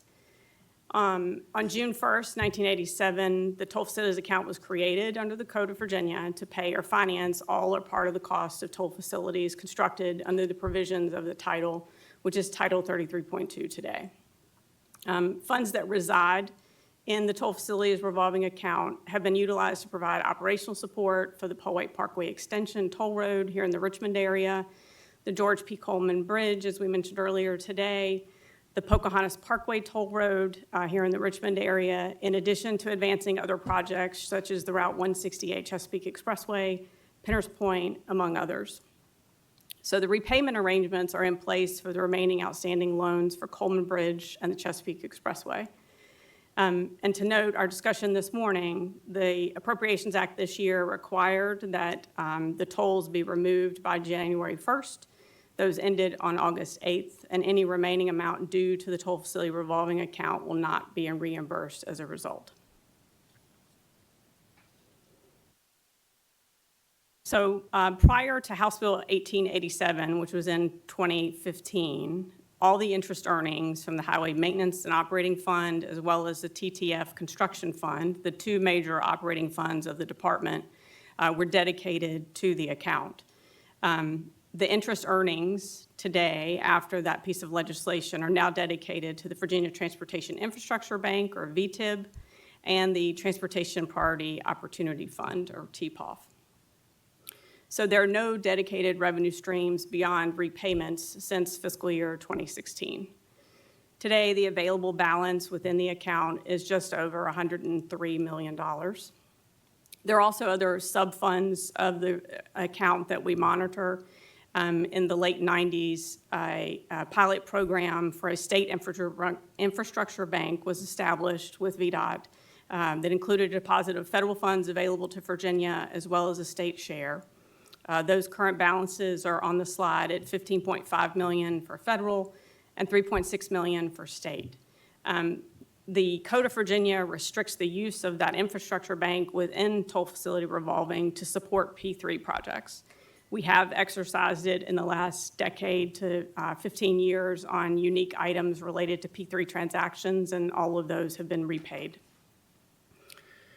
So it also is used to support the operating activity for Easy Pass as well as violation enforcement services. So David Caudill and his team, who you heard from this morning, use it to support activity related to Easy Pass when we have to advance transponders or unique operational costs that should be probably depreciated over time, and they use it for operating capital. This table just provides the accounts portfolio at the current time as of June 30th. So just under $18 million is the outstanding owed balance from just Easy Pass operations, and the repayment expected is ongoing. We continue to draw that balance down.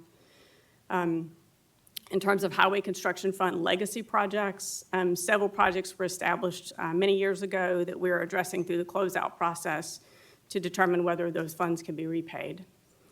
As the Hampton Roads Express Lanes network got off the ground, an account loan was established to advance the tolling infrastructure needed and construction activities for the Express Lanes network.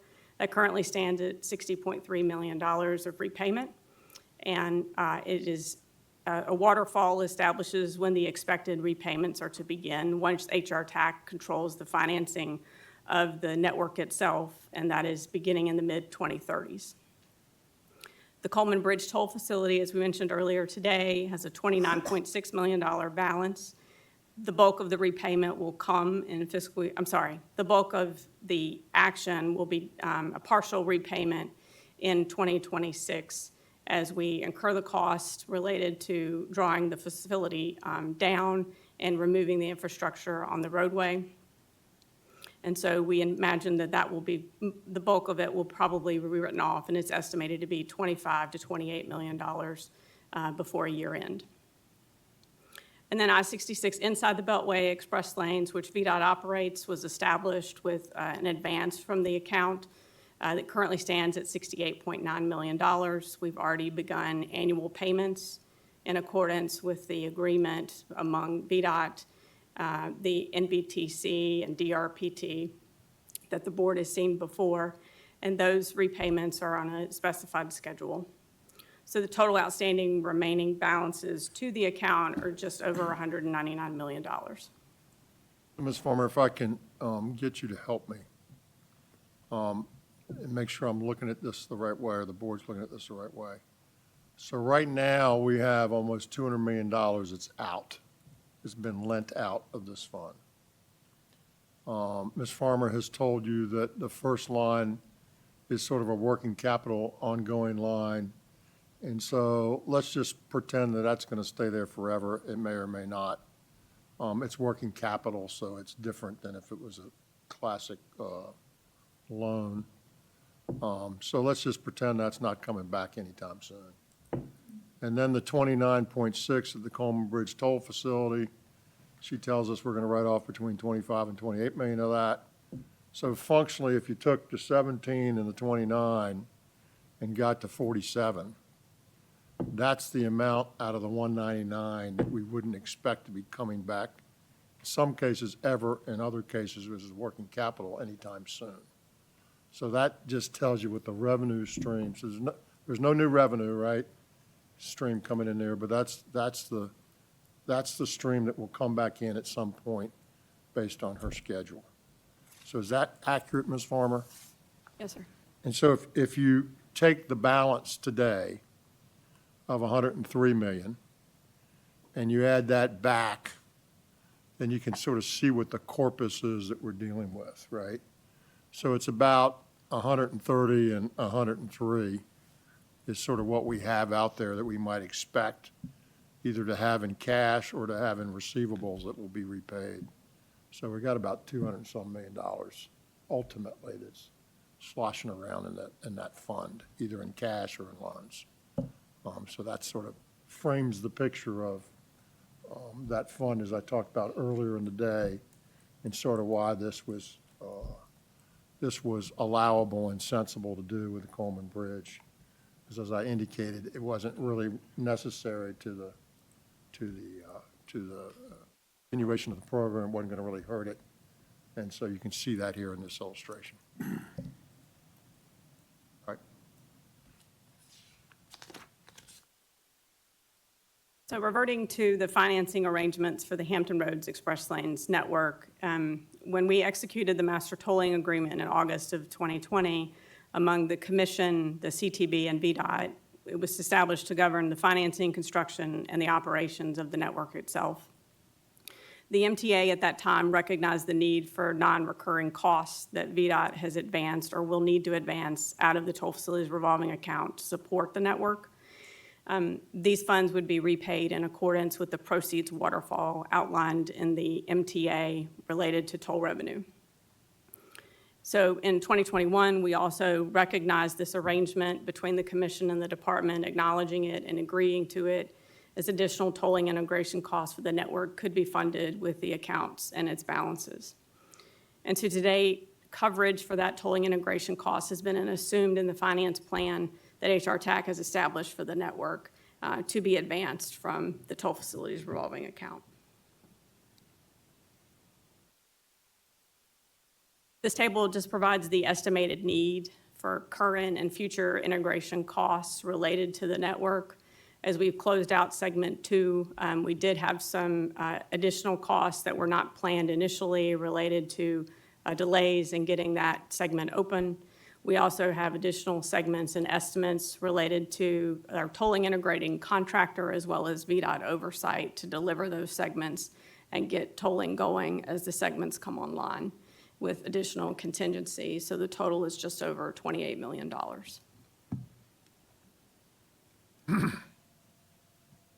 So in terms of next steps, VDOT recommends allocating just over $28 million in TIFRA allocations to support those integration costs to the network segments.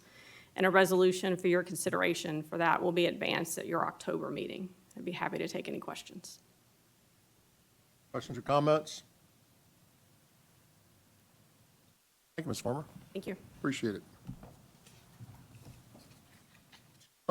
Yeah, we skipped a couple items and we sort of breezed over the V-Trans. And we have some time, and I'd like to take us back and talk about, see if we can make a little bit more progress on V-Trans, make sure we understand where the group is heading, sort of what those 19 bullets were that we looked at earlier, and have a little bit more discussion.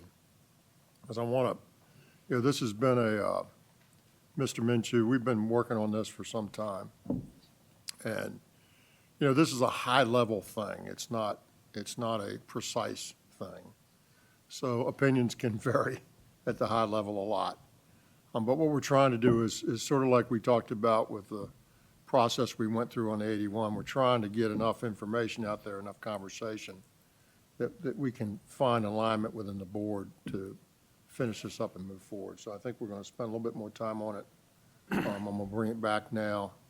We'll spend a little bit more time milling through it and make sure that people understand what's on the pages and give them an opportunity to ask questions, hopefully to make the next meeting a little bit more or a little bit smoother than it might otherwise be, because you'll have gotten some of your homework assignments done today as opposed to when nobody was there to help you understand and ask questions. So, Mr. Lawson, can we get back? And so we're going to revert to item number 4. Thank you, Mr. Secretary, members of the board. Earlier I was overly cognizant of time, and we kind of quickly got through it. You had no faith in the chairman. I felt like I was treading on the chairman. But given that, we have some extra time, and I figure we could get Mr. Ramachandran. I can't pronounce it right. I say Jitendra. We'll get him back for Ramchandani. encore and I think we were looking to pick up on slide 8. Y'all Thank good you. with I got that? it right here. That's when Mrs. That's where we stopped. That's where I Ms. believe. Dunlop asked the question, going back to the thumbs up, thumbs down on slide 7. I think that's where we left it.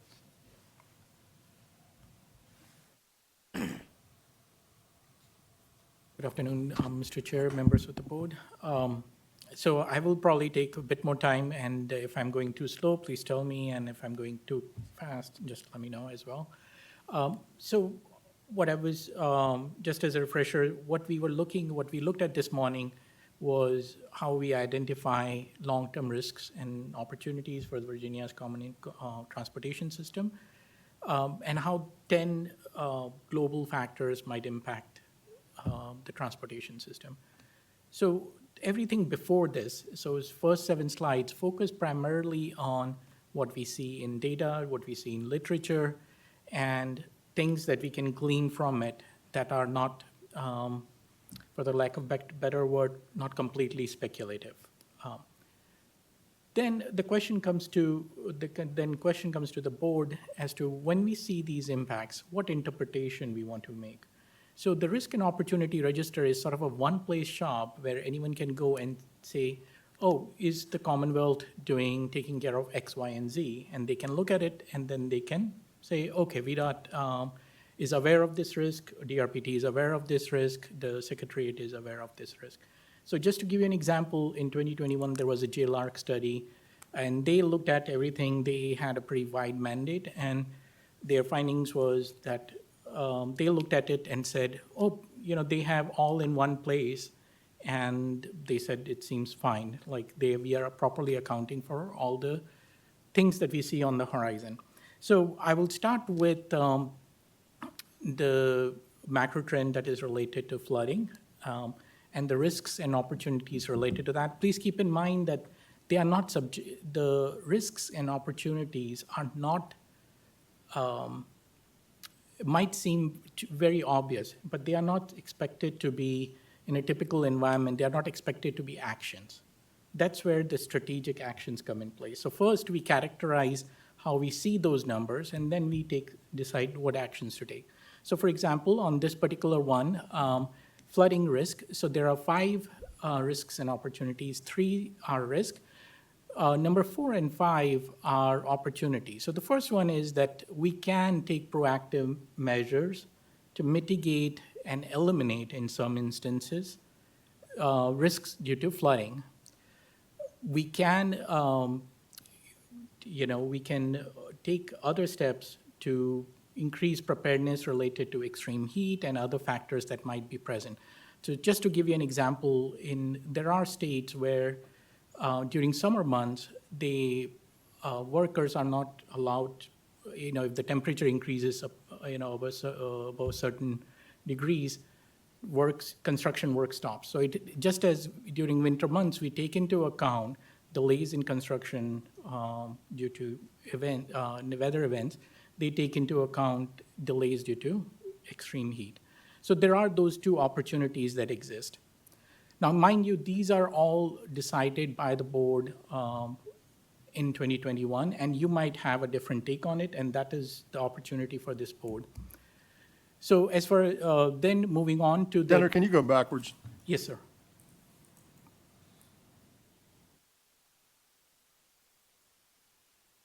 I don't understand.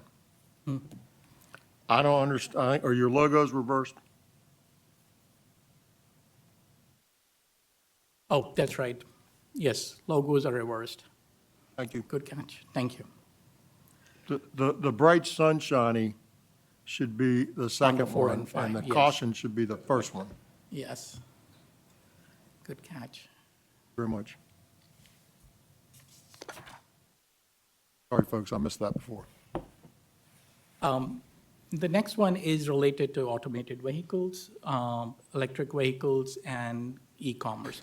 So the wear and tear of transportation due to increased vehicle miles travel and increase in average vehicle weight. Again, this is based on the data that we saw in 2021 and the interpretation the board had at the time.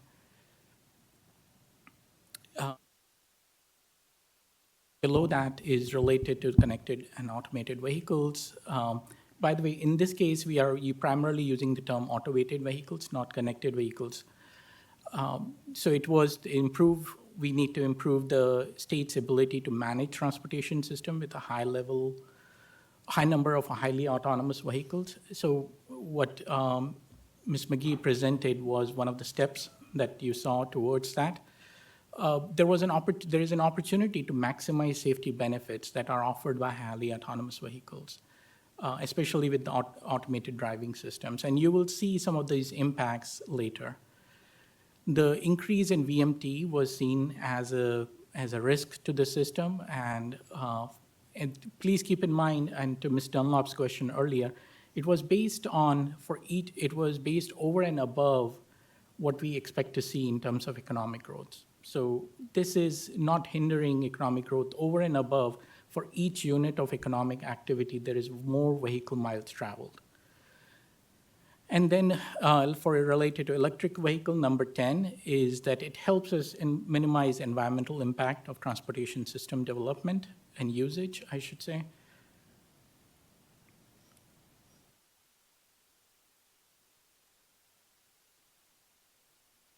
The next 9 are related to different trends. So for example, related to the shared mobility and e-commerce, the risk is the increased curb access conflicts in urbanized areas. So I don't know how many of you have seen traffic being jammed because there is a delivery vehicle parked in the rightmost lane. This is a big issue in urbanized areas. In fact, it is an emerging planning issue. There are transportation agencies that have designated sections focused on curb management, because curb issues are not only related to the delivery of vehicles, but they are also related to the shared mobility. Because if you can think of it, there is only that much room between the face of the curb on the road and the right-of-way, private right-of-way. That gets utilized for scooters, bicyclists, that gets utilized by pedestrians, that is used oftentimes as a temporary loading stations in many instances. And that is particularly an issue when it is used for pickup and drop-offs of Ubers and Lyft. So you have seen some, for example, at airports, there are designated pickup drop-off areas. Initially, when Ubers and Lyft came, these transportation network companies, there were no designated areas, and they saw these conflicts emerge, and they designated areas. So similarly, there are issues that are impacting transportation systems, and this is primarily focused on dense urban areas, but then there are, in rural areas, if I may speculate on this particular instance, vehicles stopping in the middle of a road, 2-lane road, to drop off something may not be ideal either. So that is number 11. Can I speak to a Yes, couple sir. things there? So yesterday, there was a fairly substantial article, I think it was yesterday, in the Richmond Times-Dispatch, that was talking about that in the city of Richmond. And that illustration I love to use on the bike lanes with the one-way and the two-way bike lanes is on Franklin Street. And they were talking about Franklin Street. And Franklin Street, I think, has as a focus of the enforcement as well. But they were talking about the fact that people park in it, the delivery vans park in it, you know, and I see that. I also see things that we used to talk about like in New York City, like double parking, right? What is double parking? Like, people just park in the road, put their flashes on and go in somewhere. And I got to tell you, a lot of this is just sort of societal and enforcement. You know, and I'm going to digress a little bit, but as you know, we've had more access. There's been more availability to use cameras and speed devices and so forth in various places in the Commonwealth with new legislation that's opened some of that up. And where we had work zones, and, you know, we've got that in high impact areas like work zones and school zones and others. But as you may know, there's been some work out on 64, and there are photo enforcement on 64 now in New Kent County and other places. And as somebody who runs that road a fair amount of time, and y'all run whatever roads you run, you know, the average speed has got to be 10 miles above the speed limit going down the road. Has to be, at least. And I always thought, like, you know, if you're going 60, you might be safe at 66. But if you're at 71, you're not, and I mean safe from enforcement, not safe from true safety, but you might be safe from enforcement. But now, like, everybody does that. Like, if you're 10 miles over the speed limit on the interstate, you're the last guy in line. I mean, it's amazing to me. And as you drive around the city, I didn't see people double parking and I didn't see that 4 and 5 and 6 and 7 years ago. And now it's like all the time. And it's like the whole enforcement thing has not been able to keep up with the behavior. And so I use this dumb illustration with people all the time where I say, you know, if the world declared tomorrow that every jewelry store that got robbed tomorrow, nothing would happen, there'd be no consequences, how many jewelry stores would be robbed? And there's only one answer, and the answer is every one of them would be robbed. That's unfortunately the society that we live in. So that's one thing to talk about a jewelry store and having it robbed, but it's another thing to talk about this. And the point is, it's sort of the same. I mean, people just drive, the enforcement is not able to keep up with the driver behavior that I see. And people just park in the middle of the road and turn the lights on and go away for 15 minutes as if I'm entitled. I put my lights on, hello. And if you gave them a $500 ticket and towed them out of there, they'd quit doing it. But we're just not, you know, we've just been allowed to get worse and worse, and the speed is part of that problem. And listen, you know, we had this great thing up at DMV a month or so ago where we put this 40-foot blow-up thing off, and we talked about getting hit. The difference between getting hit at 40 and 50 was like, you know, falling off a 40-foot building or something. There's some, you know, it's not arithmetic, right? You get hit at 2 miles an hour, it's not like getting hit at 20 miles. It's not 10 times the 20. It's a lot more than that. It's geometrically exponential. And so these cars are going down the highway, and it's 70, and they're doing 85 routinely, and something happens, it's really bad. And then half the people don't have their seatbelts on, and it's going to be really bad for them. But I just see more and more and more sort of disregard for what the rules and what the laws are. And it's like, as long as we can get away with it, we're doing it. Back to the jewelry store.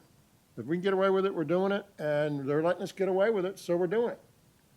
So these speed things, you know, I can't remember the number. But New Kent, when they started this program, they took about a month, and they just sent out warnings. And then sometime in August or September, maybe September 1, it became not a warning, but a citation. I don't know what you call it, because it's not law enforcement. It's you either pay the $100 or you go to court and tell the judge. And if you pay the $100, it all goes away. They get your $100. There's nothing on your license. There's no impact. You just pay $100 and move on. Thousands of them. You're going to these cities where they've got, you know, these speed cameras or these enforcement cameras There are thousands and thousands and thousands of infractions all the time. And you sort of go like, wow, wow. The percentage, as I said on the interstate, the percentage of people that drive the speed limit in my little anecdotal world is, what is it, Rex? 10%, 20%, maybe? Ms. Sellers, what do you think it is? Come to Northern Virginia, get on the hot lanes.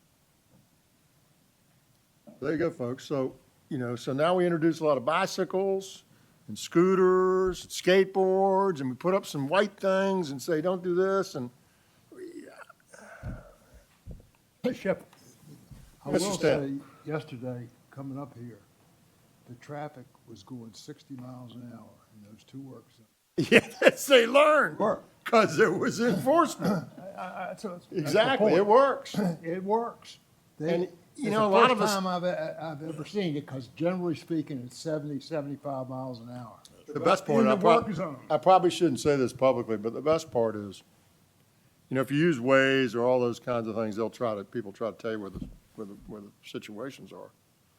And right now on the interstate, in those work zones on 64, we have VDOT trailers that have a solar array and a flashing sign with lights when the work zone is active with the variable speed limit. And it says photo enforced.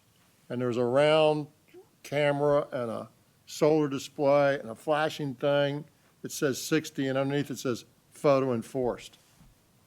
Most people think those are the cameras. They're not. Those are the VDOT cameras. The regular cameras, right? They're not the photo enforcement cameras. They're separate photo enforcement cameras other places that you may or may not see. So everybody who's going by the VDOT ones thinking they're photo enforcement, and if you have Waze, it says photo enforcement, speed camera ahead, and you get there and it's the VDOT camera. I said, no, not really, and keep going and keep going. But the point is, I can't tell you how many thousands of tickets or citations or whatever you call them. It's unbelievable how many they're writing. And what we want to do, some of us in transportation want to do, listen, I'm not afraid of enforcement. If you don't want the penalty, don't do the crime. Slow down. But you also don't want to sort of over-enforce and, sort of do that thing. And and a lot of us have a problem with a camera looking at us everywhere we are. But I got to tell you, there are cameras everywhere. That's why they caught that guy so fast the other day. There are cameras everywhere, folks. Private cameras, public cameras are everywhere. But at the end of the day, we're just not following the laws, folks. And it's creating a lot of problems. And I'm hopeful that the photo enforcement will have a seriously dampening effect on this. Because at the end of the day, it's not that you're driving fast. It's that it's unsafe and people get killed. I don't care how fast you drive if nothing happens. If you don't create any problem, I don't care. But that's not what happens. Mr. Davis. So yeah, to the commissioner's point, I was recently briefed on this. It's in excess of 2,000 tickets a day through the New Kent. 2,000 a day, Yeah. like $100. Yeah. 12,000 last week.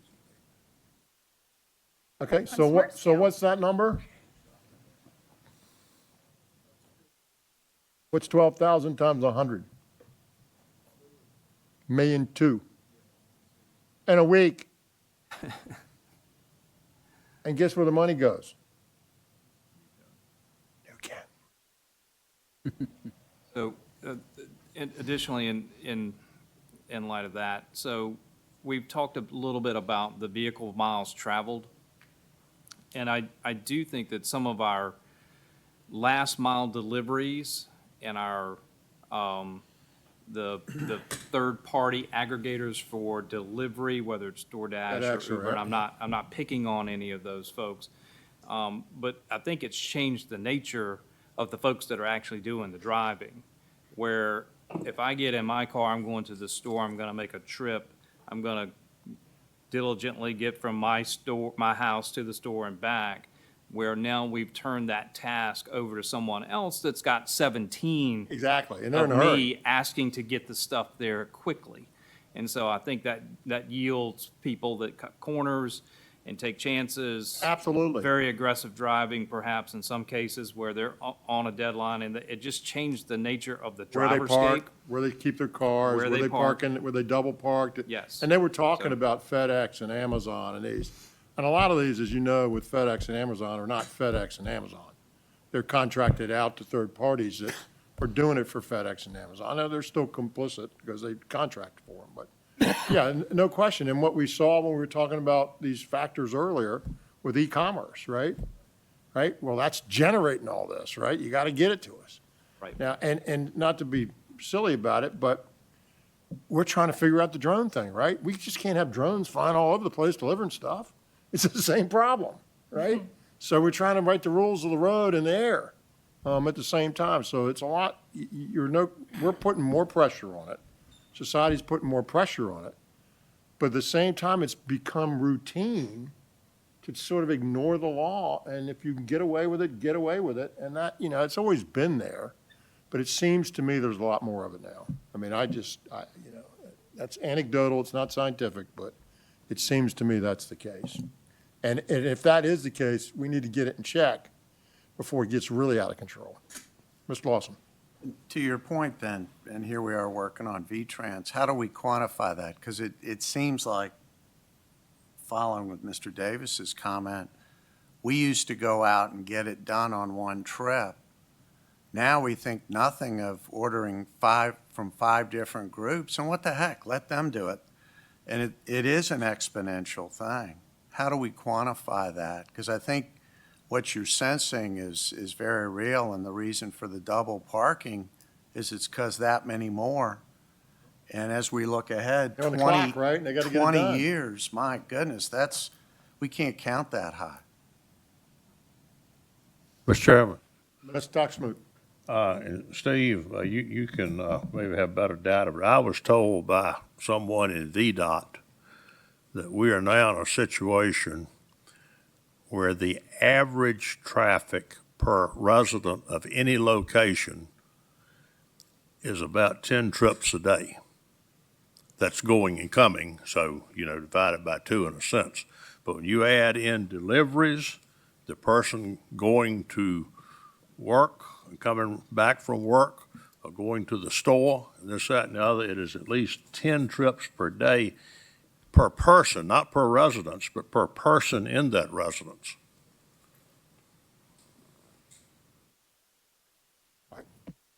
Ram Chandani, please. So, Mr. Secretary, to Mr. Lawson's point, how do we quantify it? So I think the quantification is one thing. The other thing is that there is a strategic action related to that, developing curb management practices, and there are entities that are looking at it much more deliberately. One of the things I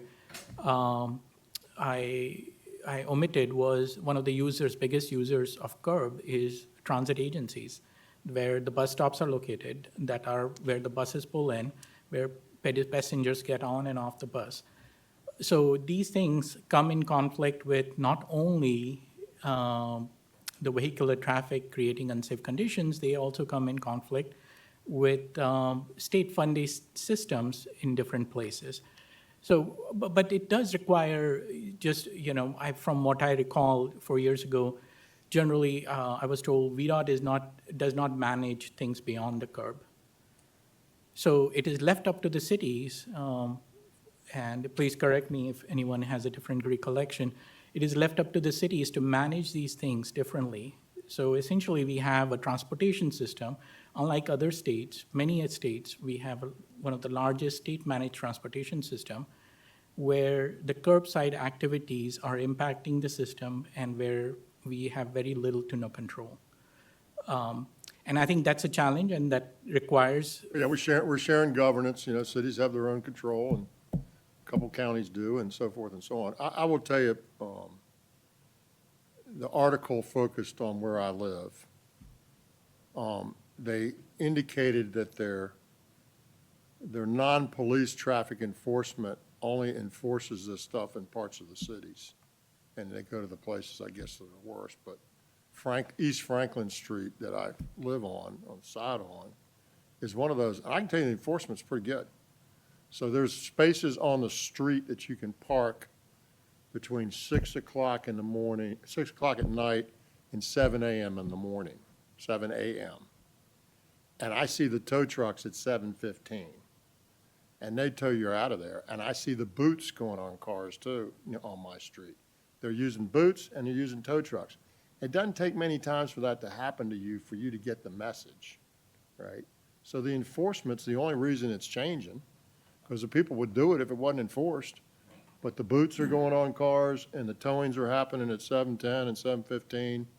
And, you don't want to be towed in the city. It's not a good experience. But that's all because of enforcement. Because they're doing it. They're just not doing it if the pain's too high. That's true. Mr. Let's go, Secretary, Joel. the next one is related to, again, the shared mobility. So the growth, number 12, the growth of shared mobility does not provide measurable transportation system benefits. So one of the things that we looked at in data is that an Uber trip or a Lyft trip is still a trip in a car. And when those vehicles are not transporting individuals, they are circling the city.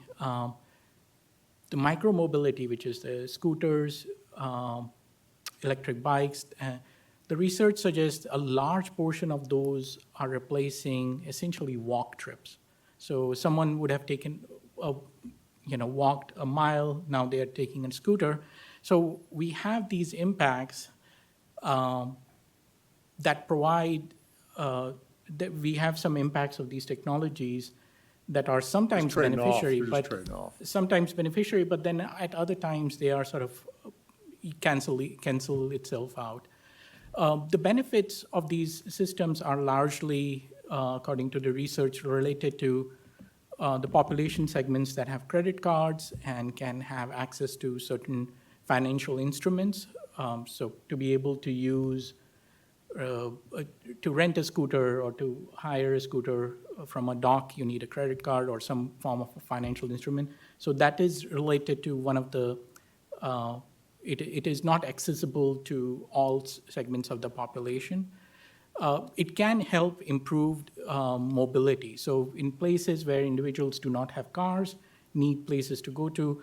I live in one of the suburbs of Richmond, and in my suburban area where one would not expect any scooters or electric bikes, I see individuals going places and sometimes even having a bag of grocery in their hand on their scooter, electric scooter. And so, so in other words, it does provide some mobility benefits to those who may not have access to cars, but then there are some trade-offs as well. Just in terms of the sheer numbers, these micromobility devices, they are so large in numbers. I forgot the number. In 2021, it was in tens of millions, number of electric scooters or electric bikes. So it's a large number that one has to deal with. Ms. Sellers. Yeah, talking about the scooters, Loudoun County is doing some enforcement because they're having, this is the only one I've heard of, because they're having so many problems with the scooters and the bikes. Yeah, well, and just let the me ask you a injuries. question. So where are the scooters allowed? Are they allowed on the sidewalks? Are they allowed in the bike lanes? Are they allowed in the I feel regular like lanes? I'm just gonna have to not respond because it's gonna be incriminating. Exactly. I have no idea. That's the problem, folks. We're on a transportation board, right? We're allocating billions of dollars to transportation projects. And I ask a simple question. Now, I understand it can be different localities, have a little different rules. But where are they allowed? Does anybody know? Nobody knows. So we're pushing more in there without people understanding what the rules are or making them abide by the rules. And like, what do you think's gonna happen? I love the thing about 3-4 months ago, I read an article in Washington DC, I think it was in Rock Creek Park, one of the trails up in that northwest part of DC, I think it was. And they now have law enforcement out there with radar guns to slow the bicycles down. Because the walkers and the runners say the bicycles are going too fast. I mean, how about that? So like, Mr. Chairman, Yeah, they're not wearing helmets. They're going 35, 40 miles an hour. with a bag of stuff. And somebody on the back, two-wheeling, And they're not and you don't renting think we're gonna have them. more problems? Of course we're gonna have more problems. Yeah, they're not renting them. You can buy them for relatively cheap. You can get an e-bike right now for like $250. If you You can't can do a afford a prepaid car. card on scooters too. You can go buy, a prepaid card and ride the scooter. You don't have to have a credit card. No, people just buy them flat. I mean, a scooter Well, that costs too, yeah. $100. Yeah. So anyway, I hate to drone on about it, but the point is, we're pushing all this more kinds of mobility, and we're not managing it very well. We're neither, we don't have great rules and laws sometimes. Even if we do, we don't educate people about them very well, and then we don't enforce very well. So what do you think's gonna happen? Of course what's gonna happen. We know what's gonna happen. Right, sir. Mr. Secretary, to your point, where are these allowed? So I was reading an article yesterday or day before, and if memory serves me well, I think it said the number of incidents, or crashes involving scooters increased by 80%, and I forgot the jurisdiction. But there are, I think, so the problem, as the board is looking at these things, please keep in mind that these things were put together by the board in 2021, and you might have things that you want to add. There might be things that you may want to say are not as relevant, emphasize certain things, de-emphasize others. And the place where to take action is the strategic actions, the piece that we come after that. And just one simple example, based on this, one of the things we were doing, there was a strategic actions related to this. And we wanted to know how many crashes in Virginia involved scooters. Well, as it turns out, there is no clear answer because the form that the police officers have to check does not have that. So unless a police officer made a note and we had to search through that, it would not. So there are these simple fixes if you want to get a better sense of what is happening on our system, to work within the system to at least get a better handle of these matters. But that's where the board and the strategic actions come in. And how many aren't reported? Gazillions. Every time somebody crashes a Lime scooter, it's not reported to the police, believe me. I mean, or a bicycle for that matter. Now, if there's a car and okay, somebody gets hurt, then it probably gets reported, but seriously hurt. All right, sir, keep going. Yes. So I will not go through all of them, but there are 19 in total, and I will just highlight the number 16, for example, e-commerce. So you have already seen this. The board has already had a couple of projects that are related to warehouse distribution centers coming in. If you go up and down I-81 corridor north of 64, you will see them pretty much everywhere on both sides of the road. These large warehouse distribution centers that have that attract a very disproportionately high number of heavy vehicles that have very unique characteristics as far as maneuverability is concerned. And these sometimes vehicles are going on a two-lane road, 200 of them, to a warehouse center that is located off of an interstate. But I would tell you those are the easy ones, right? You build a distribution center, you build a warehouse, you know what you need to do, you know how many trucks are coming in, you know how many trucks are going out. It's all sort of information that is easy to get a handle on.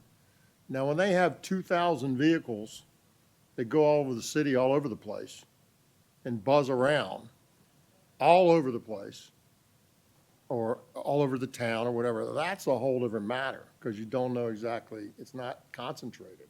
It's not as easy to deal with. So we're talking about in a city, for example, you got all these delivery vans, now they've just exploded in numbers. And they're all over the place, and they're businesses, so they're trying to get it done. And they create all these issues, which is why this newspaper article was written. But that's a lot harder to deal with than the one you're talking about. Still hard, expensive, but it's simpler to understand and put your arms around. That's what we're doing up at 211 on the interstate, on 64. We've got AutoZone, we've got Target, We've got Matten building millions of square feet. We've got Bucky's coming in there. We know what's going to happen there, right? We can project and predict that, and we can build and operate what we need to do accordingly. That's an easier, it's all one place, we can see it, we know it, it could be expensive and take some time to do, but it's pretty simple to figure out in some respects.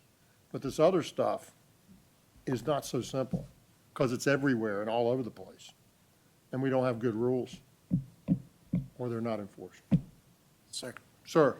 For 16, I mean, we already do that. Whenever you're doing a new project, you're doing the IT manual. And so we take care of the warehouse distribution. They build We that. tend to. But it's going back to Not your. 100% though. I mean, localities can build a distribution warehouse and without taking us in consideration. They can do it all the time. They just change their zoning, somebody builds it, and then they come to us and say, oh, we got a problem. When VDOT is a reviewing agency, they're not shy, and we have to build those things in.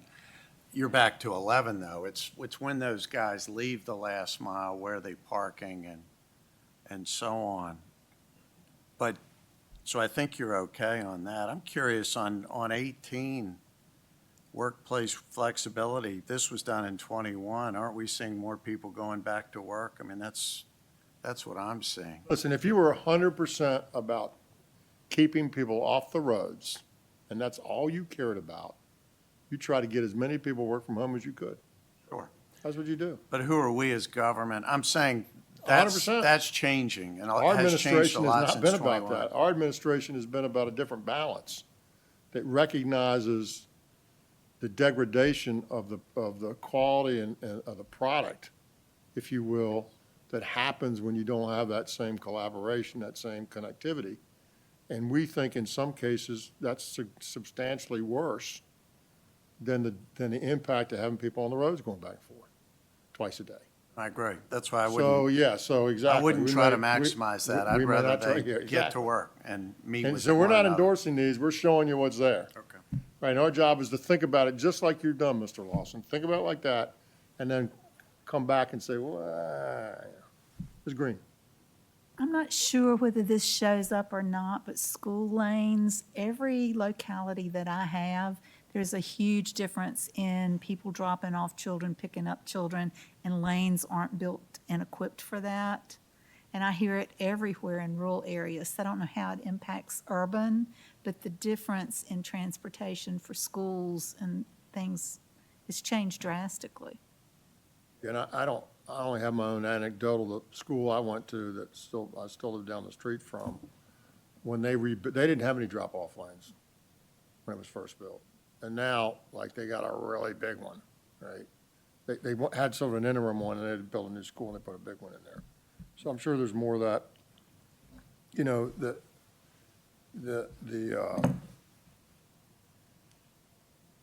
I think it depends on where it is and how it impacts everybody else. I mean, if you have enough space and you're off the road, if you don't, you're on the road and it's in our jurisdiction. Cities aren't in our jurisdiction. I mean, it's I hate to say it, but it's a city problem there. So yeah, I mean, it's definitely, there's more of that now than there was. There's no question about it. Yes, Ms. Dunlop. Thank you for giving us more time on this. This is very helpful for those of us who've been around for a short time. Is VDOT's responsibility, from what I understood you just to say, it's not city streets? So East Franklin would not be... Generally speaking, there's a few exceptions, but the roads in the city belongs to the cities. We give them money.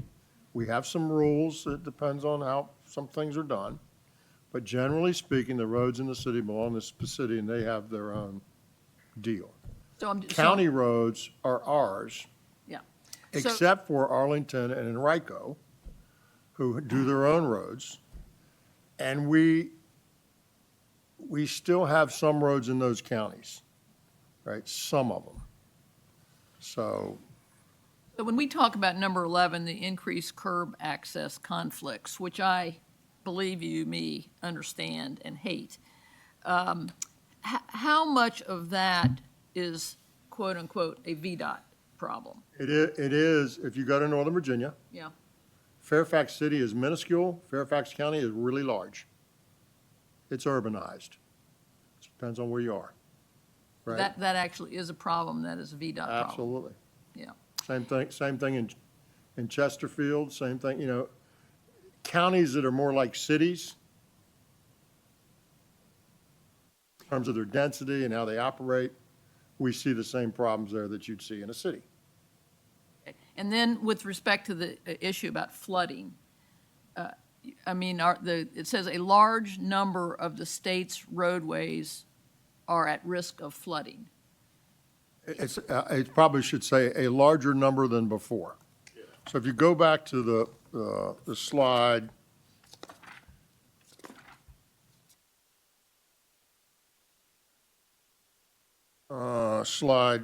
it's unnumbered on mine, but it's 7. Go back to 7. Jitender, can you go back to 7?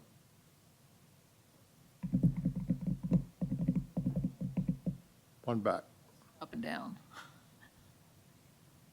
There you go. At the bottom, right? Number of at-risk miles from flooding, you see sea level rise impact, you see storm surge impact, and then you see the inland impact. And the inland impact is classically, you know, the last Southwest Virginia issue that we had, where it took out, you know, 58 and a bunch of others, you know, bridges and roads and, you know, shut them down, took them out. I mean, it's been, you know, a disaster. So this is really a disaster question here, as opposed to Well, it's so. flooding, Well, it's how do you snowstorms. build and protect those places? So like 58, so if we went and toured 58 the day after this happened. It was devastated, right? And it looks fine when it's not bad because it's just a little creek. And when the little creek turned into a raging river, it didn't work so well. So it's gonna turn into a raging river again, right? That same situation happens again with the same amount of rain in the same place. You're gonna have that. So how do you guard against the impact of that? So we need to figure that out. And where I live, where you're barely above sea level, and I've lived there my whole life, so I have my own anecdotal view, the streets flood way more often, a little bit, not massive floods, but a little bit, where you're talking about a foot of water, way more often than it used to. It comes over the bulkhead when it didn't used to, right? So I can't measure it, and it's not like sea levels come up a foot. If it came up a foot, it'd be like, you know, we'd really know it. But these things are happening more and more often, and they're coming Is over it just flooding, or is it snowstorms and? Well, it can be snow too. I mean, you know. So it's a weather- We're these are $400 million over our budget because of snowstorms. and Number all of this stuff. miles impacted The by snow gets weather. pretty important to us, right? Yeah, so it's weather. It's the changing impacts on the transportation system because of weather. And listen, we can debate all day long, and it's a great debate as to why it's happening or what you can do about it. But if you live where I live, if you've seen what I see, you know it's happened. You're just not exactly sure why and exactly sure what to do about it. That's all for debate, but the fact that it's happening is happening. I can assure you, where I live, weather impacts our roads as well, so. Yeah, but is it's it not just- substantially worse? That's what I'm saying. We've seen a substantial change, right? And how many times that Hampton Boulevard floods out, which is the main thoroughfare from the base to downtown through Old Dominion. We see a substantial change on how many times that road is flooded. And, I mean, it's obscene in a way, but the way the insurance and FEMA and all this stuff works, they're taking these houses that have suffered flood because we weren't built for that, and they're raising them like 8 feet in the air. And you go down the road, and there's like, you know, little house, and then there's a house like 8 feet on an 8-foot foundation. You're like, what is that? Well, that is, if you want the money to rebuild it, you got to build. I think that's extreme. I'm like, well, oh, that's great, because if it gets 8 feet, then the world has come to an end. What difference does it make? Why don't you just make them 3 or 4 feet, do something more reasonable, but that's not what they do. So, I mean, it's literally, it's 8 feet tall. Steve sees it, it's like bizarre. And that's what they make you do. I'm like, okay, well, the whole rest of the whole Hampton Roads is underwater, folks. So it's really nice that I got a 3 feet down to the water because there's nothing else left. Right. Like, what difference does it make? Anyway, so it is happening more regularly, and I can't tell you exactly why, and I can't tell you exactly what to do about it, but I know it's happening. Yeah, but it's really the weather, because it happens all over the state. It's the weather. Yeah. The weather has changed. It's changing. And listen, that's the way, that's what it's done historically. I mean, we had ice ages, and we had glaciers, and we had no glaciers. And, you know, where my farm is on the Rappahannock River, I'm probably 50 feet above the river at one place on my farm. And if you dig down 10 feet, which the stream beds have done, I've got gazillions of fossils that are 10 million years old. That means the ocean was above that land, right? And I'm talking 50 feet above the river, and the ocean was on top of that, right? And I can pick up pieces of coral, scallop shells as big as your hand, and there are thousands of them. Ear bone of a whale. So the ocean was above that land. A long time ago, but it changes. Ms. Sellers. Switch back and bring up what Ms. Green was talking about with schools. I don't think it's just about the number of car riders, but when a school is introduced, you have a whole traffic pattern shift. And we see more kids riding these scooters to school. And at least at some of them that are in Stafford and Spotsylvania, and the one closest to my house, we've had 2 children have to be medevaced out of that area from being hit by vehicles. And in the last year. And so I don't know how we put it on here, but schools in and of themselves should be a consideration because they do come with, you know, you have parents who are dropping kids off, but then you have kids who can be erratic anyway. And, yeah. That's why the General Assembly has put in these provisions to allow some enforcement in school zones for exactly that reason. And it depends on where you live, Ms. Sellers. You know, in Norfolk, unfortunately, we're closing 8 schools. When I was a kid, our population was 312,000 people, and now it's 250. And that's as expensive. I used to tell folks in Stafford when they would get on us about growth, I would say it's as expensive to close a school as it is to open a school. So those schools are going to go away, and the students will go other places with them. They won't be there anymore. But in any case, Jitendra, can you continue? So, Mr. Secretary, I will just touch upon the last one, which is number 19. The transportation system and services are unable to meet the mobility needs of risk of Virginians 65 or older. That is characterized as a risk, and simply because it's the share of, it is not that, please keep in mind that this doesn't take into account the supply side. So DRPT already has programs in place, and they seem to be working well. This is only reflecting the fact that the share of Virginians that are age 65 or older is increasing, and it's increasing in rural areas where they have to go farther to access services, to do groceries for medical appointments and things of that sort. So that is a risk. A huge risk. It's a risk of stretching the dollar further. I mean, that's the risk, right? We don't have enough money to satisfy the need. And I'll tell you, one of our frequent flyers is beating the drum about this right now as they found themselves in this situation. And they're advocating for more transit because that's what they need, because that's the situation they found themselves in. And when you go into the rural areas, it's tough. I mean, there's a group out in the valley that's been really active trying to get us to do more, and I understand it. But we only have so much money, folks, and you got to try to, you know, keep the whole system working as best it can. And it's hard and expensive when you get out and somebody's 15 or 18 miles away that wants to go somewhere, and you got to find a way to go get them and pick them up and take them there. That's a lot different than a dense system that can move a lot of people a shorter distance. And so it's hard to do, but, you know, and the question is, how much of that are you able and willing to do? Because, you know, going back to the school thing, and I don't advocate a return to the old days per se, but that same school I was talking about, when I went there, they didn't have air conditioning, right? Air conditioning didn't exist. They had fans, and we opened the windows, and we still went to school, right? Freddie said he didn't even have fans. Well, Freddie's a year older than I am, so they didn't have fans till I got there. But my point is, our expectation changes, situations change, and we have to adapt to them, whether it's a school and whether it's scooters or whatever it is. We're not going to stop that. We got to figure ways to adapt to it. That's what this is about. This is about seeing those trends that are coming and being thoughtful about it. It's no different than me talking about automated vehicles till I'm blue in the face. That is coming, and I can't tell you exactly, but I can give you a range, and no, it's not 5 years, Kathy. And I've never said that, but it's not 100 either. And it's probably not 75. It's likely you're going to see a huge bend in about 25 or 30 years. You'll see a huge difference, huge. And it's coming, and we got to get ahead of it, right?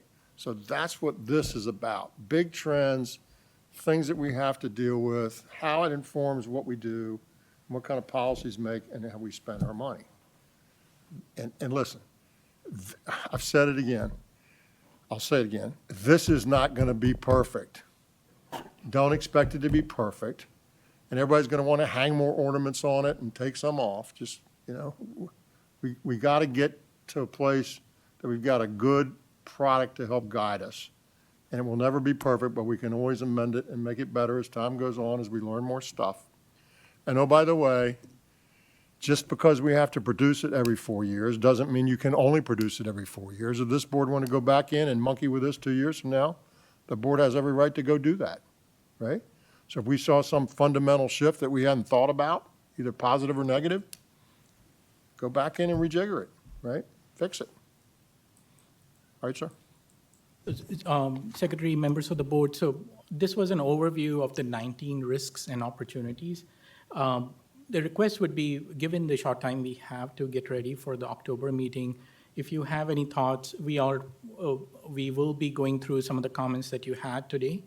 But in addition to those, if you have any comments or suggestions, please, if you can share over the next 2 weeks so that we can review them, get them circulated internally, and have them ready in time for the October workshop presentation. That would be greatly helpful. So the Secretary mentioned, moving to the next slide, that the board doesn't have to see this, change this every 2 years. The board can change it at any time it wishes to do so. The policy is development and monitoring of long-term risks and opportunity. So it is the monitoring piece that the Secretary was referring to.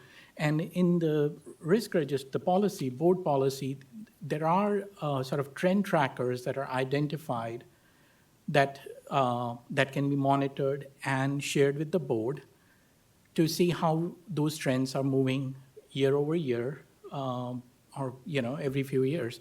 So I will quickly go through the slides, given that there are many of them, but for each trend, there are some trend trackers that we identified in 2021, and we probably will have a few modifications to those at the October meeting as well. So just to give you an example, just the number of directional miles that are at risk from sea level rise, from different storm surge, the market penetration of semi-autonomous vehicles, the number of electric vehicles. So just to give you an example, in 2022, we conducted a public opinion survey, and one of the survey questions was related to it was getting to the attitude and preferences for adoption of electric vehicles. It asked questions about whether you own an electric vehicle, how many you own. It asked the same question about whether you use rideshare service such as Uber and Lyft, so that we have a better sense of what the market penetration is, and we can keep track of that over time. So I will not go through all of these because they are very technical in nature, but there is the component related to the monitoring of the risk register that the board develops.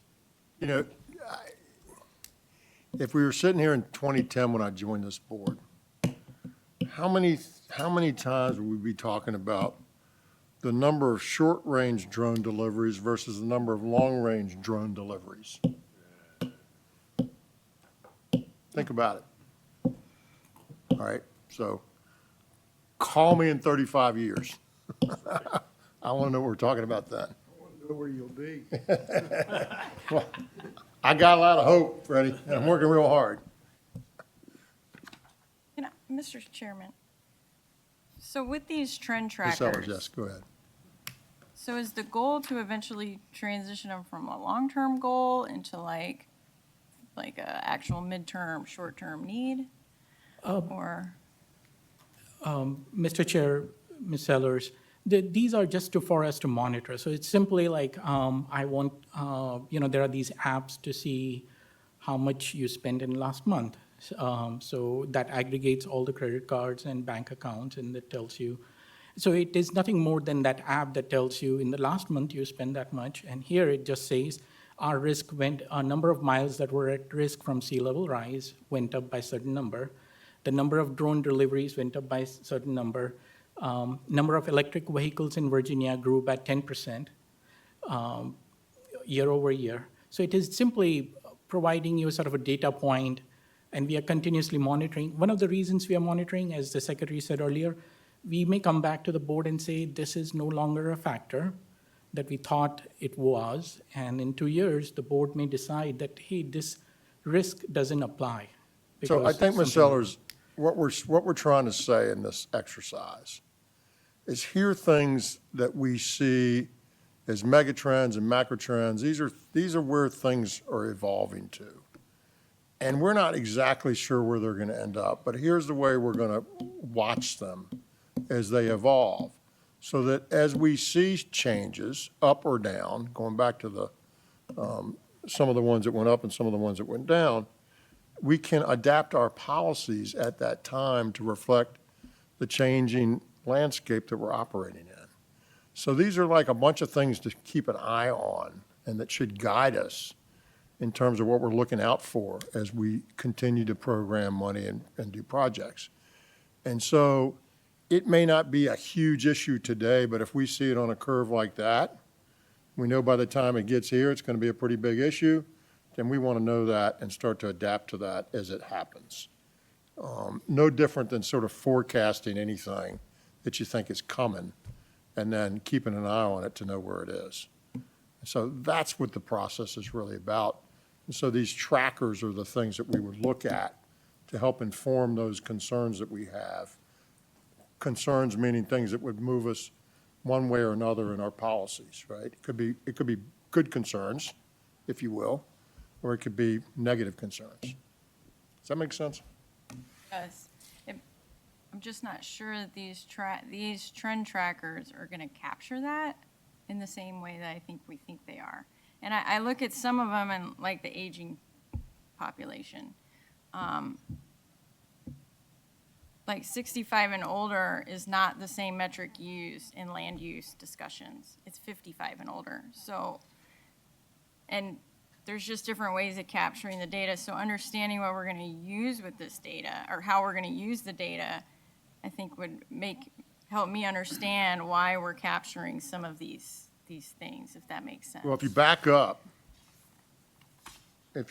up to the macro trends and the descriptions, then those things are what drive you into your trackers because they're tracking what you said before. So if you get rid of one of these macro trends, right, and you're no longer concerned about it, then the trackers that you're using to track it would go away. If you don't think we have the right trackers, but you think the trend is real, then you'd look at a different tracker. But when we see back on page 6, when we looked at climate and we looked at increase in flooding risk, we see a trend for an increase in flooding risk, right?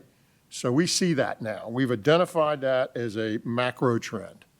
All right, how do we track that to know how we're doing? Is it a trend that's like this? Is it a trend that's like that? Is it going down? Is it gone up and now it's coming down again? Where is it? Because if flooding was no longer an issue and it receded to what it was 40 years ago, then we shouldn't, and we thought it was going to continue like that, then why are we going to program money and time and effort into worrying about it? We're not. But as it gets more and more critical, we're going to do more and more because we see it's real and it's getting worse. So my question to that would be, are there more lane miles in the flood risk because of sea level change, or is it because of poor planning? You know, did the local government allow whatever to happen here, and we put this road here that's in a flood zone? And, you know, to me, Yes and yes. we're attacking different problems. Well, yeah, yes and yes, but you live in a newer community. I live in a very old community, and those roads have been there for 100 years. So the answer is yes. 100 years ago, they decided to put a road there. And oh, by the way, they filled in lots of creeks and lots of things and built on top of it, so yeah. And for, you know, But recently, no. So now the road's there. It's been there for 70 years, and now it's flooding more because the water's higher. What do you do? Well, I would argue those are, again, two different problems, because at that time, we didn't have the technology we know now. But if today we're building a road where we know it's flood prone or has the potential to be flood prone, then we should be looking at land use practices. And you know, you come into. That's great when you're in Fredericksburg. It's not so great when you're in Hampton Roads. Where do you go that's not? I mean, No, I know, the but whole those thing's are at sea level. legacy type I mean, things. But what? we do have projects that come in probably throughout the Commonwealth, but in Stafford and Spotsy and places. And myself, some of them I can look at and say, well, that area floods, we can't build a neighborhood there, or we don't want to build that there. But you get folks who've been there for hundreds of years, and they can look at it and say, you shouldn't build that there. The engineering may allow it because, you know, things have changed. That's great, but when you only have one place to go, so let me give you an example. Do we do that in Hampton Roads? Absolutely. Go look at the trestles for the new bridge tunnel. How much higher are they? Off the top of my 20, head, I don't know. 25 feet higher. Right? Higher. They're a lot higher. Laskin Road, we redid that, remember a few years back, for example, exactly that reason. We built it higher, right? FEMA and my house illustration, I think they went way overboard. But are you going to build it back the way it was? No, because it's going to flood again. You're going to build it higher. Do you go 8 feet high or do you go 3 feet high? You know, so those are the things that we got to deal with because we're already there in parts of this Commonwealth. The roads and the things are there. We're improving them, and we got to do one from here to there. Well, I got to get over there. What do I do? How do I get there? You know, we're fighting the Nimmo Road project in Virginia Beach right now. We got a very windy 2-lane road with ditches on both sides that's low level through a marsh.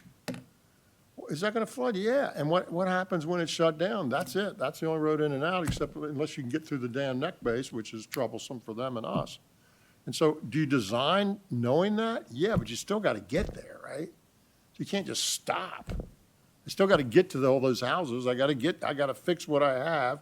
And if I got a new route, I got to take that in consideration, but I can't just like wave it off, say we're not going to do that.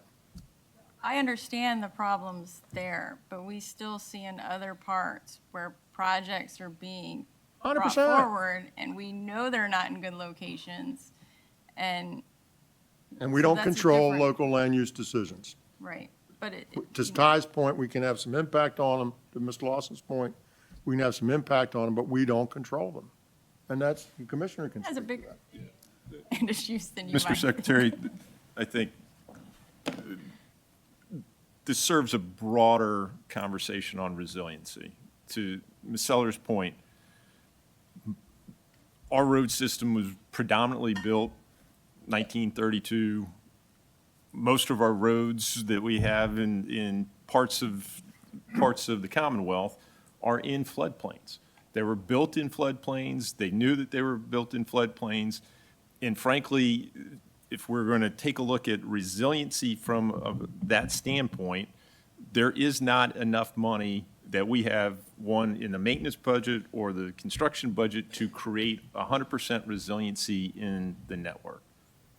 And so I think as this dialogue continues, whether it be sea level rise, intensity of rainfall that impacts Southwest Virginia or other parts of the community or the Commonwealth. This needs to be that part of the dialogue of what are we going to do to be able to create resiliency? If it's in a floodplain, is there another way to get into that facility? Or do you build resiliency into that particular roadway?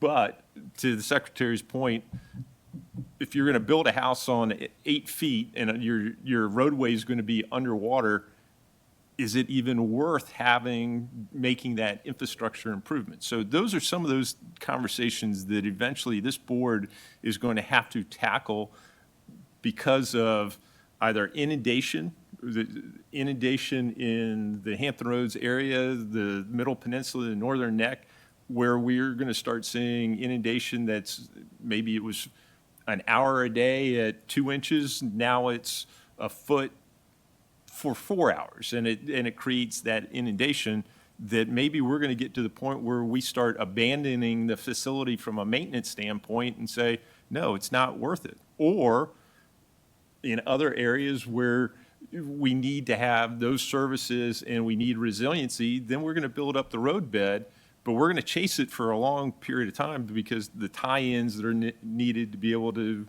get the geometric profile of a road taken care of. These are going to be those discussions just for climate or resiliency in itself.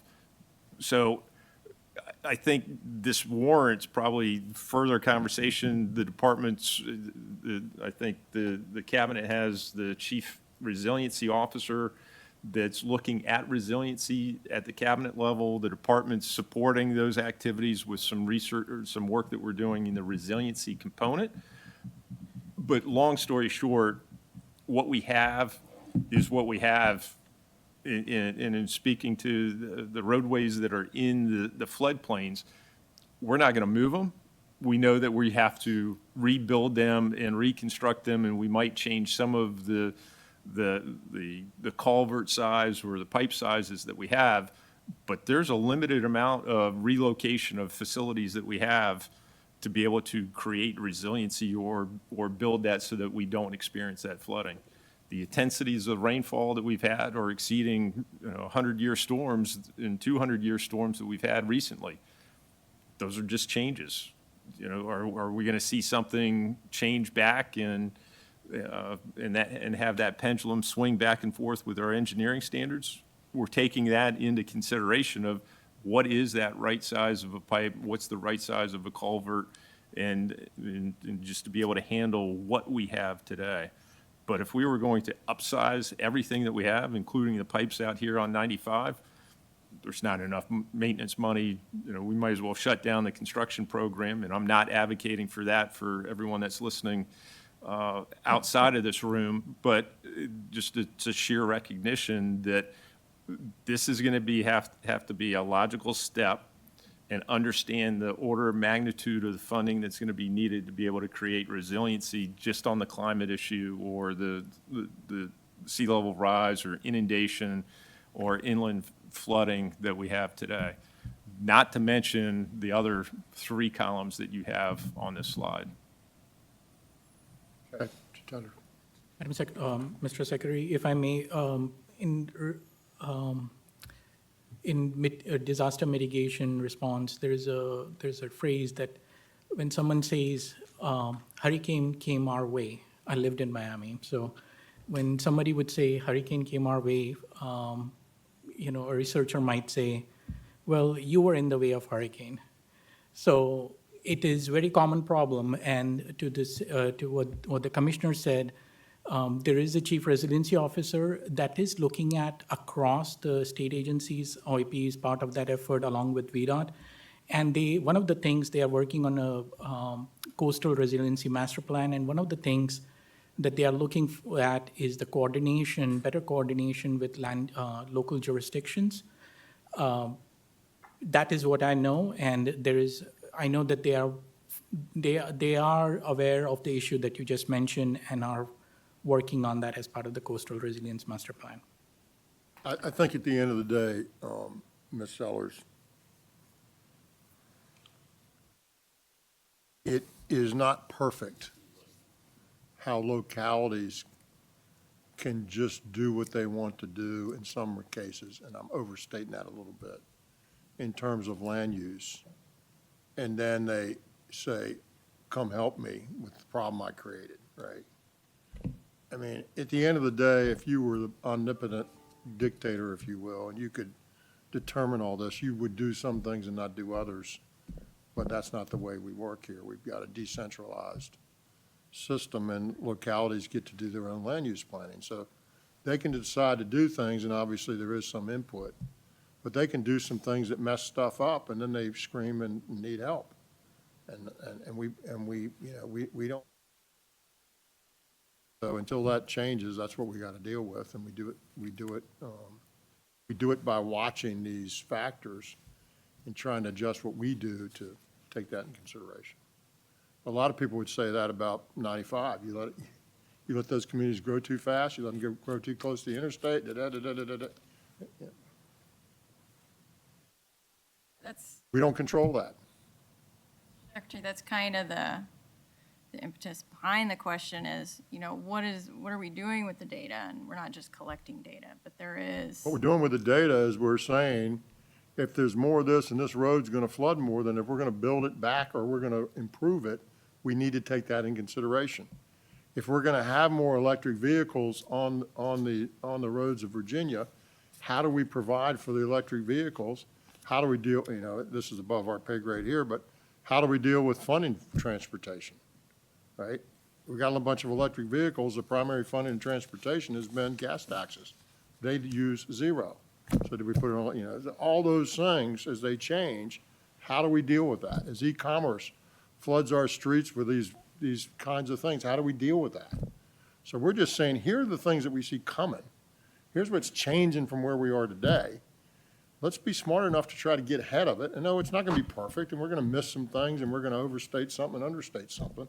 That's why I don't want us to try to grind to the nth degree on all these, as long as they generally capture what we think is out there, and they're reasonable things to track to see how it's moving and how it's changing, then that's what we want. And that's just a guide for the staff and for us as we look at things going forward. There's no question these changes are happening, right? There's no question. And then how fast, how long, that's a question. And what we do about them is a question. And how we track that is a question. So that's what we're talking about here. So what we do about them, on that note, I will move to the strategic actions. So, you know, Deputy Secretary Lawson showed 4 pillars at the start of the presentation this morning. And we have vision, goals, and objectives, midterm needs that direct investments that are made through smart scale dollars, long-term risks and opportunity register. And then the question is, as the Secretary said, what do we do about them? So one thing to keep in mind that this report gets submitted to the General Assembly and to the Governor's office. So there are 2 opportunities that come with it. One is to make the General Assembly that has delegated the responsibility to develop the transportation plan to the Commonwealth Transportation Board, to make them aware that these are the things that we are tracking, monitoring, and to show some strategic actions that are being taken by the agencies towards those risks and opportunities. So it's a way to communicate what is being done, not only the risk that there are risks and opportunities that exist. So I will not go through, again, all of them. I will try to bucket them, if that's all right. So the first, first 3 focus on the flooding risk. So one of the things in planning is that, you know, there is a regulation that requires planning, a development of a plan. But this is the form of planning where we go through a planning exercise and we identify weaknesses and gaps that exist, areas where we need to strengthen. So for example, the very first action, it says collect data to accurately assess flooding risk for state and locally maintained roadways. And just to give you an example, back in 2018, when we started working on the flooding risk, along with several VDOT divisions, one of the challenges that we ran into is that 511 data, where someone can call in or incidents are reported of localized flooding, did not collect data for local jurisdictions in local jurisdictions that maintain their own roadways. So you had a huge gap in the Hampton Roads area, and you wonder, don't they have any flooding, roadway flooding? Well, they do. It's just that we did not have an accurate sense of it. And that is just an example, a very simple example of things that we found during the planning exercise. Then the board identify a strategic action, and VDOT is the lead agency on that, and said, we are going to be working on this issue, along with the two other issues as far as the policies for, the commissioner and the secretary mentioned reflecting risks in transportation asset cycles, and they already cited two examples where they have incorporated risks in the design of a couple of projects. The third is collaboration with local and regional regional agencies to systematically identify solutions for prioritization of dollars. So this was not, this was in context of what Secretary said earlier, that this is not only a VDOT issue. Department of Housing, DGS, which owns and maintains several state buildings throughout the Commonwealth, is dealing with the same thing. So there is a forum that is led by Department of Conservation and Recreation and Chief Resiliency Officer to continue collaboration with them to ensure that the transportation interests and issues are forefront of that plan. So first three are related actions that were developed in 2021. And you have a handout in your CDP packet, and that includes what the intent behind that action was, as well as the lead and support agencies. The next two are related to automations and things of that sort. So for example, number 4 is evaluate options to gather vehicle automation and capability data for states registered vehicles. And the example that I will cite is that it used to be that when you purchased Toyota RAV4 XLE, someone told you, you knew what the standard configuration is, right? Well, then comes Tesla. You can buy any Tesla you want, and at any time, the vehicle owner, in a direct transaction with the company, can increase the capability of that vehicle, the same vehicle, without the state being aware, right? So DMV, for example, collects data on vehicle sales. So this was more in terms of, do we know what the capabilities of vehicle fleet is in the Commonwealth? And so it is related to that, because now there is an avenue for manufacturers to deal directly with the consumer where there is no interface with the state. And the state may or may not have a complete sense of what is on the road as far as the vehicle capability is concerned.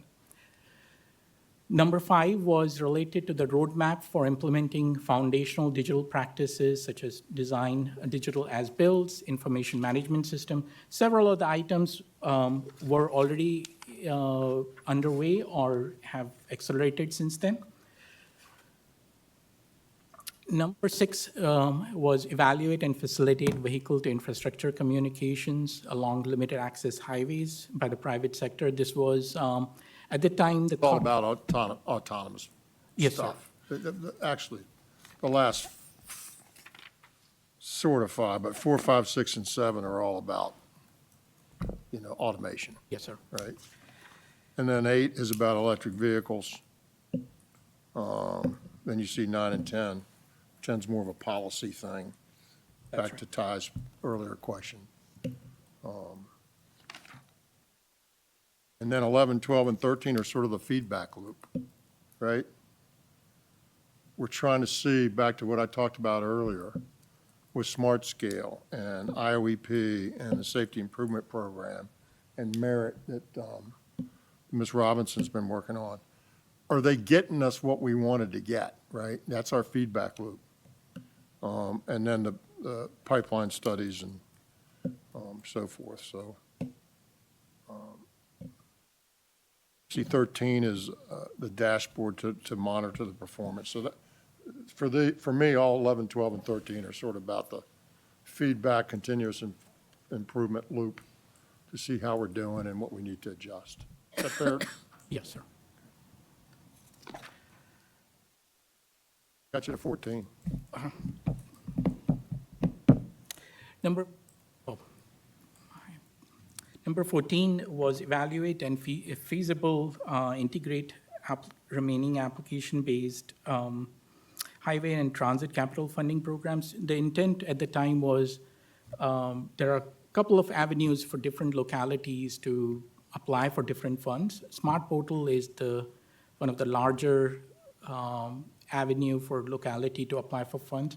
For transit at the time, primarily transit, and there were a couple of programs that since then have been integrated into Smart Portal, were done differently, and the intent was to identify whether everything can be done in one place so that the localities, different jurisdictions know that if they are seeking state funds, they have one place to go for different funding opportunities. Number 15, was focused on roles and responsibilities of state transportation agencies. Again, I think as we discussed earlier, one of the clear examples was the state currently does not play a role in curb management. Is there a way to look at what we do, how we do, when we do things? And number 16 is essentially formalizing OIP's role in supporting and advising the CTB in the conduct of CTB business and development of transportation policy, which goes to the code language that is for VTrans. So those are the 16 strategic actions that the board came up with in 2021. Now, again, you may, as the board, decide that none of them are relevant, some of them are relevant, some of them need modifications. So the request for you all is to take a look at these. I know even though we spend more time on these today in the afternoon, there is probably a whole lot more that you may want to think about and react to.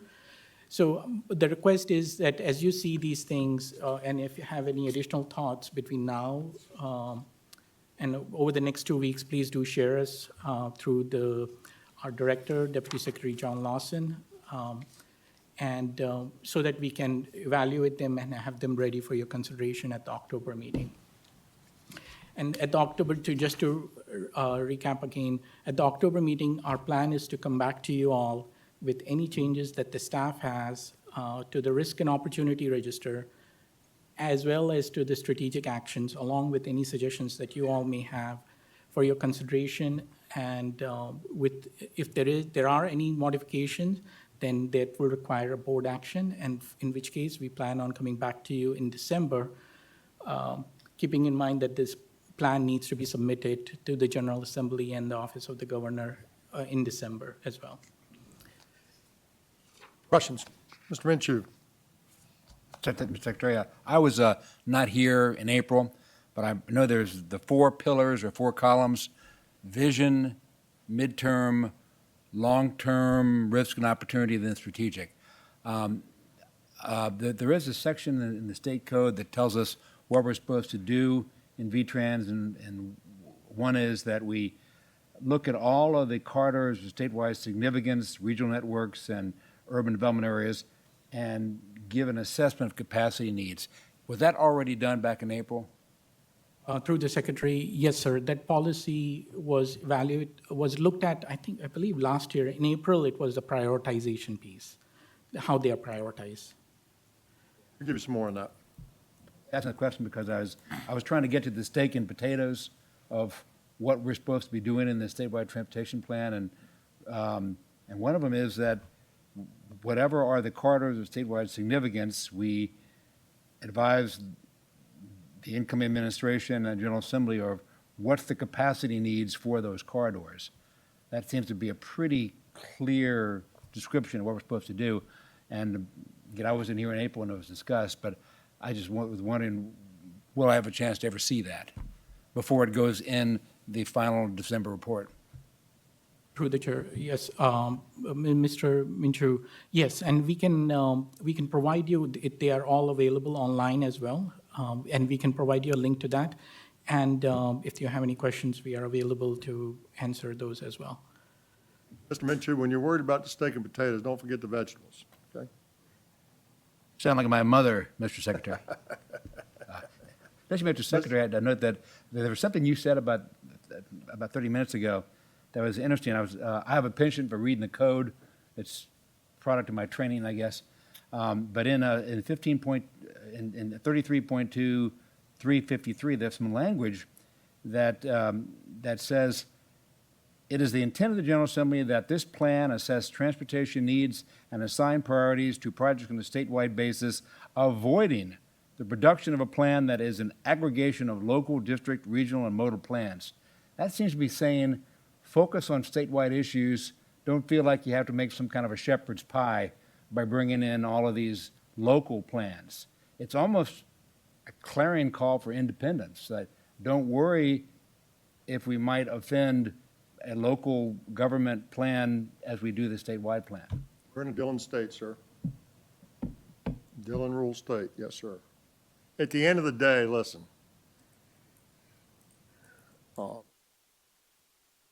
Most of Virginia, the Commonwealth of Virginia owns the roads and the facilities. And it's our responsibility, this board, to do what we think is best for Virginia. And in locality, on whether it's a county, a town, or city, or whatever, a county or a town, could have a different view. But when they don't own the roads, they don't get to decide. They can have their view and they can put their 2 cents in, and we ought to be thoughtful about it. But you can have some ones that don't make sense from a Commonwealth's perspective, and our job is to do what makes sense for the Commonwealth's perspective. And sometimes they may not be fully aligned. And we're not supposed to just take everybody's stuff, throw it at the top, give money to each district, run out when you run out and move on. That's not our job. Anybody could do that, right?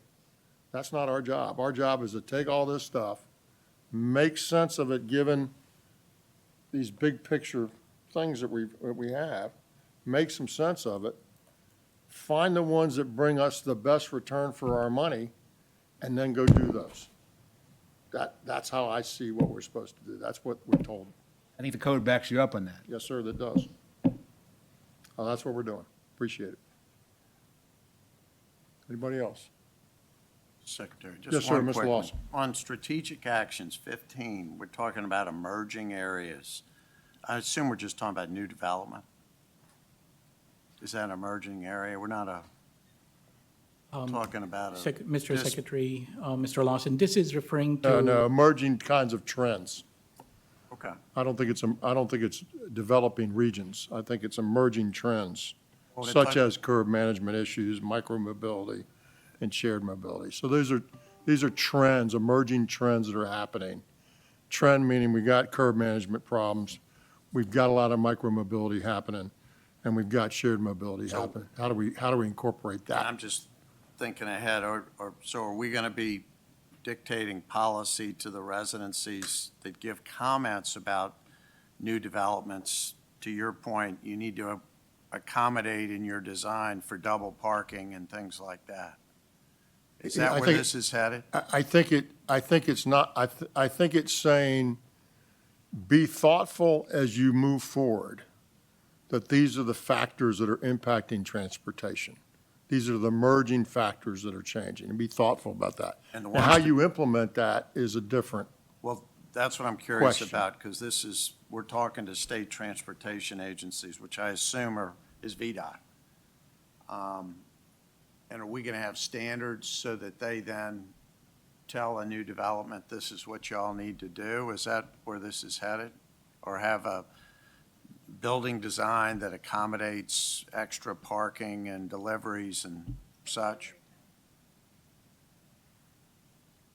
potentially, depending on where it is, potentially. I mean, listen, we've sort of, we now look at, right? We look at multimodal stuff when we do roads now, as a matter of course. We don't necessarily do them, but we look at them and consider them and try to understand them. And so I think what this is asking us to do, and again, this is 4 years ago, and this can be there or not be there. I think what we're asking us to do is to be thoughtful. And as we're passing our policies and we're doing those stuff, these are things that are emerging as impacts. These are things that are unusual. If you go back 30 years ago, we didn't have micro-mobility, and we didn't have shared mobility, and we didn't have the same curb management issues that we're having. So, John, did you want to say something? Yeah, what I was going to say in regards to your comment here, under your strategic actions, number 9 here, evaluate and establish sidewalk and curb management best practices. That was a strategic action that was written in 21 in relation to the item you were just talking about. Just doubling down on that. Okay. That's the purpose of those things, is to say what we want to look at, and this is how we're going to look at them.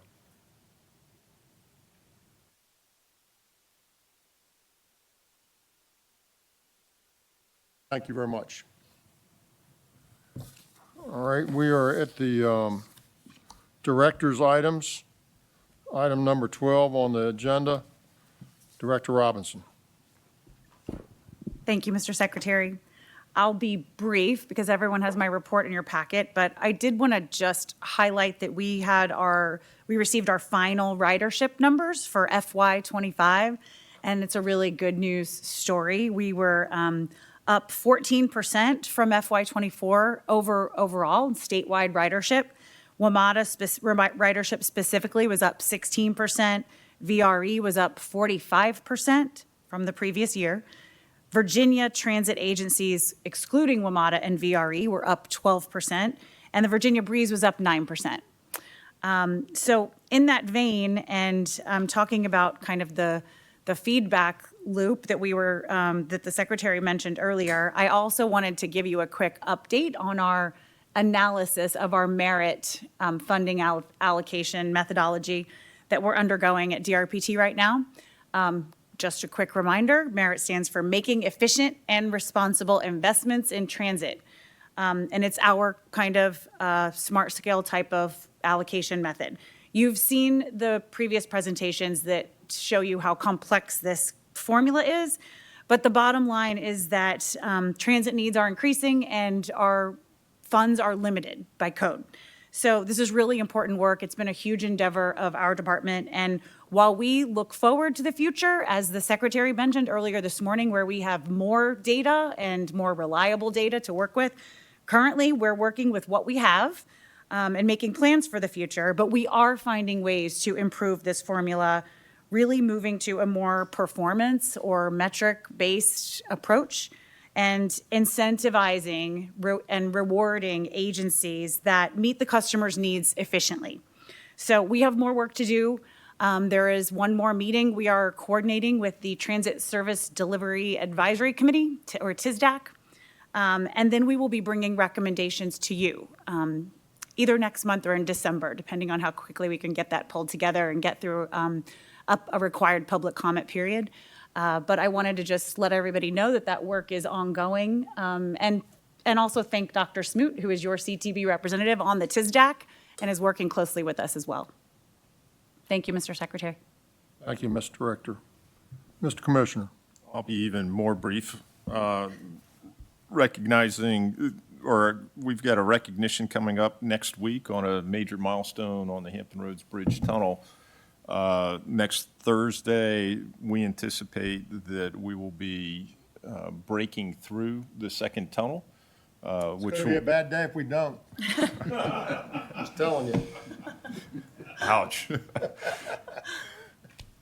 Keep going, sir. No pressure. No pressure whatsoever. No pressure. We just got the Secretary coming down to watch, so. I'll just relay that to the team after. They're probably watching right now and very worried now. This marks a significant milestone in advancing the project. the second bored tunnel under the Hampton Roads River that will complete a full 3 miles of tunneling through the Hampton Roads region. We were supposed to do it in 23 months. It's coming up that we will do it in 26 months. And we've actually broken a world record on mining in one single day or week on that facility. We did 366 feet in a week, and that does break a world record. Yeah. So we're very excited about this. Up channel from us, it took a little bit longer to be able to complete. So, Mr. Stant, we're ahead of schedule, or right on schedule, keeping us laser focused on the delivery of the project. Stan. Having lived with the tunneling operation for 5 years of our own tunnel at the Chesapeake Bay, I can tell you that this is going to be the happiest day in Steve Rich's life when that TBM breaks through. Basically because what it has done is it takes an enormous amount of risk off the table. And once that TBM breaks through, we're basically left with a very sophisticated, a very complex road project, which is a heck of a lot different than a road project coupled with a tunnel. Boring tunnel. The tunnel is all the risk in the world, as I can give you personal experience about it, but this is a big day for Chris Hall, for Ryan Bannis and their team at HRBT. Heck of a job under very trying circumstances, so it's going to be a great day, and I congratulate Steve and Shep and the magnificent job. As horrible as the experience has been for the traveling public, Shep said, the secretary said, it's going to be worth it in the end. So congratulations to Steve and Shep and the team. I'll tell you, on the 24th, we have a ceremony. The governor will be there. U.S. Transportation Secretary Duffy will be there. I'll be there. Y'all been invited. And it'll be a fun day. So hopefully Miss Mary is going to do her thing and blow through that concrete wall, or it's going to be a little bit sticky. But no, we're excited about that. And I think Mr. Stant's comments are exactly spot on in terms of the risk and where we're heading. You finished? Yes. Let me say two things. First off, some of y'all will see, and there's been some discussion already, Mr. Stant's aware of this, Mr. Coleman's aware of this, and others. But we'll have 2 of the trains of our Amtrak state-sponsored trains that come out of Hampton Roads will be impacted over the next numbers of years, meaning they will stop and be replaced by shuttles or buses. And this is all being driven by the Long Bridge project up and across the Potomac and into D.C. And so because of lots of things between D.C.'s rules and cost and everything else, we have narrowed the ability to work on that facility to basically 4 or 5 hours a day during the week. And that's after the morning rush and before the evening rush. And if you sort of look at all the dynamics, and they've really got a pretty cool illustration I looked at to see it, but if you look at all the dynamics between VRE and Amtrak and the state-supported trains and the freight trains, what we can't have is work that's going on in the bridge project, and then we stop to let a train through, and then we go back.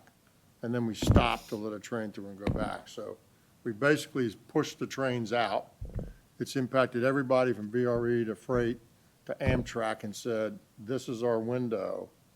And that has cascaded into a couple of the trains in Hampton Roads will not be going, but they will have a similar connection on a similar time, either via a shuttle or a bus that'll travel in express lanes.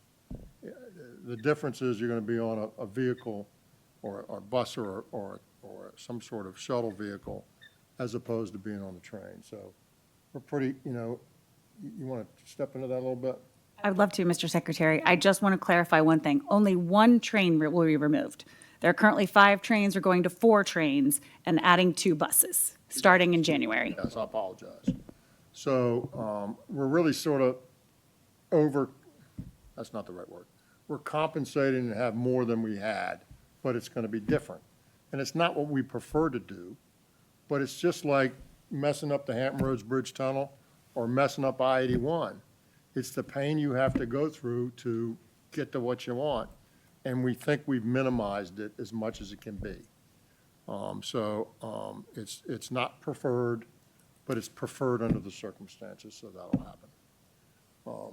So I just wanted to make you aware of that, sort of out and buzzing in the news.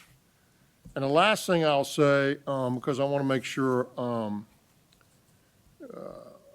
don't overlook it tomorrow particularly. You know, safety is something we talk about a lot in transportation. It's the most important thing at the end of the day, is that the people that travel up and down these roads are safe. We've talked about a lot about enforcement. We've talked a lot about how many crashes happen in work zones. We've talked a lot about how many people die on Virginia's roads. And unfortunately, about 10 days ago, we lost a service safety patrol person up in Prince William who was just doing his job.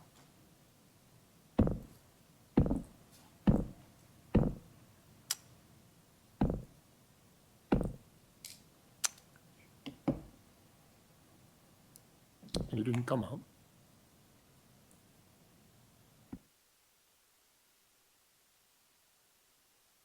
What I'd like you to do is join me in a short moment of silence for Mr. Freeland, who lost his life on 95, just doing his job.